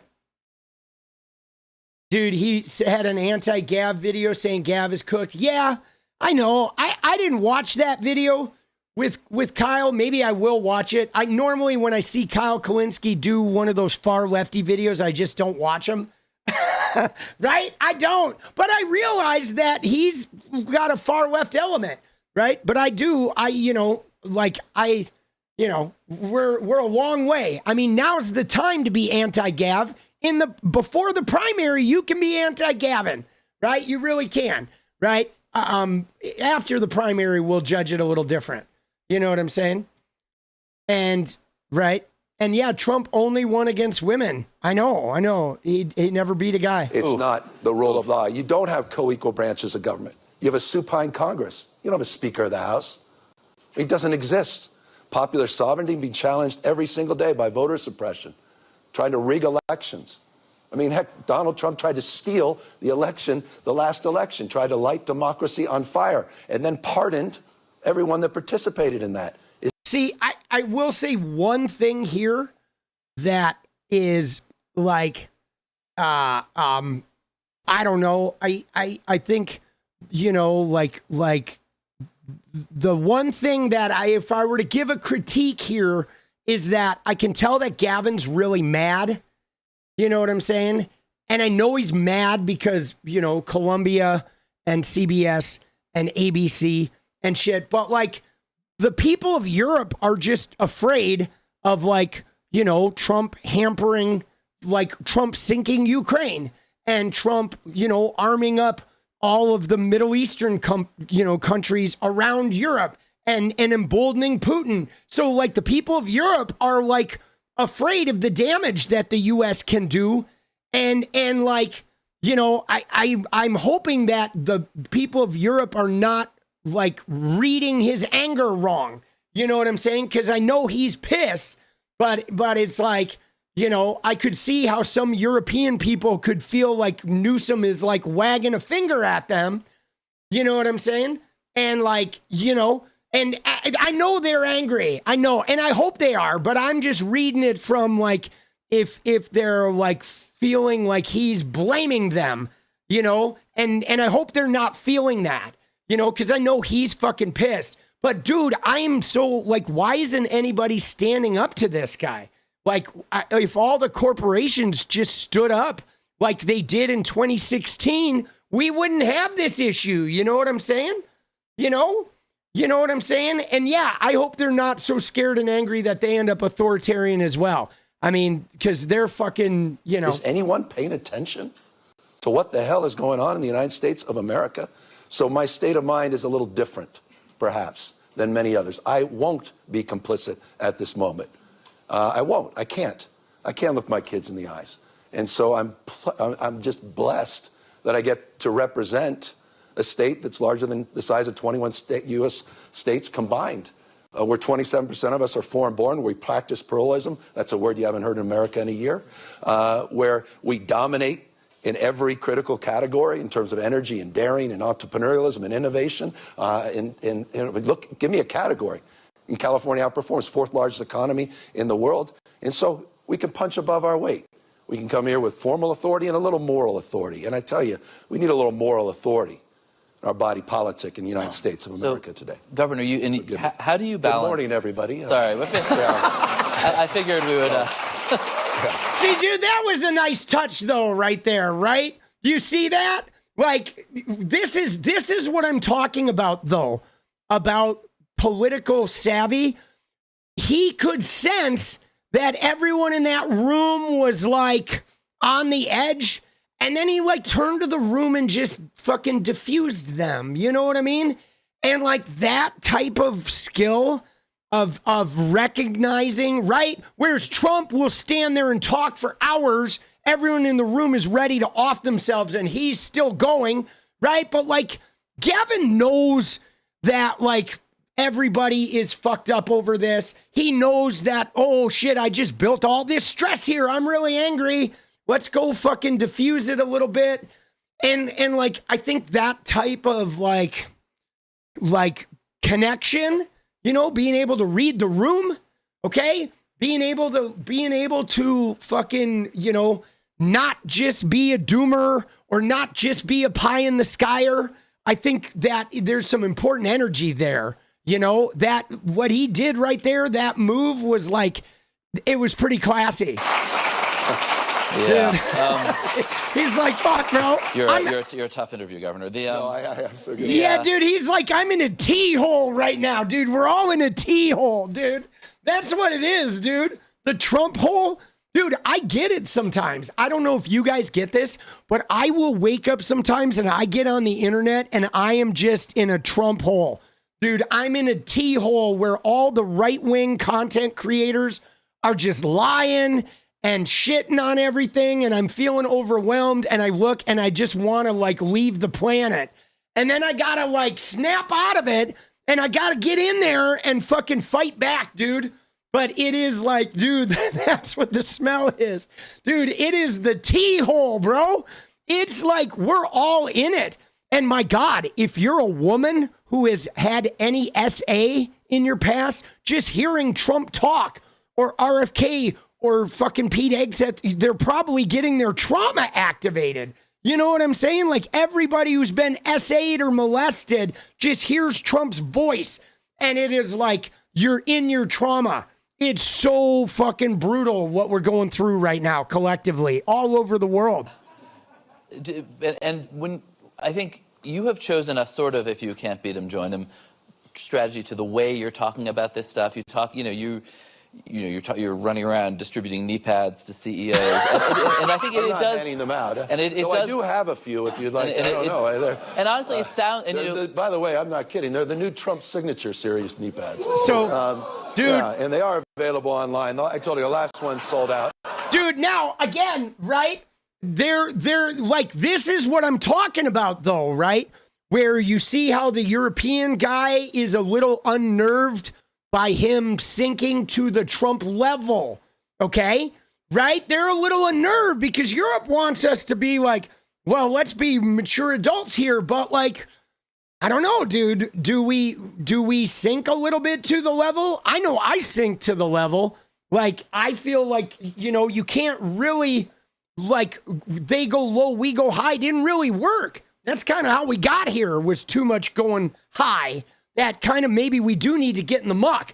But I think some of the people of Europe are uncomfortable with that level of, you know, of like raggedness, right? They're still very proper in Europe, okay? They are proper, okay? Europe is very buttoned up. They are not used to Trumpism, really. They're not. I think they're a little more, they're educated. They're way more educated and like, let's be sensible about this, right? And we're like, that has been detonated 10 years ago for us, dude.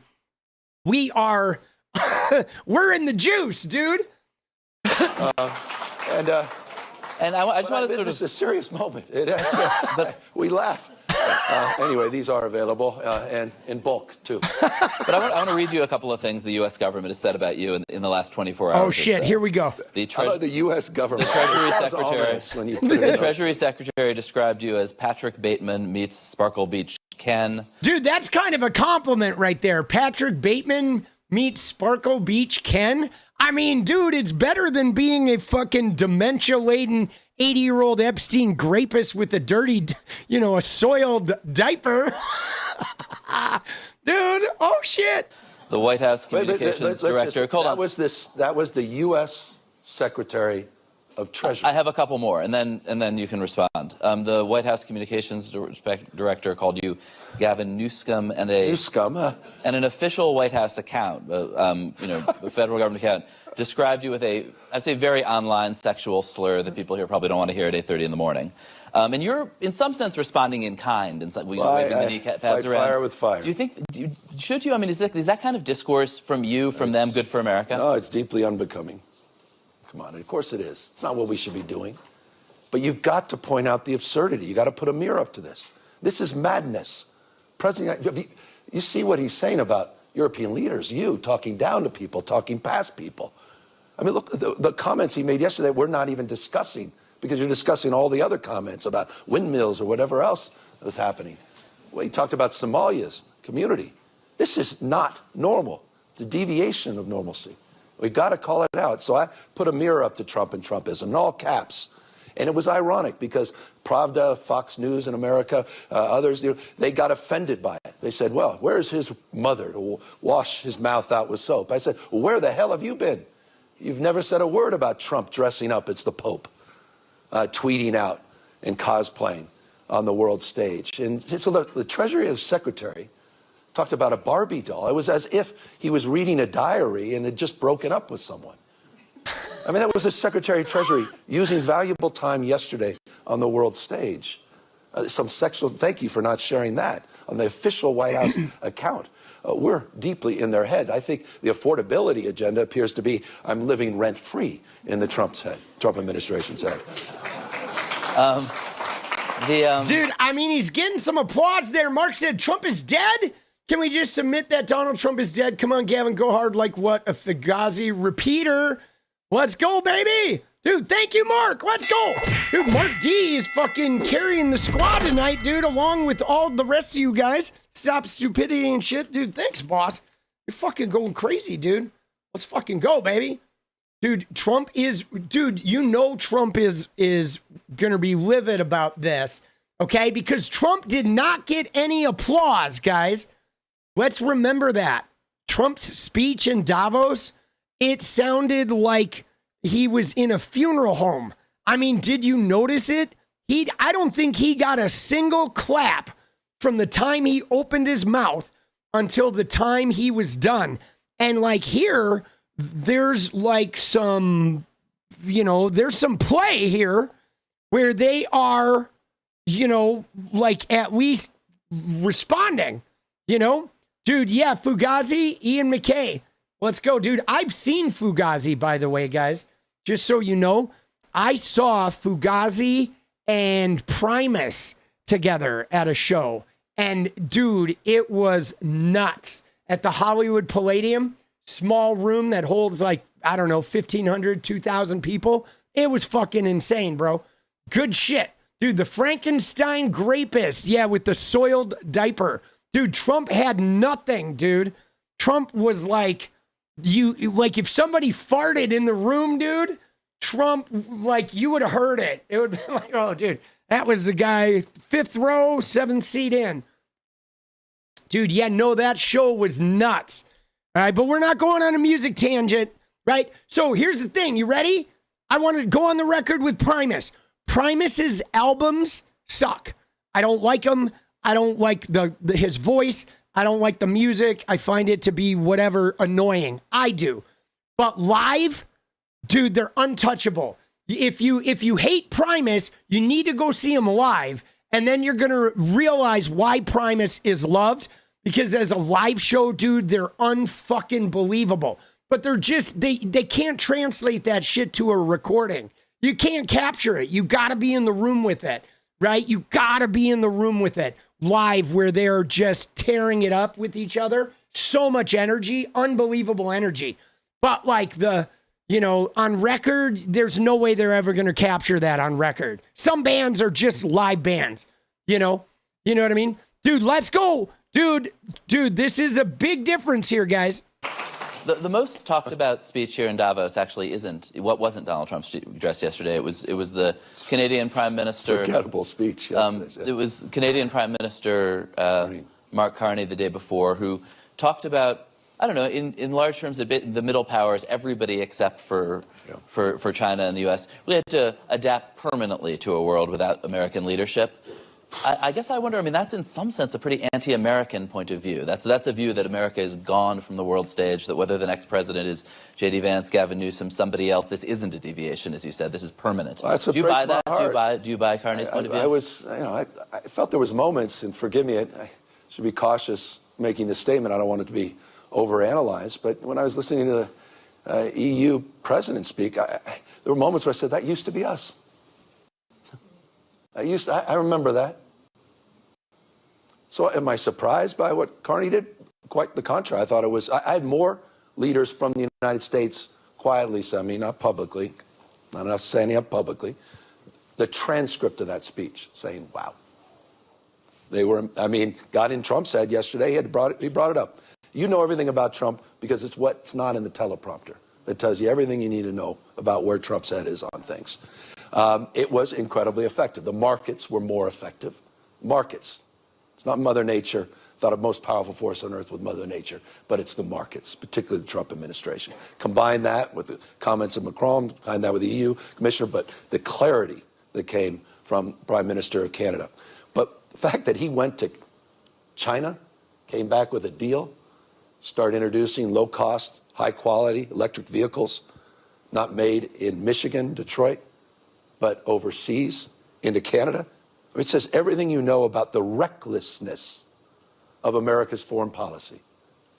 Everything you need to know. You know it intimately, but it's a remarkable thing to break down 80-plus years of alliances. It takes decades and decades to build trust in organizations, the architecture of that. It takes weeks, tweets, hours, minutes sometimes to destroy it.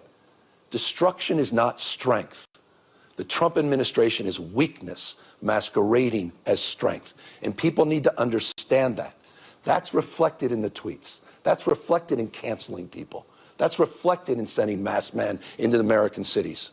It's reflected at this moment. So I respect what Carney did because he had courage of convictions. He stood up.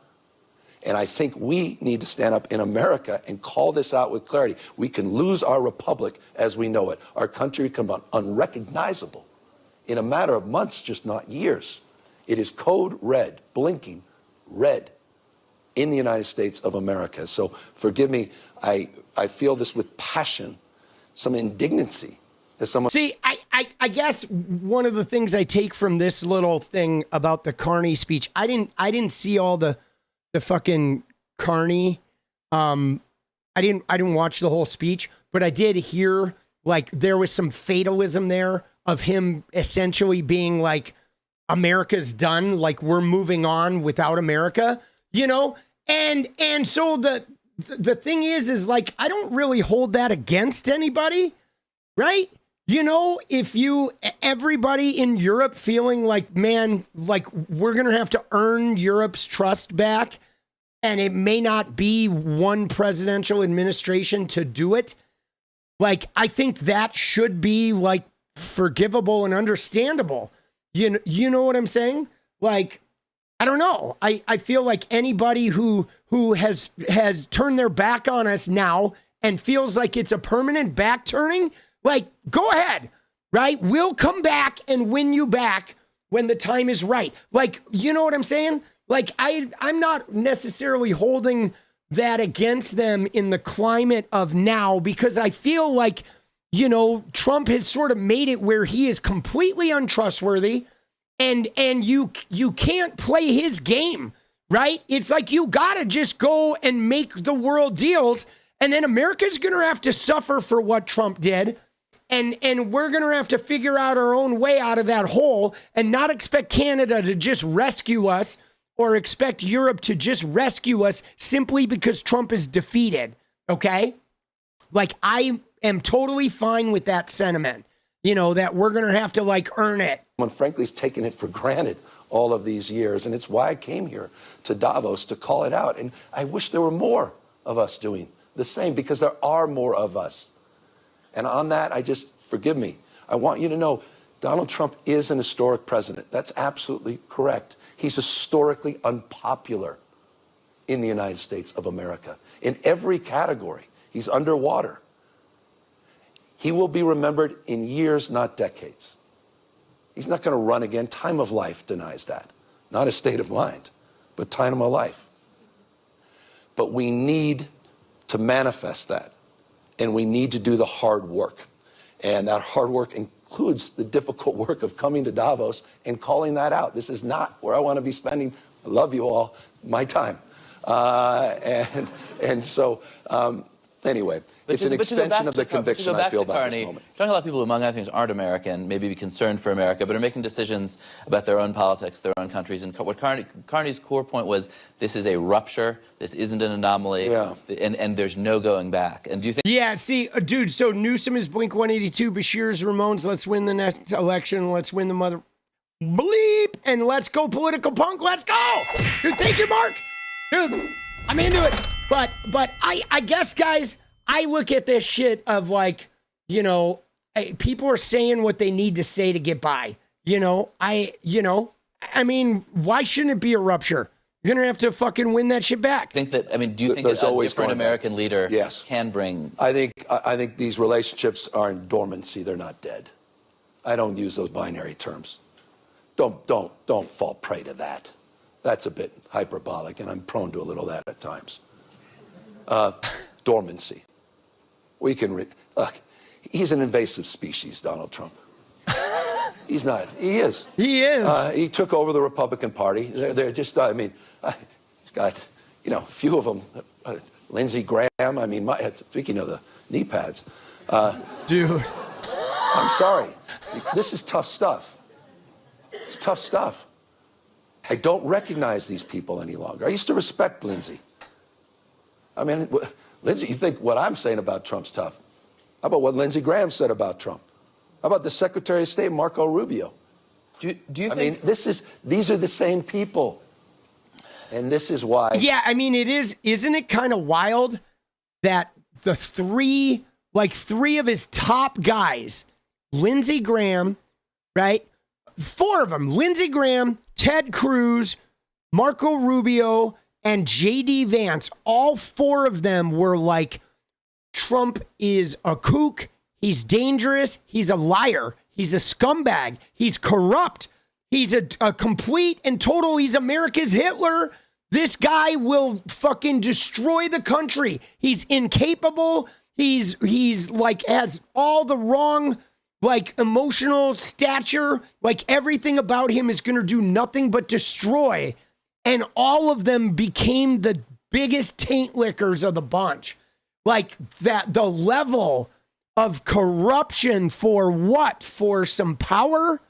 For some, like, money? Whatever they're lining up? Like, you know, I don't know what kind of deal they made. It's like a Robert Johnson kind of shit, dude, where they literally just sold everything.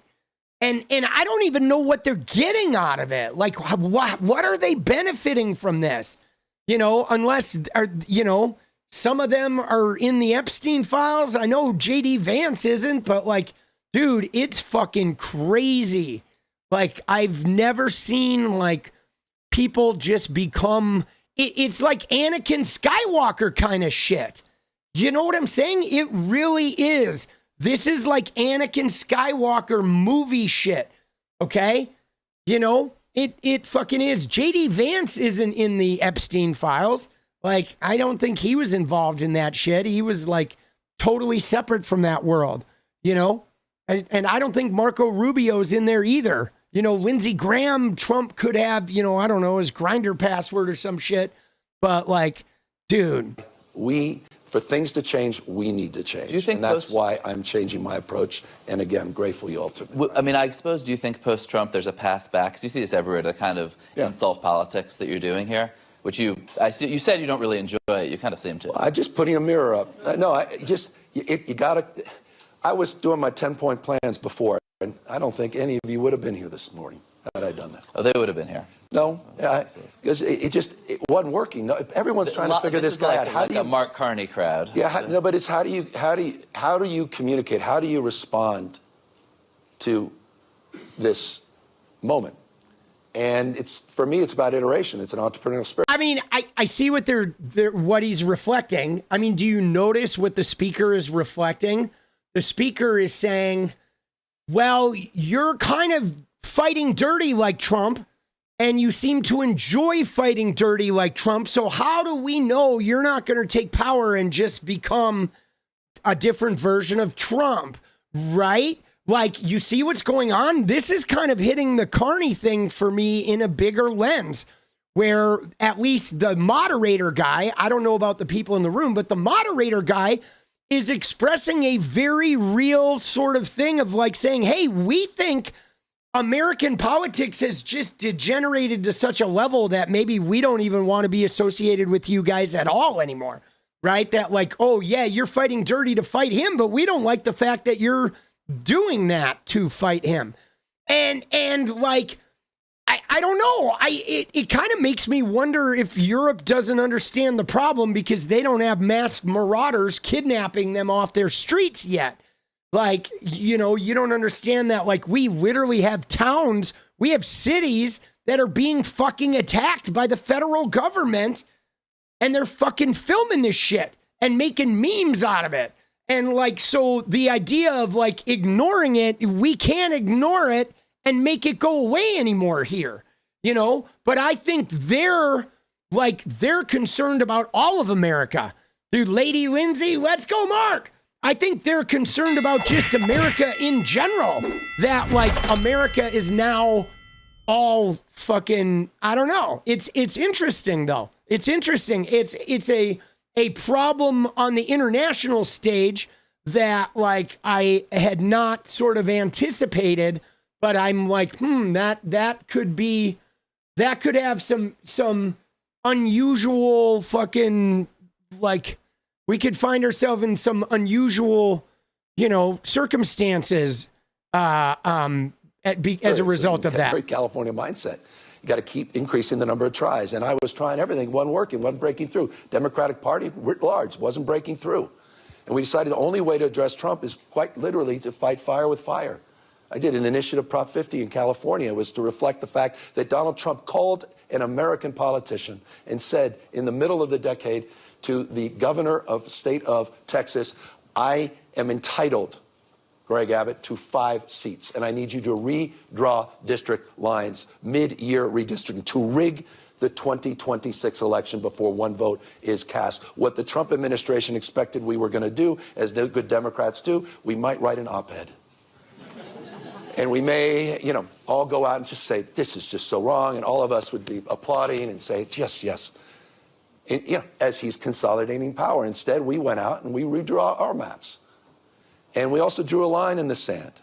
And I think that's what's required at this moment. And he cesses out weakness like no one else. That's his great strength. That's his gift. But you punch back. You fight fire with fire. You display conviction and strength. It's a different relationship. See, I think Gavin does have a good point there that, you know, which is like the European weakness is the European weakness is like, well, we'll just sort of play along and establish without America and like, fuck that. But like, I don't know, man, you know, maybe fighting back is, you know, beneficial for them, because the problem with Trump is this, is once you concede, like if they give Trump any type of concession with Greenland that gives him a win, he is then going to pick something else. He's going to pick like the Strait of Gibraltar, or he's going to pick some, Now I need something out of Europe. Like, he will move the goalposts. Now we need you to give us part of Ukraine, right? Like, he will not be enough. Or Canada. Yeah, Canada is now forsaking us with fucking China. Now we're going to take some of Canada. You know what I mean? Like, at some point, you got to just be like, here's the line, buddy. Fuck you. You're getting zero, and fuck your tariffs. Go ahead. Tariff them up. Charge it up. Fuck it. We're going to fucking go through it. We're going to just hole up here, and we're going to fight back, you know, instead of just letting him threaten and bully. You know what I'm saying? Like, because he will not stop. These kind of crazy fascist motherfuckers will not stop.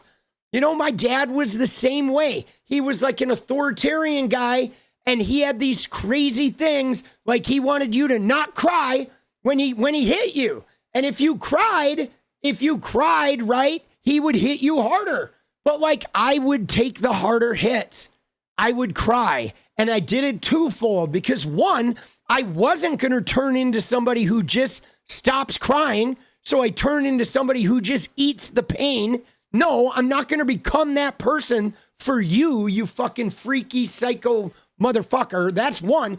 And two, I knew that me crying hurt him. So like, go ahead and hit me harder, because you're going to feel bad about hitting me harder too, right? Like, fine, I'll take the hits. Hit me harder. I am going to cry. I am going to fucking take a stand on what I believe in, and you can fucking deal with the result of your own behavior, you know? And like, man, I think we need that fucking shit.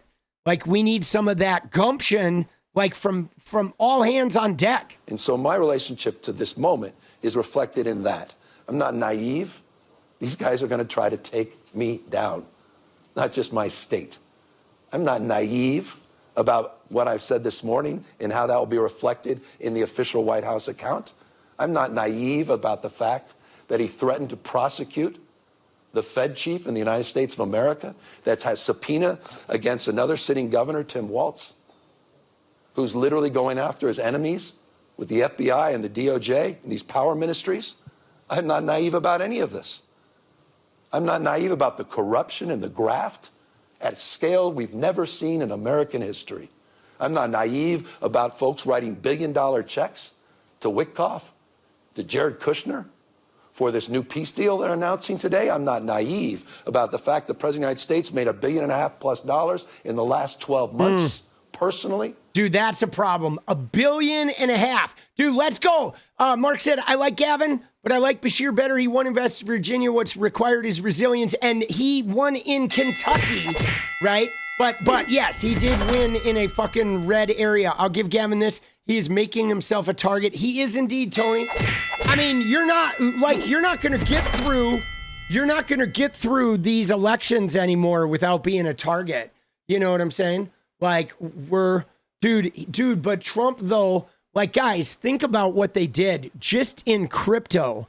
Okay. They sold off a whole bunch of crypto, guys. You know what I mean? They did. They sold off so much crypto. Like, my crypto, they jacked it up and then fucking bolted. My crypto went way high and then just fucking bottomed out. Like, brutally. You know what I'm saying? Fucking brutally. Dude, they have made so much money, and who knows what kind of deals they're making in the Middle East, dude. How the hell are we putting up with this? We have to call this out. Unprecedented in American history, happening in real time on our watch. We have to be held to a higher level, all of us, myself notably, to a higher level of accountability at this moment. And you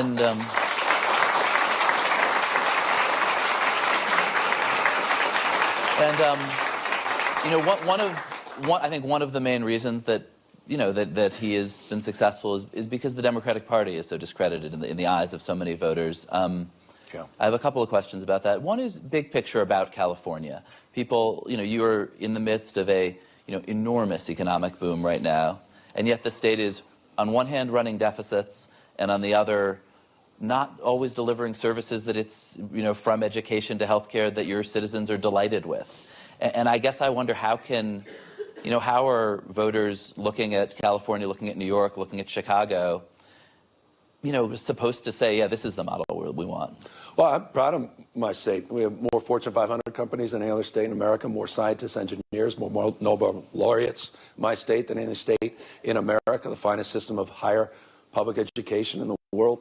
We have 18% of the world's R&D, China 22%, Germany 21%, California 18% of the world's R&D. We're the center of the universe as it relates to AI.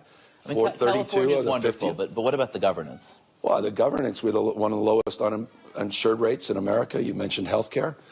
We just did our State of Education report, which showed in every category, every classroom, making progress with our test scores. Our investments are paying off. Just did a big State of the State. The idea that these blue states have trouble, are spending more for less results? I don't know. Higher life expectancy, lower infant mortality, lower gun death rates, more productivity, higher wages, higher quality of life. $83.1 billion. That was the net contribution that we provided to the federal government versus red state like Texas that was a taker state of $73.1 billion. So we're producing more, and people are, I think, creating more opportunities. So, look, are there problems? For instance, you're supporting the mayor of LA for re-election after these terrible fires that a lot of your citizens do feel was in part because of government mismanagement. Do you just reject that narrative that the government has anything to do with these things? I absolutely accept that we all should be held to a higher level of accountability in terms of our governance, and I think there's many areas of reforms that are necessary and so many areas of reforms that were underway. We can get into the specifics of any one of these issues, but the general notion that in the middle... Dude, what's crazy about this is this, and this bothers me in general, but like pretending like when a fire with 100-mile-an-hour winds rages through after like all the climate change, the dry brush, there was anything that any governance was going to do, you know what I mean? Is like, it's like when a hurricane hits, all you can really do is clean up the mess. Dude, Spencer Pratt, what a fucking clown, dude. Dude, that guy is such a clown. Oh my God, dude. What a fucking geek. I've been getting into it on Twitter with that guy too. Dude, it's just really hard, because, and even right now, like Trump is not paying any disaster relief because he wants to make it look like Gavin Newsom is incompetent. He's trying to destroy a presidential run by withholding the relief. Dude, let's go. Come on, come non-political punk. What are we doing? Gavin Newsom is good, but he's not the man. 𝗙់Westmore. I think it has to be Westmore, Governor, Maryland, Reddit. Let's go. Let's go, dude. Dude, I'm not making a call. I mean, right now we're watching Gavin Newsom, so we're talking about Gavin Newsom. But dude, let's go. Thank you, boss. You're fucking going crazy. I like JB Pritzker. I don't know much about Westmore, right? But we shall see. Right now, I know that the two people I see creating like the biggest impacts with Trump, I mean, there's a handful of people I've seen really stand up to Trump, and Newsom is one, Pritzker is one, Janet Mills is one. Those three have like really steadfastly fucking stood up to Trump. I feel like Zoran Mamdani, obviously he can never be president, but he has schmoozed in a way that was really quite impressive, right? But I haven't seen what I haven't seen though. I don't know much about Westmore. I don't know anything about Westmore, but I haven't seen Andy Beshear like actively stand up to Trump at all, really. I mean, I know he's the governor of a red state that a bunch of people who love Trump, and so like Trump voters like Andy Beshear, but like I haven't seen him on the front lines of fucking, being vocally anti-Trump or speaking up about him. So I don't really know how to process that because I do like Andy Beshear, but I feel like he's a bit of a nice guy. And Gretchen Whitmer, she went to the White House and covered her face, and like she kind of like created a little bit of a scandalous sort of thing, you know? So I don't know, man. We'll see.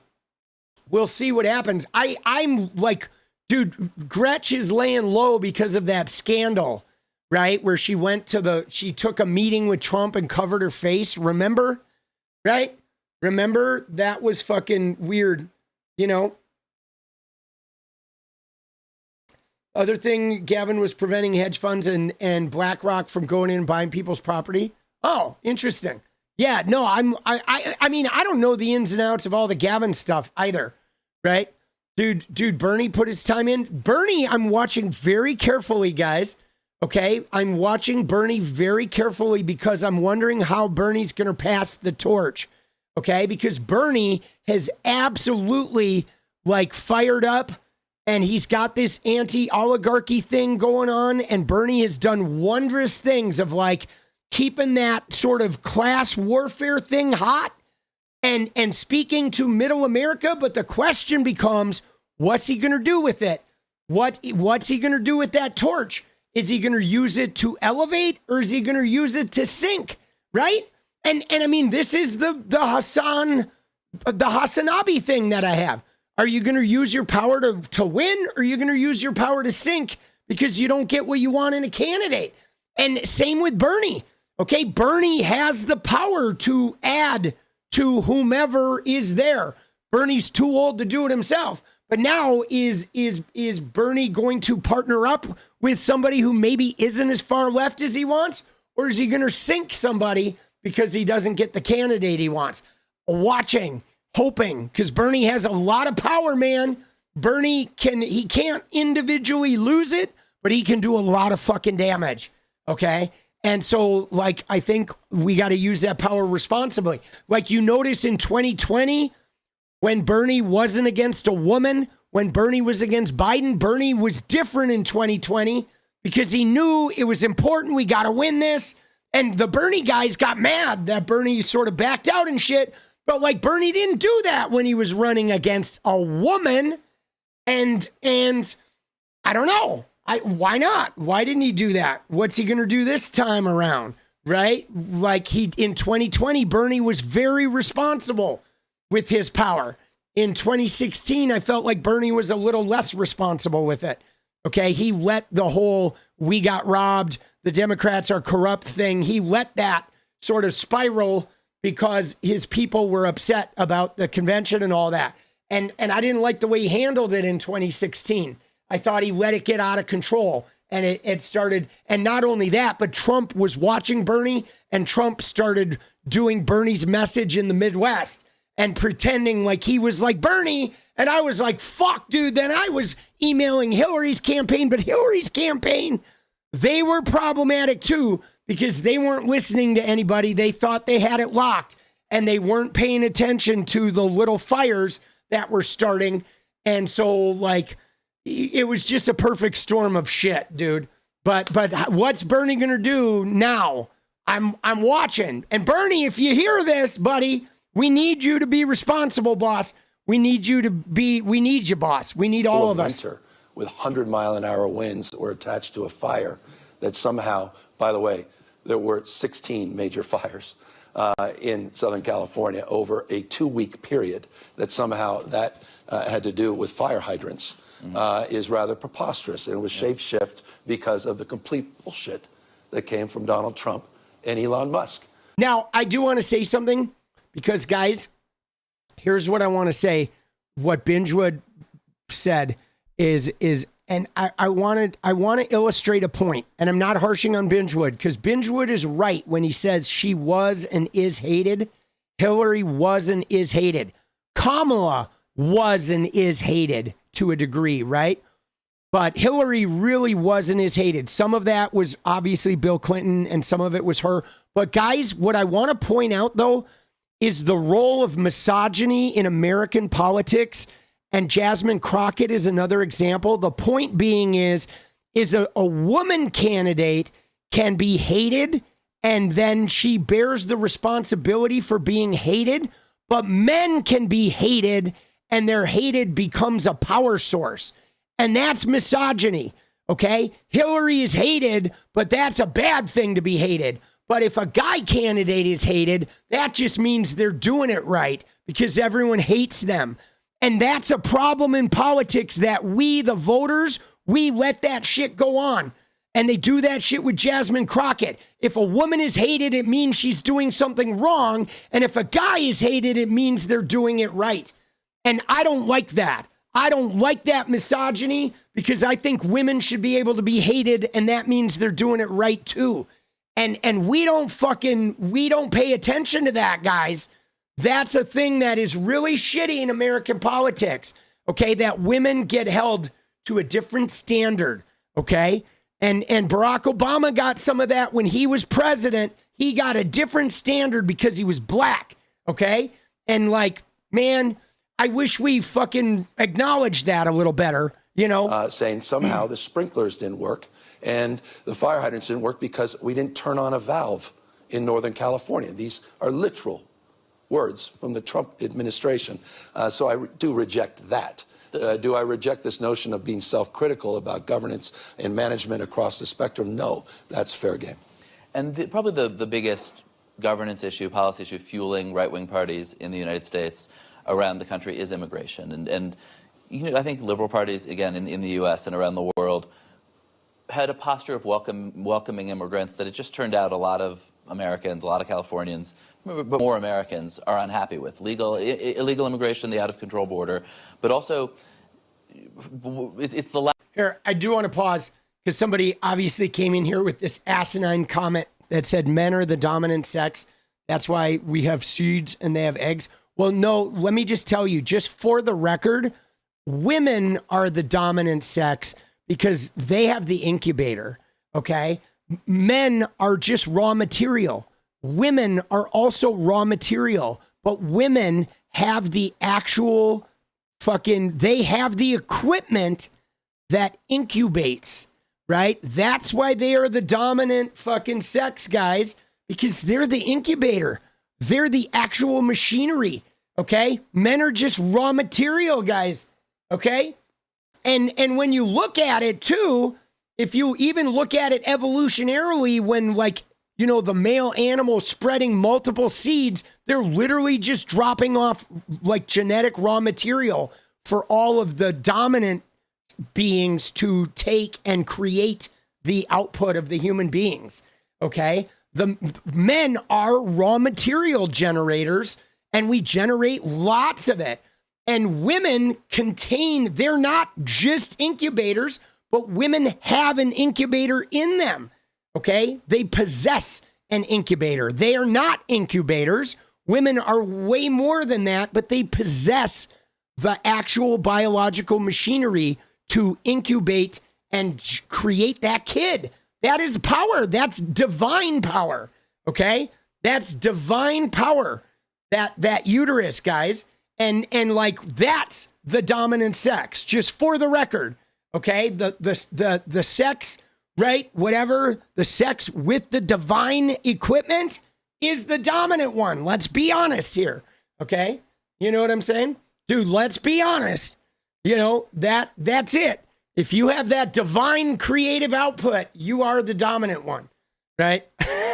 Last issue on which Trump, though his numbers have been sliding, remained somewhat popular. And I guess I wonder, do you think that your party went too far, or that you went too far? And I think, for instance, you know, in extending Medi-Cal to the California healthcare program to undocumented immigrants, like, do you? Well, two different I guess on the big picture and the small picture, do you feel like you went too far? Two different questions. Do I believe in universal health care? Yes, regardless of pre-existing conditions, ability to pay, and your status. I campaign on that.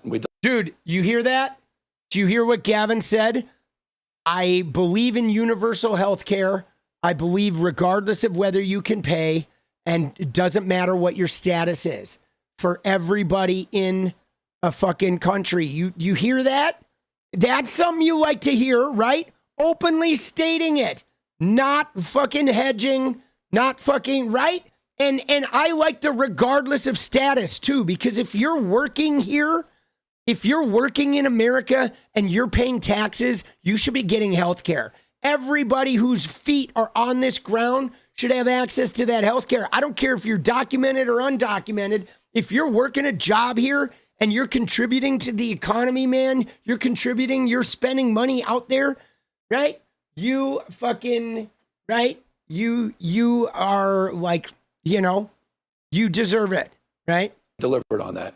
And I'm proud of that. We're one of 16 states to provide care to people regardless of their immigration status. By the way, we have universal care in emergency rooms, and you pay the price on the back end, at least Americans, for that, regardless of your immigration status. But the issue of immigration, Donald Trump is very unpopular on immigration. He's successful on the border, separate issue, connected.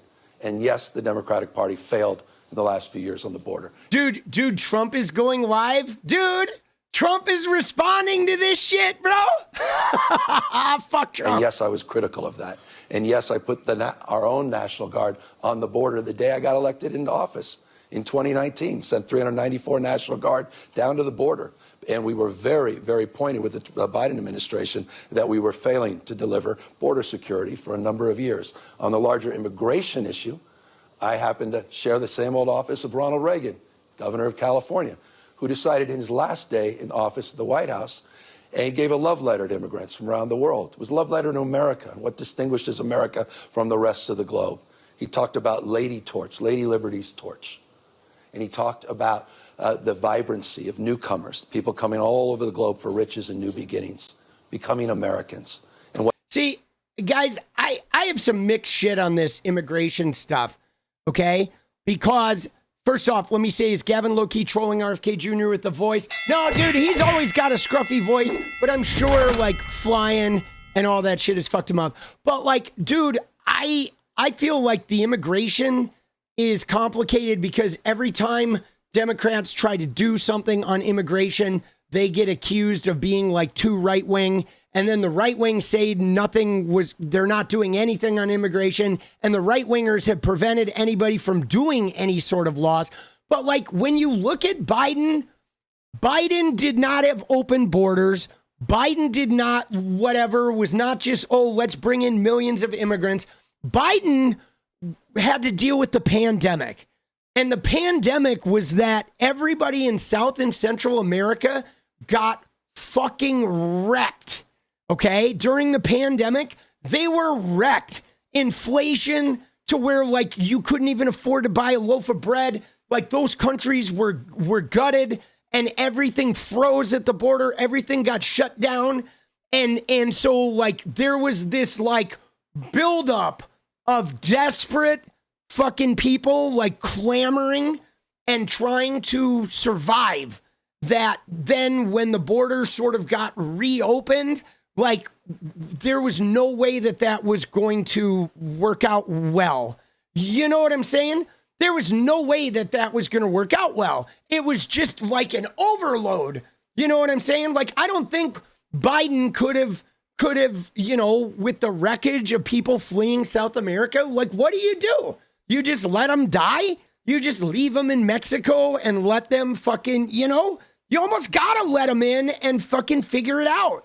You know what I'm saying? And you're right. They lied about the caravans and all that, but there definitely was extra migration after the pandemic. But it was like, what are you supposed to do? You can't just let those people die, man. I think you got to take them and figure it out. You know, I mean, they lied about the Haitians, but remember the caravans? Every fucking September, there's a caravan story. You know, and like, I don't think when people are suffering after the pandemic and they want to come to America, I think you got to just let them and figure it out. You know what I mean? It's like what defines our great nation. And that's the spirit that defines my mindset. Getting first-round draft choices around the rest of the world is what makes California so vibrant. It's because of that diversity, and it's because of people's willingness to dare and to match up with ideas and perspectives and backgrounds to come in to make a go of it that has made California the fourth largest GDP in the world. But we have failed on the border, and Donald Trump is failing on immigration. His economic policy is not complicated. It's tariffs, which is a regressive tax. It's mass deportations, which is having a major impact on supply chains. And you've seen the American jobless rate. You're seeing it grow. Dude, our jobless rate is nuts. like getting a job now between immigrants and being harassed, and then immigrants that are legal being afraid to go to work because they're afraid they're going to get harassed. And then, you know, the tariffs and all the government jobs being cut. Like, dude, it's fucking hard to get a job now. You know, it's fucking bullshit. The unemployment rate in America, Besson didn't talk about this.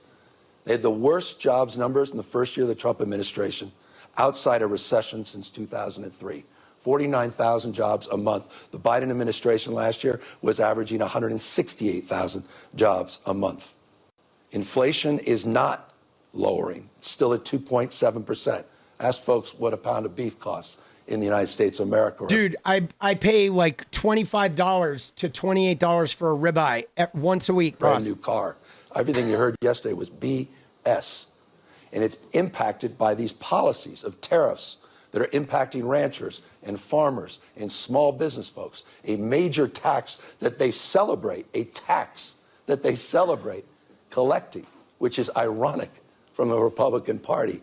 And the third leg of the stool is a massive tax cut away from the wealthy and the privileged, taxing now the burden on small businesses and working folks. See, you know what's crazy? Because somebody said, like Mike said, they don't dare ask Trump these tough questions. But you know what's wild is they couldn't ask Trump these tough questions. Like, guys, can I just show you something?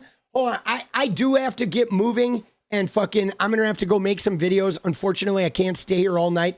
And I do want to cover a little bit of this immigration, kidnapping these kids.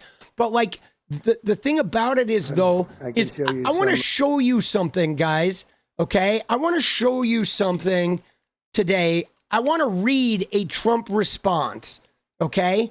Because this is important, okay? Trump is so far gone that, like, remember when they asked him about childcare and Trump during the election just rambled and ultimately said childcare is childcare and for 2.5 minutes said nothing.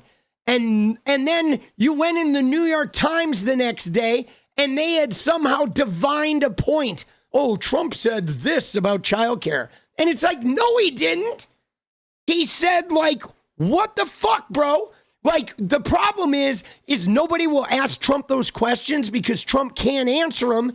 And then the news media will make an answer for Trump because he is like a 2-year-old that everybody fucking coddles when they should be giving him a boot in the ass. But look at this response, guys. Okay, Stewartson says, I dare you to read this. But watch this response. This is batshit. I'm going to read it because I think it's newsworthy. Okay, but we're... Let me fucking just search it. Dare you. All right. You ready? Right here. Okay, look at this paragraph I'm going to read.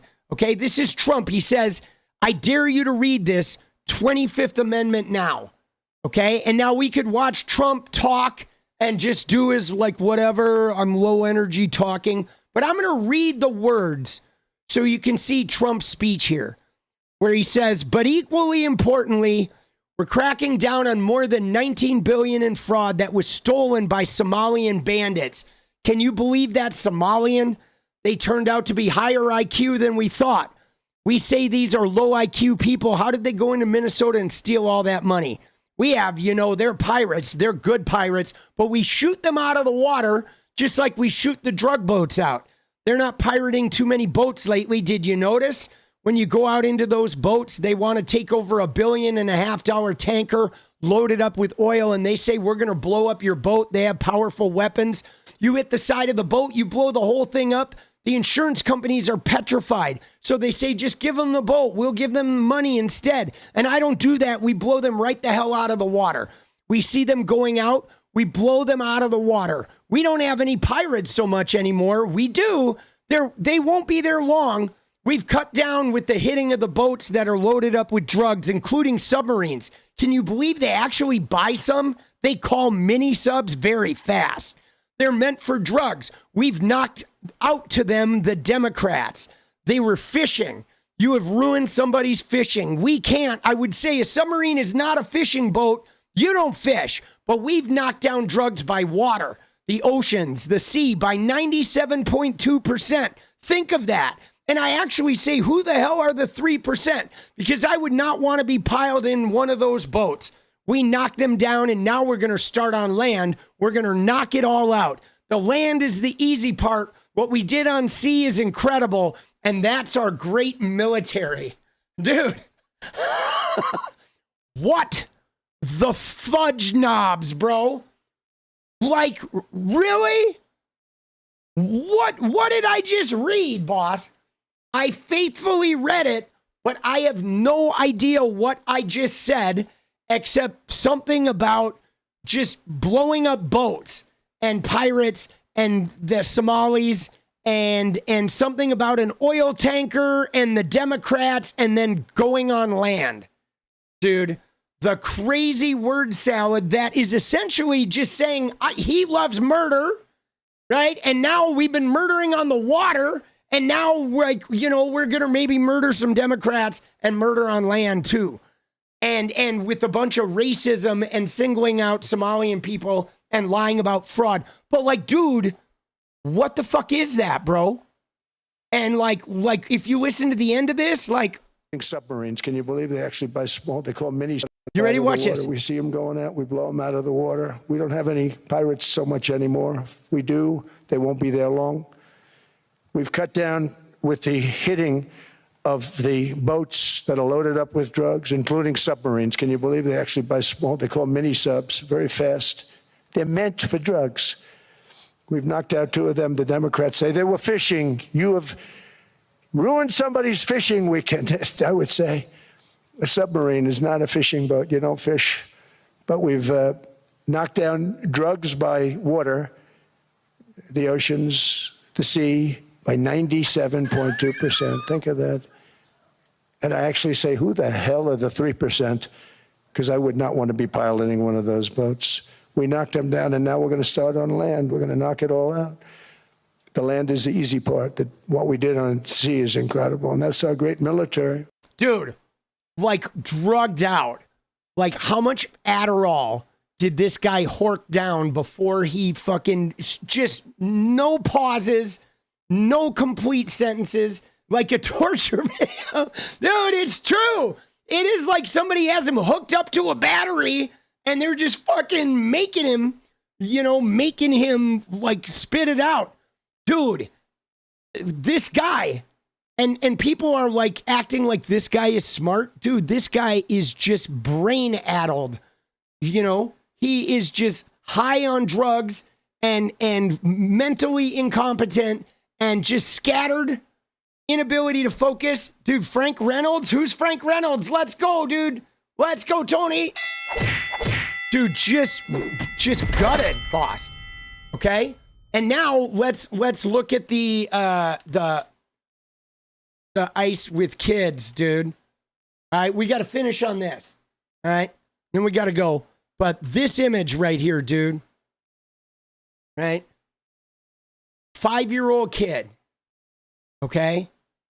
Now, I don't care is my thing. Like how you justify or what anyone is going to say. I don't care. There is nothing you can say that there would be a reason why you would take a 5-year-old kid and ICE, a bunch of guys with guns, grab this kid and they shipped him to Texas alone.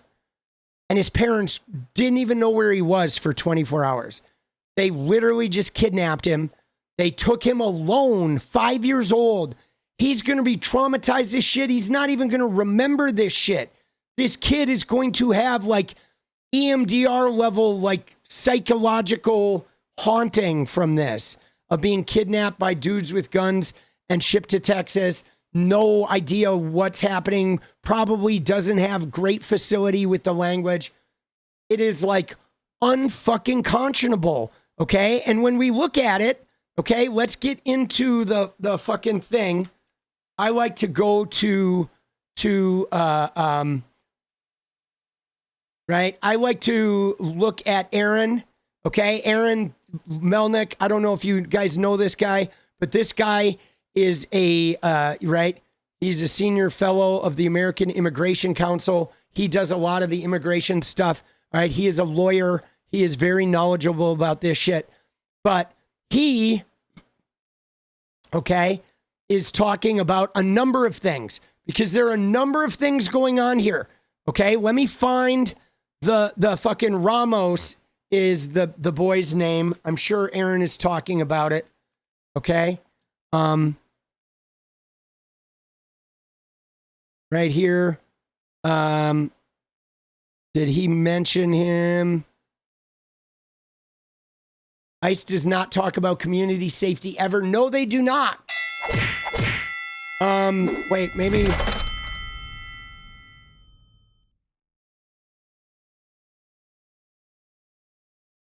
Dude, where is it?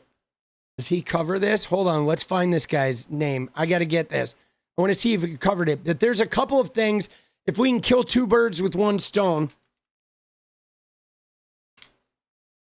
Liam Ramos. Okay, so here's Liam Ramos, and let me see if he talks about Liam Ramos. He may not talk about him yet because he does. All right, so he is not.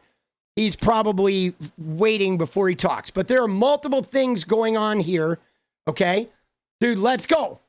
Dude, you love the tweets. Let's go, Fieldy. Appreciate you. But there's multiple things going on here, guys, that I want to talk about that we're going to finish with, where there's three things here that we need to address, and two of them are from Melnick's, okay?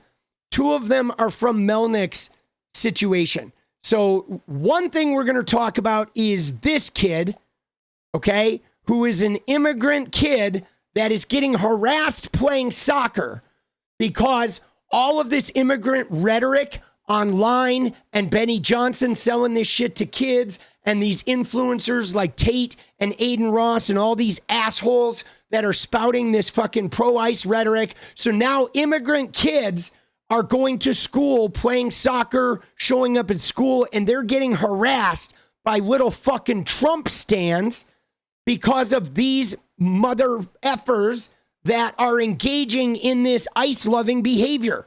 Okay, that is one part. Okay, that is being fed by the U.S. government actually stealing children and just whisking them off to other places, okay, with the Liam Ramos kid. And then on top of that, what we're going to look at is how DHS there's a whistleblower now that has come out from DHS that is showing they have internal memos where they have memos in DHS that ICE agents are getting that are saying, we're going to break the law. We're not going to follow the Constitution, but they're not handing them out. They're doing verbals. So there's no paper trail. So the ICE agents are breaking the law on purpose. Okay. They are given instructions to ignore the Constitution, to go in without warrants, and to do sneaky fucking subterfuge shit. Okay. This is a conspiracy from the top down. But let's start with the Ramos kid. Okay. ICE agents in Minnesota detained at least 4 children from the same school district, including a 5-year-old boy. All right. And this is after the fucking Renee Good situation. Why detain a 5-year-old? Zena Stevnik, the superintendent of Columbia Heights Public School District, said, right? Like, why detain a 5-year-old? You cannot tell me this child is going to be classified as a violent criminal. They clearly are not a violent criminal. Okay, 5-year-old Liam Conejo Ramos and his father, whom the Department of Homeland Security identified as Adrian Alexander Conejo Arias, in an emailed statement, were detained in their driveway Tuesday afternoon, just as they were returning from preschool. So they waited for this guy to return with his kid, okay, and then they confront him in the driveway. The father fled on foot when the officers approached him. For the child's safety, one of our officers remained with the child while the other officers apprehended him. After detaining the father, officers then asked Liam to knock on the door to see if other people were inside the home. So what they did was they confronted him in the driveway. The dad runs, they grab the dad, then they take the kid and say, go knock on the door. Get the rest of your family out here. So they use the kid to lure his family out so they can arrest more people. Like, guys, this is so dirty. Okay, this is so dirty. Okay, another adult living in the home who was outside at the time begged them to leave the child with them. Okay, Liam's middle school age brother returned home 20 minutes later to find his younger brother and father had been taken away. Now, there was no reason for them to take the kid, guys. Why did they take the kid? Okay, how could the dad leave his kid? He was at his house. Okay, he was at his house and he was worried about fucking getting taken, so he ran. I don't know why he ran. Like, who knows? Right, they're at the house. He figures the kid is at the house. The kid knows it's his house. He's going to try and get away, right? I don't know. You know, it may have been instinct. I'm not going to judge that. You know, if I was a Hispanic person and this masked guy showed up, I would probably run too, okay? You know, I'm not going to fault him for that. Why? I think judgment call. He was fucking worried that he was going to be taken away from his family. But anyway, so what they did, though, is it's almost like they punish the father for running by taking the kid too, okay? Now, Liam and his father are in San Antonio in the custody of Homeland Security. They're not U.S. citizens, but have been following the legal process perfectly, okay? So now what's crazy about this is this part, guys, okay? You ready? So here's what's crazy, is the dad is not a criminal, okay? The father has committed no crime. He is not a criminal. He's not a gangbanger. Him and the kid are not citizens, but they've been following the process, okay? They announced themselves at the border. They applied for asylum. They're waiting for this to go through. So these are people who did it legally, okay? Trump and MAGA say, don't cross illegally. We're going to punish you for crossing illegally. But these guys did it legally, okay? They did it the right way. They crossed the border. They filed for asylum. They let them know they're here, and they've been going through the process. And the thing about it is they don't care if you go through the process. They don't care if you come here legally. They don't care. Okay? DHS says it was not targeting Liam, and that ICE's policy is to ask parents if they want to be removed with their kids, or ICE will place the children with a safe person designated by a parent. It is not immediately clear why ICE officers had not left Liam in the care of the adult whom school officials say had begged the officers to leave Liam there. Ella Sullivan, Liam's teacher, said that Liam is a bright young student. He's very friendly. Blah, blah, blah. 3 more students have been detained by ICE. A 17-year-old high school student on their way to school was removed from their car and taken by armed and masked agents. No parents were present. ICE agents pushed their way into an apartment last week, detained a 17-year-old Columbia Heights school student and her mother. Okay, a week before, a 10-year-old 4th grader was detained with her mother. Right? The father immediately came to the school to find both his daughter and his wife had been taken. Okay? Now, so the problem here is this, is like, I will admit, it's a little better than I had thought because I didn't realize they took his father too. Okay, so they did take the father too, like, which is better than I thought them just taking the kid. So it's like 5% less horrific. But number one, they could have left the kid there, but they wouldn't simply because the kid is undocumented. They don't care if you did it legally. They don't care. They're literally just grabbing everyone. But the other problem is they didn't let the family know. Okay, they took the father. Then they took the kid too. And then it was like a full 24 hours before they let anyone know even where they are. And now they find out that the kid's in Texas, right? And dude, that shit is wild, okay? That shit is wild and unnecessary, all right? Now, on the flip side, we have these 2 other situations, okay? We have 2 other situations simultaneously happening, which is an immigrant kid, okay, plays soccer, and now he's getting bullied because, like Donald Trump and MAGA have created this climate that every immigrant is bad. It's not just the criminals anymore. It's like if you're an immigrant, you're bad. And this guy told me I'm a I'm an illegal immigrant, even though I was born in America. This is 12-year-old Max.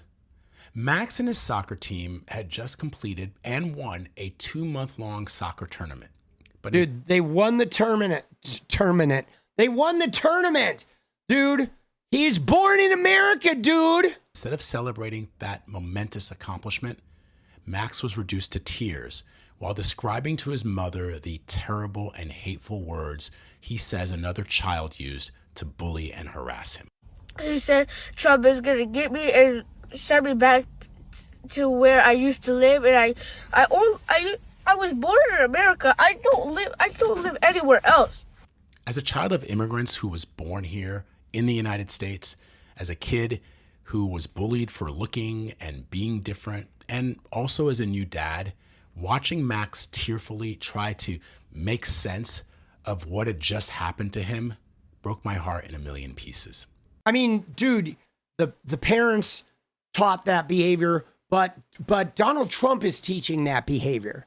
And MAGA is teaching that behavior, okay? And ICE is teaching that behavior because that is what ICE is doing. ICE is going around to people who are brown that are citizens, and they're treating them as if they're undocumented immigrants.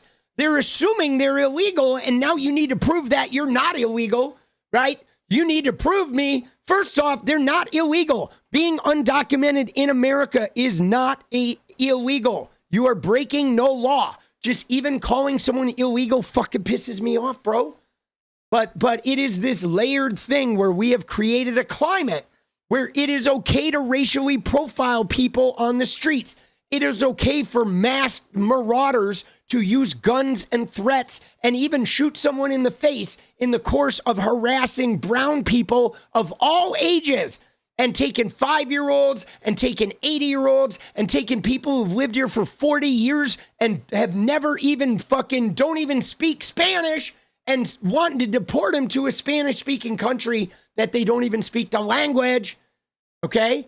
It is like a parking ticket, bro. You know what I mean?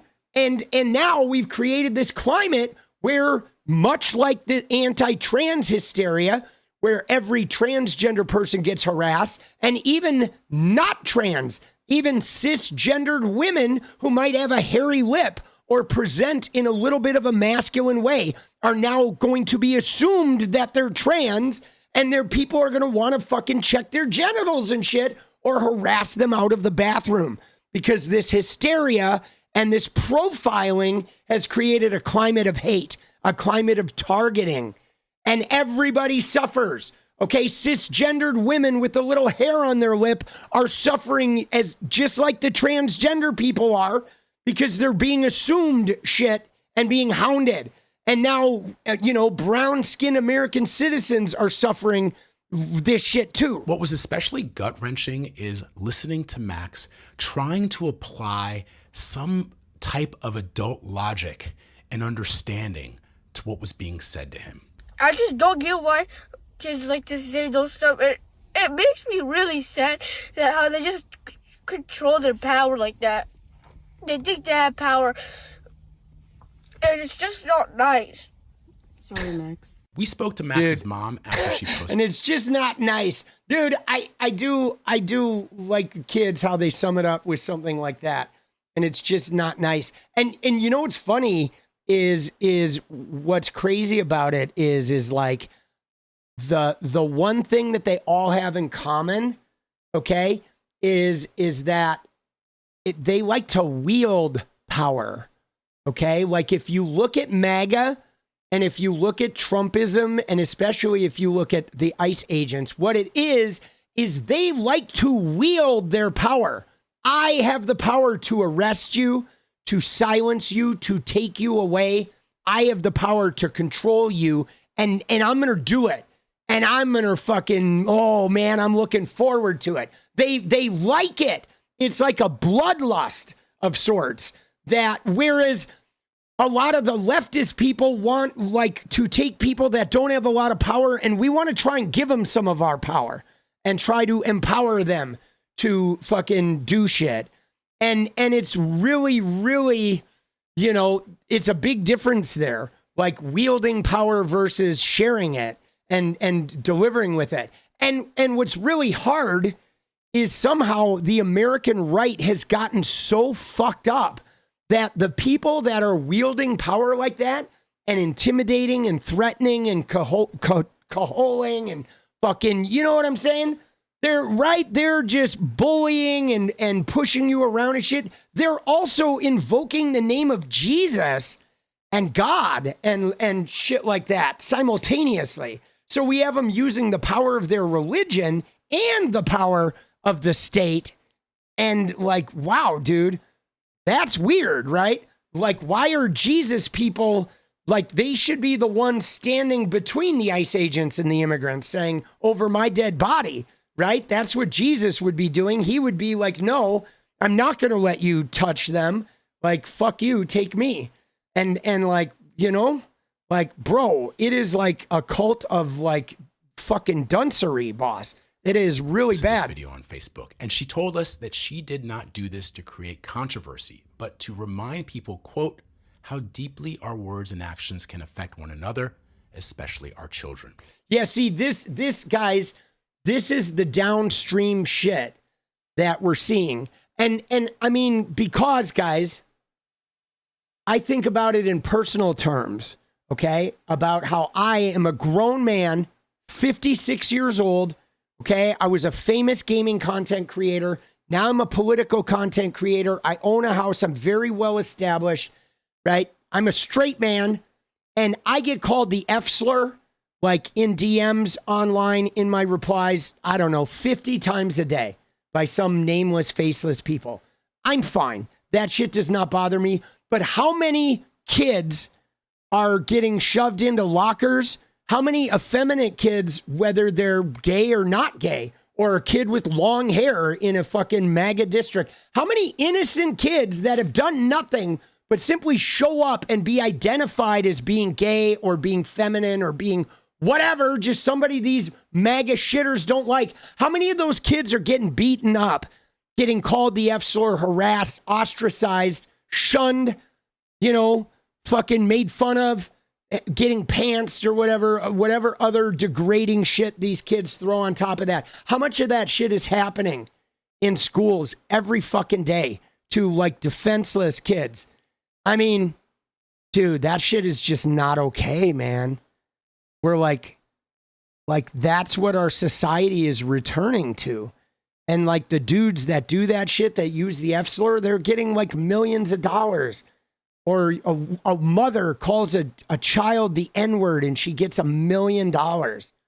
You know what I'm saying? Like, dude, like I saw that kind of shit when I was young and it fucked people up, bro.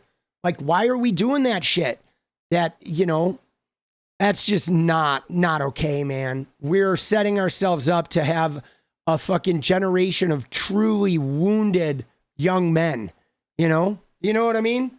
It is like just devastating in deep, deep ways. All right. And the last thing I want to look at here before I go, because I do have to go make videos, but it's this right here, dude.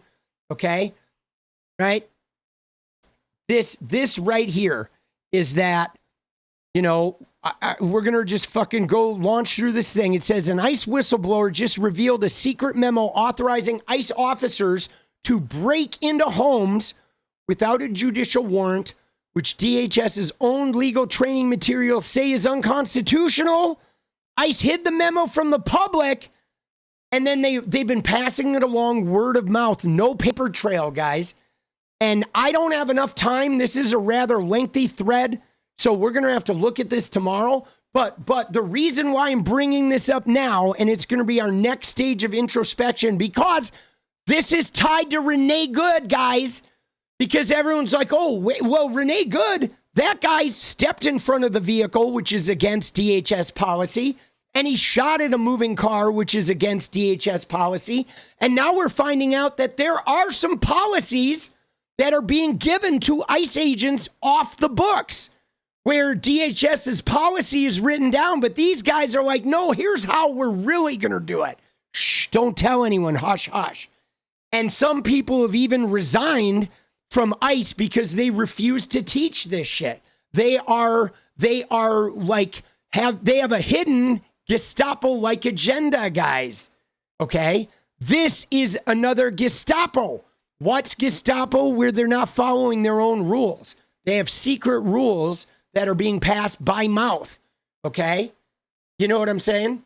So, dude, we have some issues. But now I gotta go. All right? I gotta go make some videos. All right? Videos to be made. It's dance party time, you guys. Ordered up a dance party. We're gonna do it. A little deja vu.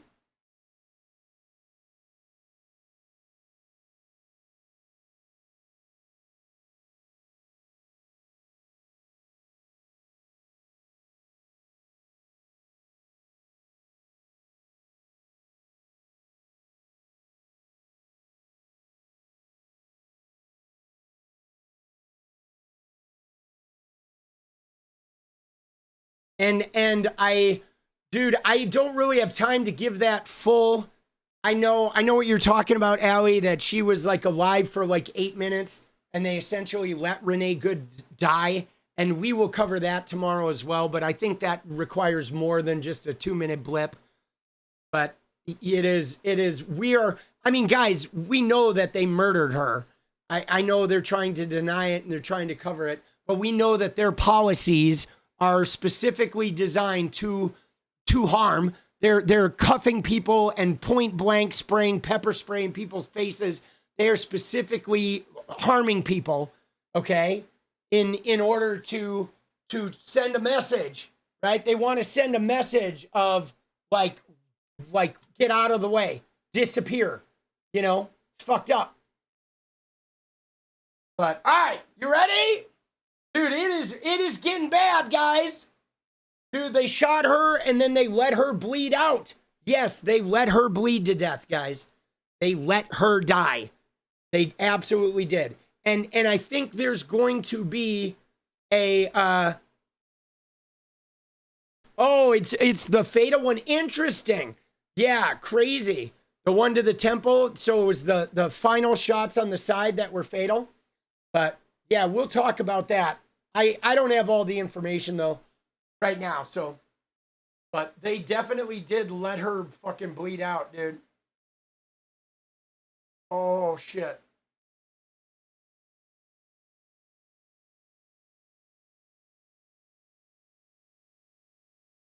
Yeah, that's brutal.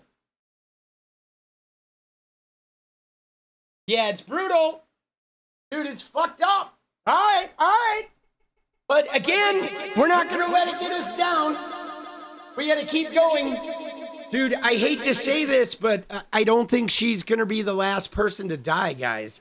You know, like, I mean, there was another guy in, I think, San Antonio that died in custody. I mean, I think there's going to be hundreds that are going to die. And that's just in the immigration thing. There's going to be like many more transgender people that are going to die. Domestic violence is way up.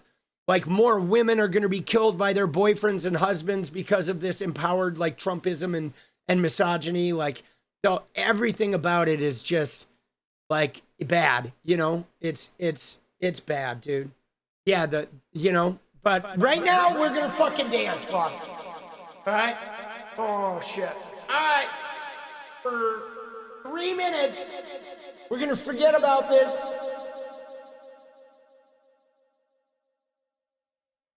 Yeah, dude, I mean, that guy needs his day in court, the Ross guy. Hopefully it'll come. Let's go.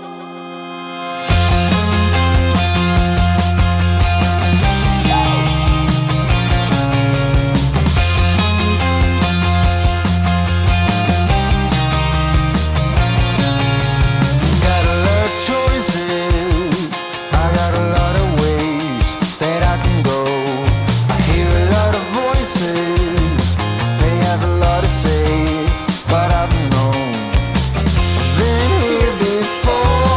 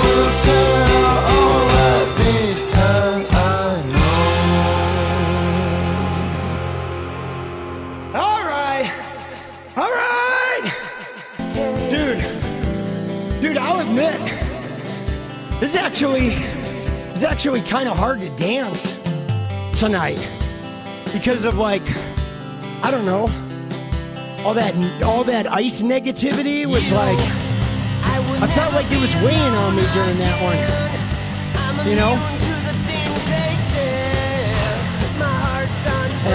And you know, I really, dude, leftists and centrists and liberals and, you know, whatever, socialists, like, we got to get our heads out of our asses and really find a way to fucking bring it together, because I don't think we're going to get too many more chances of saying, like, hey, if we fuck it up this time, it's going to get bad. Like, it's fucking bad. So I don't care who's on the fucking ticket. I don't care if it's a fucking Democratic head of lettuce. Like, I want us fucking supporting them and fighting for them. No reservations. No bullshit in 2028. Every leftist and Democratic content creator unified and not being little fucking whiny pricks. When we stare down you know what I'm saying? When we stare down in 2028, no more 2024 whiny bullshit. I don't care how you feel about the goddamn candidate. You're gonna get on board, period. That's it. No fucking, I don't care. You don't have to be satisfied, but we are not gonna let fascists shove a fucking Bible up our ass, all right?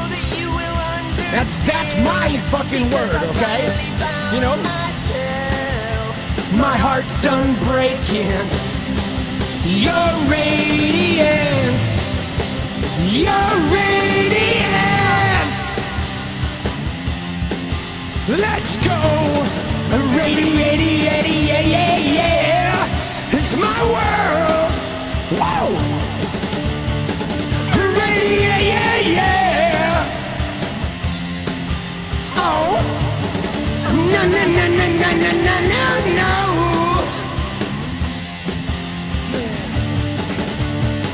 Yeah. Woo. I can't pretend. No, no, no, no. Oh, I hope this never ends. It's about you. I will never be alone again. I'm immune to the things they said. My heart's unbreaking. You're radiant truth. I know that you will understand, because I finally found myself. My heart's unbreaking. You're radiant. You're radiant. Dude, thank you, Ellie. Yes, I wrote these lyrics and the music. This is back in 2002 and 2003. Whoa, whoa, whoa, whoa. Thank you, guys. I will see you tomorrow. Keep the faith, boss. Good night.